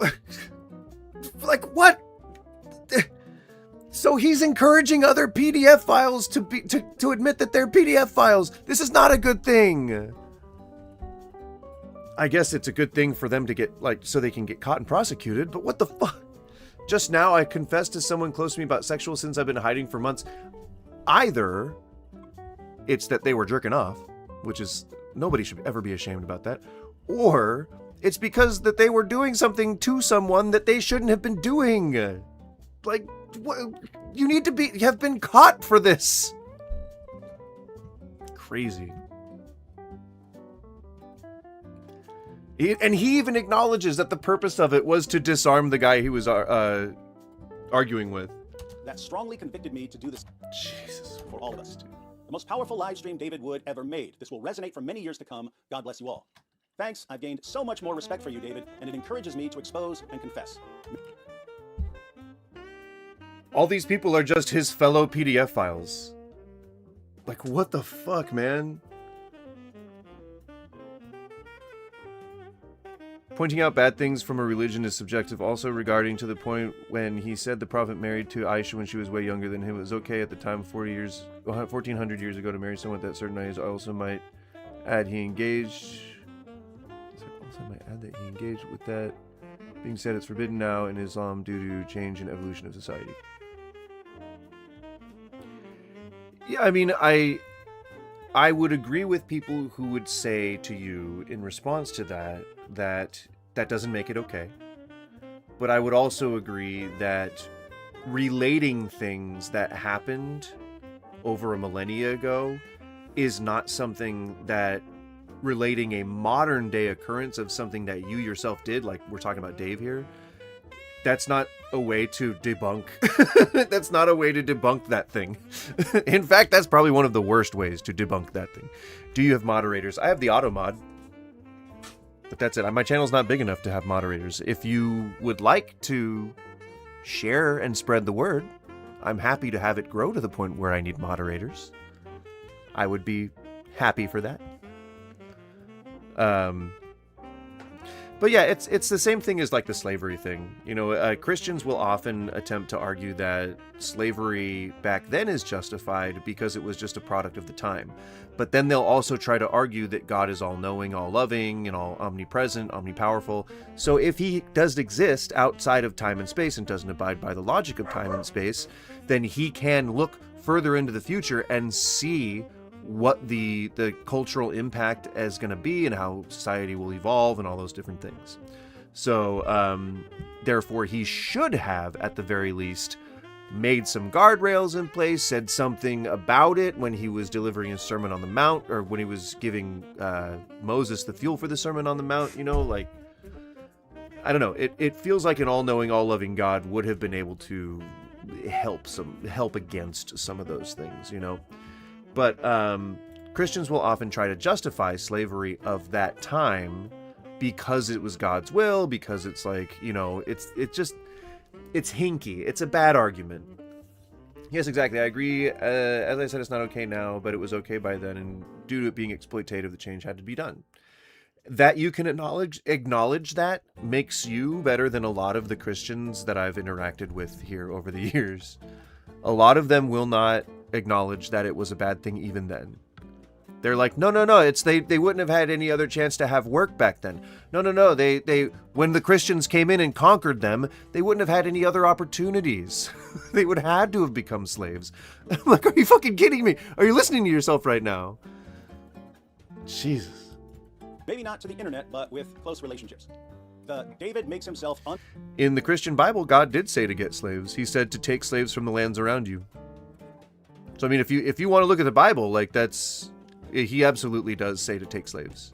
And he calls them your property. He makes clear distinctions between slaves and workers from other countries. And then he even makes further distinctions between slaves, Hebrew slaves, and regular and like other slaves. And when he talks about Hebrew slaves, he says that you should not treat them harshly, but other slaves doesn't matter. He also has rules about beating them with a rod until they, you know, fall down. But if they get back up again after a few days, it's okay because they're your property. But if not, then you have to pay a fine or something. So he absolutely does command it in the Bible, in the Christian Bible. blackmailable stream. If Sam is crazy, David Wood is 10 times crazier than he is. And I think he proved it on that live stream. David, I also wish that the church was just more open. This live stream was so excellent. Although I heard more than I bargained for, I'm so grateful the Lord brings together the people he does. Thanks, AP, David, and Jai for reminding me of the wonder and love I had for the church in the beginning.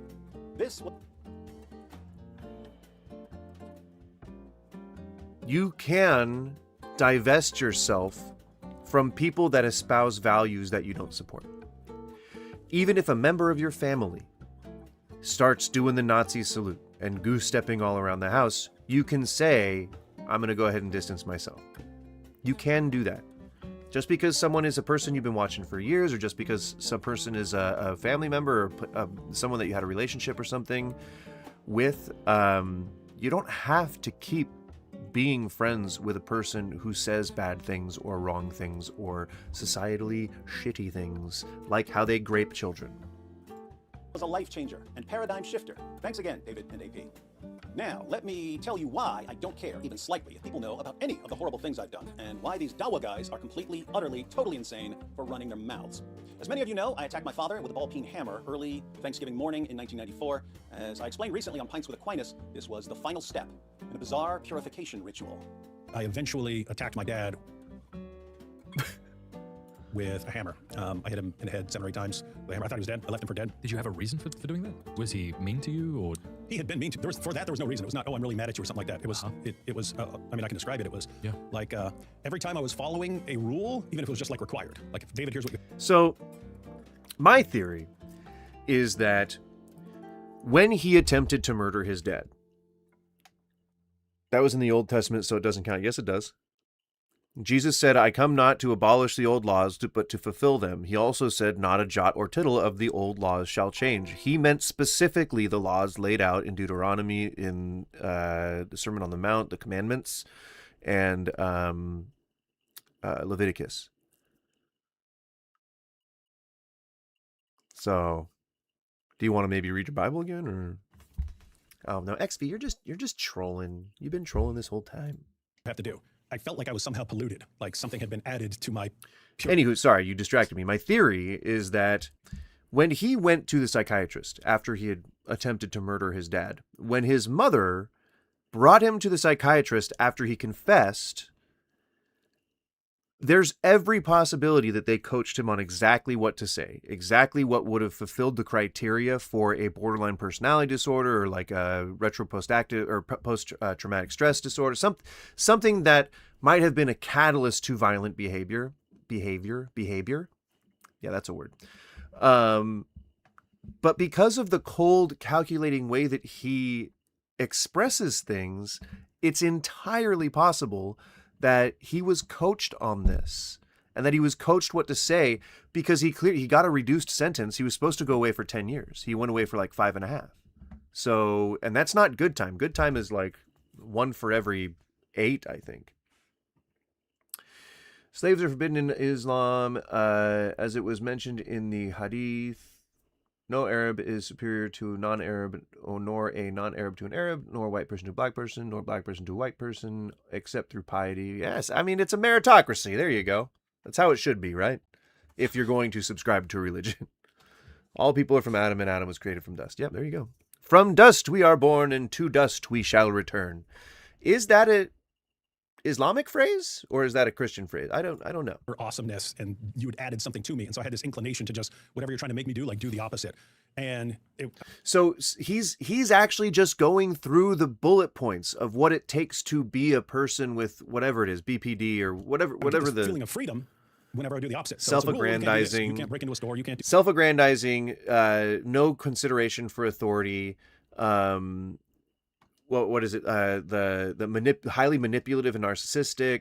Like, he's got all that shit on full display right here. He's just going through the textbook definition of do this. You can't steal that. I think it was borderline personality disorder. It might not have been that. And every time I did, it felt good. Like, oh, here's the real me. But you see, he's even talking about fucking feedback responses. Keep upping the game, right? And so eventually it's I'll kill my own dad, and then that's going to be like the real me. And then I'm pure. I'm done with it. What else can I do after that? And then framing it as a ritual, saying that you are engaging in some kind of maybe not supernatural, but like ritualistic behavior that talks about, that's like patterns. That's like how a psychopath would do things. Like there's very little research actually able to be done on psychopaths, because you cannot diagnose somebody who is good at hiding who they are.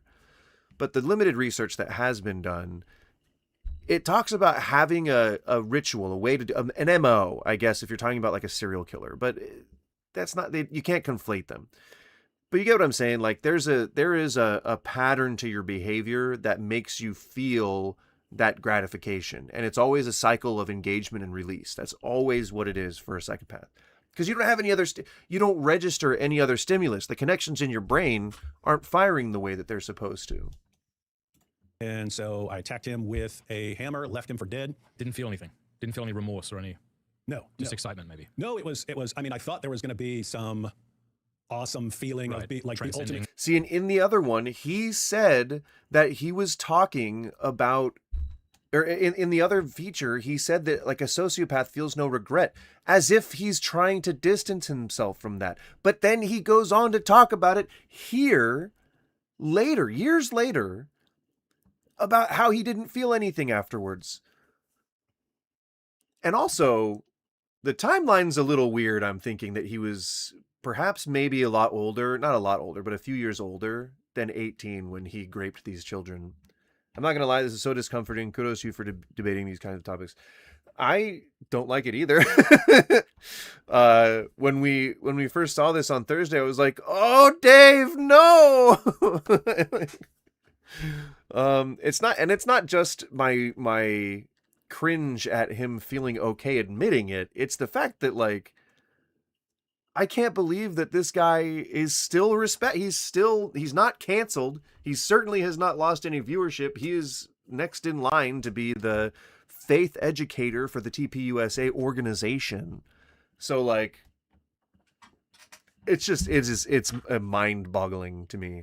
Freedom and stuff like that, but it was just, there was just no feeling. There was no good or bad feeling. There was an absence. That's a red flag. That's feeling. a red I can't think of an English word that accurately describes what a complete lack of feeling is like. numb, empty, some sort of void. They don't quite cut it. But if someone were to write a story about me during that time, it would seem weird to me to use the personal pronoun he. The correct pronoun would be it. There was an absence of a person where a person should be. So. And so you chose religion? Religion doesn't put a spirit in you as much as I think they'd like to. But it enriches the one that's already there. You know? I left my dad for dead, or maybe it left its dad for dead. Got in my truck and I drove from Virginia to West Virginia.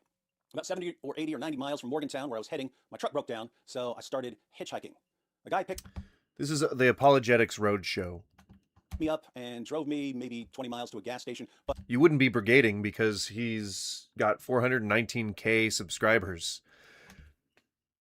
And here I am, sitting under 500. He's probably making at least a couple $100 per video. Not to mention all the side projects he's probably got going on. He's definitely a grifter. But while he was driving me, I was thinking, do I just beat the crap out of this guy and take his car, or do I kill him? You know what saved this dude?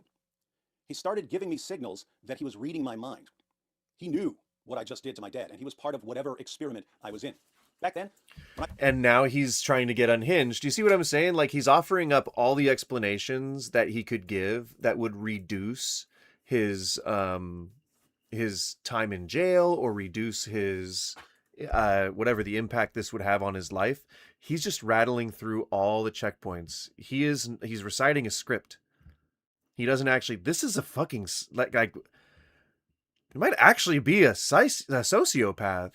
Depending on, it might be psychopath if he was just born that way, but I don't know anything about his early life. Like, this is insane. When you're backed and funded by wealth for a certain agenda, you can't be canceled unless you really mess up the plan. Well, yeah, that's the thing. He's leaning into it, if anything. I thought you were reading my mind. That's when you were Child rapists are very well welcomed in the MAGA community. safest around me, because if I wanted to kill you, I would start thinking, but maybe that's what they're trying to get me to do. And then I wouldn't do anything, because if that's what you're trying to get me to do for your experiment, I didn't want to do it. So this guy drops me off. I try calling my family from the gas station. No one answers. I decide to hitchhike. No one picks me up for like the next 30 or 40 miles. I walked from morning to night, and it was cold, and I wasn't dressed for the cold. My face swelled up. My calves turned into knots. But there was something perfect about it. It seemed like I was at war with the entire universe, and the universe was attacking me with cold, trying to break me. So I kept walking. I started throwing rocks at cars when they didn't stop, hoping that someone would jump out of a car and do something so I could take his car. Turns out it's hard to hit a car that just blew by you going 70. Nighttime, I find a trailer by Cooper's Rock. I walk into the trailer. So he's just detailing how he tried to get away after thinking that he just murdered his dad. Sure, this is probably a very emotional time for him. But like, what the fuck? No one's there. But I call my family, someone finally answers, and my uncle comes and picks me up. The next day, my mom takes me to Chestnut Ridge Psychiatric Hospital. In this mental hospital, I keep going back and forth between thinking these doctors and staff are normal and thinking that I'm part of an experiment and that they're all in on it. There was a window in my room, and I kept thinking that it was digital. It was really a screen, and the outside wasn't real. Keep in mind, I'd been on the other side of that window when my mom brought me there, but it seemed fake. So I wanted to break the window with a chair, but then I would think maybe that's what they're trying to get me to do, and I wouldn't do it. One day, boy. this doctor walks into my room and says, David had... So he's talking about this mania that he's going through, like it's a supernatural experience. Do you see the emotion on his face when he's talking about the lie that he's telling? He's talking about the thing that he was coached on. And you remember his face during that interview when he was talking about what he actually did, right? Like, pretty distinct. Like, pretty fucking distinct.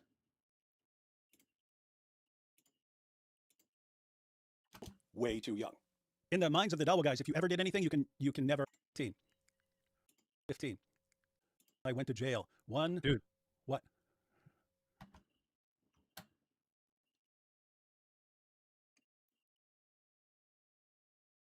Like, holy fuck, dude. So that's his face when he's describing something that he's admitting to doing. That is, I don't know why anyone would ever admit to it if they were making it up. But this is the face that he wears. This is the mask slipping. So when he's talking about what he did to children, this is the look on his face. And then when he's like doing his made up bullshit, so he is so justifying a murder so bad he want to be the good person murdering a guy, not self-defense. Like, but this is all to justify child rape, which is insane. Giving me beer and weed since I was 6, but by the 90s, I had concluded that my brain was the greatest brain ever. The judge let me out on a low bond. Turns out it's hard to hit a car that just blew by you going 70. Nighttime, I find a trailer by Cooper's Rock. You can see, so I like here later on, he seems to be recounting this joyfully, so he's breaking back into the true story part of it. Was attacking me with cold, trying to break me. So I kept walking. I started throwing rocks at cars when they didn't stop, hoping that someone would jump out of a car and do something so I could take his car. Turns out it's hard to hit a car that just blew by you going 70. Nighttime, I find a trailer by Cooper's Rock. I walk into the trailer. It's not hard to hit a car that's driving by. I don't know why you would. That's dumb. Watching a show or listening to a song, thought that it was speaking directly to you. Yes, lots of times, but how did he know that? How is that dude not reading my mind? Anyway, they keep me there until Virginia puts out an arrest warrant, and they move me to a jail in West Virginia and then to a jail in Virginia. They didn't even turn him in. He didn't even turn himself in after this happened. He didn't even turn himself in. He waited until they turned him in, until they issued an arrest warrant. Oh, boy. Jesus Christ, dude. So after all of this coaching that his mom, brought him through, after all this coaching, now he's ready to go face the music. Virginia, they bring me to my arraignment, but the dumb prosecutor didn't have the paperwork yet, so the judge let me out on a low bond. I got out and I thought, why was it dumb? Why was it dumb? Why was it... Why? The prosecutor may have been dumb, but why are you framing this like this is something you're proud of? The prosecutor was really stupid for my attempted fucking murder case. And so I got out on a bond, so I could grape children. Ha! I just beat him. I'm going to get away with this. I was not going to get away with it. But my delusions shifted from thinking people were reading my mind to delusions of invincibility. I thought I would always outsmart everyone and that no one could stop me. I decided to stay out of trouble until my trial, so I got 2 full-time jobs just to keep myself distracted. My plan was to stay squeaky clean. Well, no. I don't know if you guys are aware of this, but supervision for, or pretrial supervision usually means you have to get a job. Either either you're ordered to get a job while you're on supervision, or you would have argued with your lawyer, like you would have told your lawyer to argue on your behalf that you already have a job that you can't miss, or else it would cause a detriment to the household, and so therefore you would have to stay at your job, and so then they would let you do that. Sometimes they let you do like weekend jail, but yeah, that's what this. He had to get jobs because of a court order. Did not last long. I got in fights at both jobs, but I didn't get in trouble. I hit a guy with a shovel at work and choked him until bloody foam came out of his mouth. We were friends. He just quit and never came back. I didn't get in trouble. The other place I was working was a department store. So he's admitting to more physical assaults. He was on a spree, just trying to hurt as many people as possible. He thought he was going to have to kill the guy that gave him a ride. He thought he was going to kill anyone who got out of the car to come and help him. No conversion to Christianity makes any of this okay.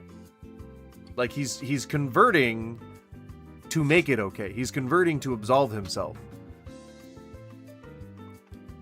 Kept stealing stuff and didn't get caught even though it was obvious. I would grab something to put in my bag and I would turn and wave whatever I was stealing at the security camera and stick it in my bag because by that time I just thought, I can't be caught. I'm invincible. Somewhere in all of this, I went to some parties with... Because anyone who's crazy enough to just go and do that is going to be a fucking psychopath, and maybe the fucking security didn't want to deal with it. They didn't want to risk dying because of your crazy ass. Random people. You're not why security guards exist. That's for petty theft. You're insane and tried to fucking kill several people. I would meet even though I hated parties. People were annoying and disgusting. I went there to watch them act like idiots. Not sure you're familiar with these No, parties. see, that's like edgy. That's like the whole like neckbeard incel thing, where like they're like, oh, I just like laughing at all the dumb people, conformists. Even though like they wish more than anything that they'd just be accepted by these people. 1990s, but it would be a bunch of kids drinking beer and smoking weed and having sex. People had been giving me beer and weed since I was 6, but by the 90s, I had concluded that my brain was the greatest brain ever, that I shouldn't pollute such perfection with beer or drugs. In those days, my morality, if you can call it that, consisted entirely of 1, do I feel like doing this? And 2, do I think I can get away with it? Whatever you have in your head that says, no, don't do that, that would be wrong, I was born without it. There were always girls who would fling themselves at the bad boy in the room, and I tended to be the bad boy. No, I'm sorry. No, you weren't. You're not the bad boy.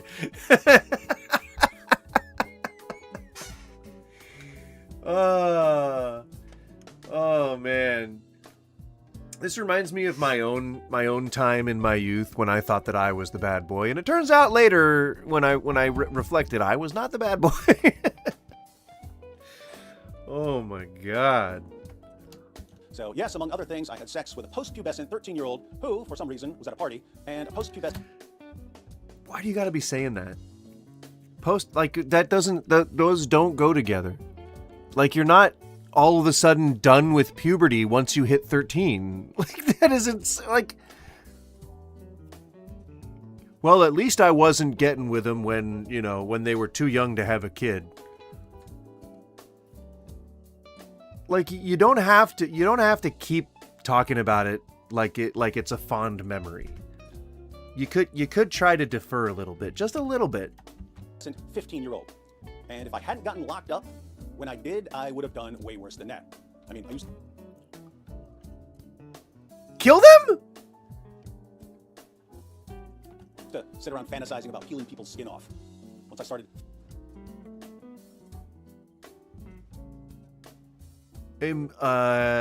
He just said that he used to fantasize about peeling people's skin off.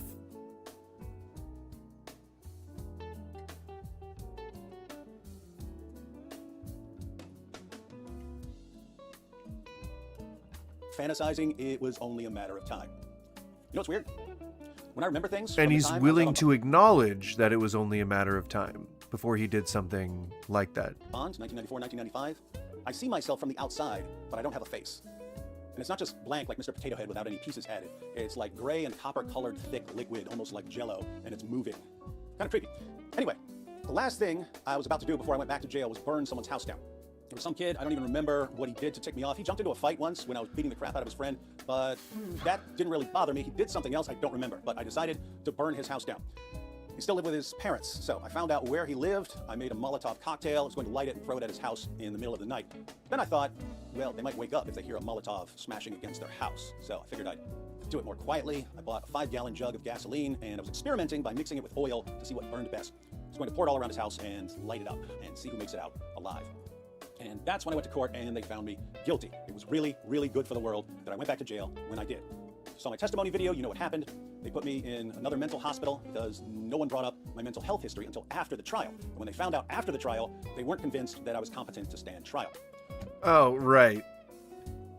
So you tried to go with the insanity defense first. You realized it wasn't going to work. Then you dumped the whole mental health history thing. And then you got sentenced, and then you were like, okay, let's try with a different judge or with an appeals court, and then you went with an insanity defense, and you were able to get one. Cool. Went to a mental hospital for a while. I didn't tell them anything about delusional thoughts of people reading my mind or anything like that. So all they knew... Yeah, no, because the people that told you to generate those thoughts, like you're some fucking AI when they were coaching you on how to avoid prosecution for your dad's attempted murder, which you thought was a murder at the time, they told you not to say any of that stuff post-trial. Was the antisocial personality disorder part, and they don't keep psychopaths in mental hospitals, they keep them in prison. Nope, you cannot diagnose psychopathy. It takes years to assess somebody for that, and even then, they almost never get a diagnosis. Because part of the whole equation of being... What didn't he do? That's the question now, for real, dude. Like, the thing about being like a psychopath is that you are instinctively masking yourself. You're instinctively coded to whatever the environment is. You do not feel regret or remorse for anything that happens, but you also don't take pleasure in things. It's about sensory release. That's all it is. It's like, I mean, it's gross, but it's sexual release. It's mostly tied to sensory stimuli. But that's really the biggest sensation that a person who is a true psychopath feels is the sense of sensation. They don't get wistful. They don't get weepy-eyed. This is more sociopath stuff. But he was told to play a part, essentially, and he's playing that part. Went back to the jail, and I eventually ended up in a dorm with a guy who turned himself in for 21 felonies. My first role model as a Christian was a guy who spent years committing crimes, got away with everything, became a Christian. You fucking slept with children.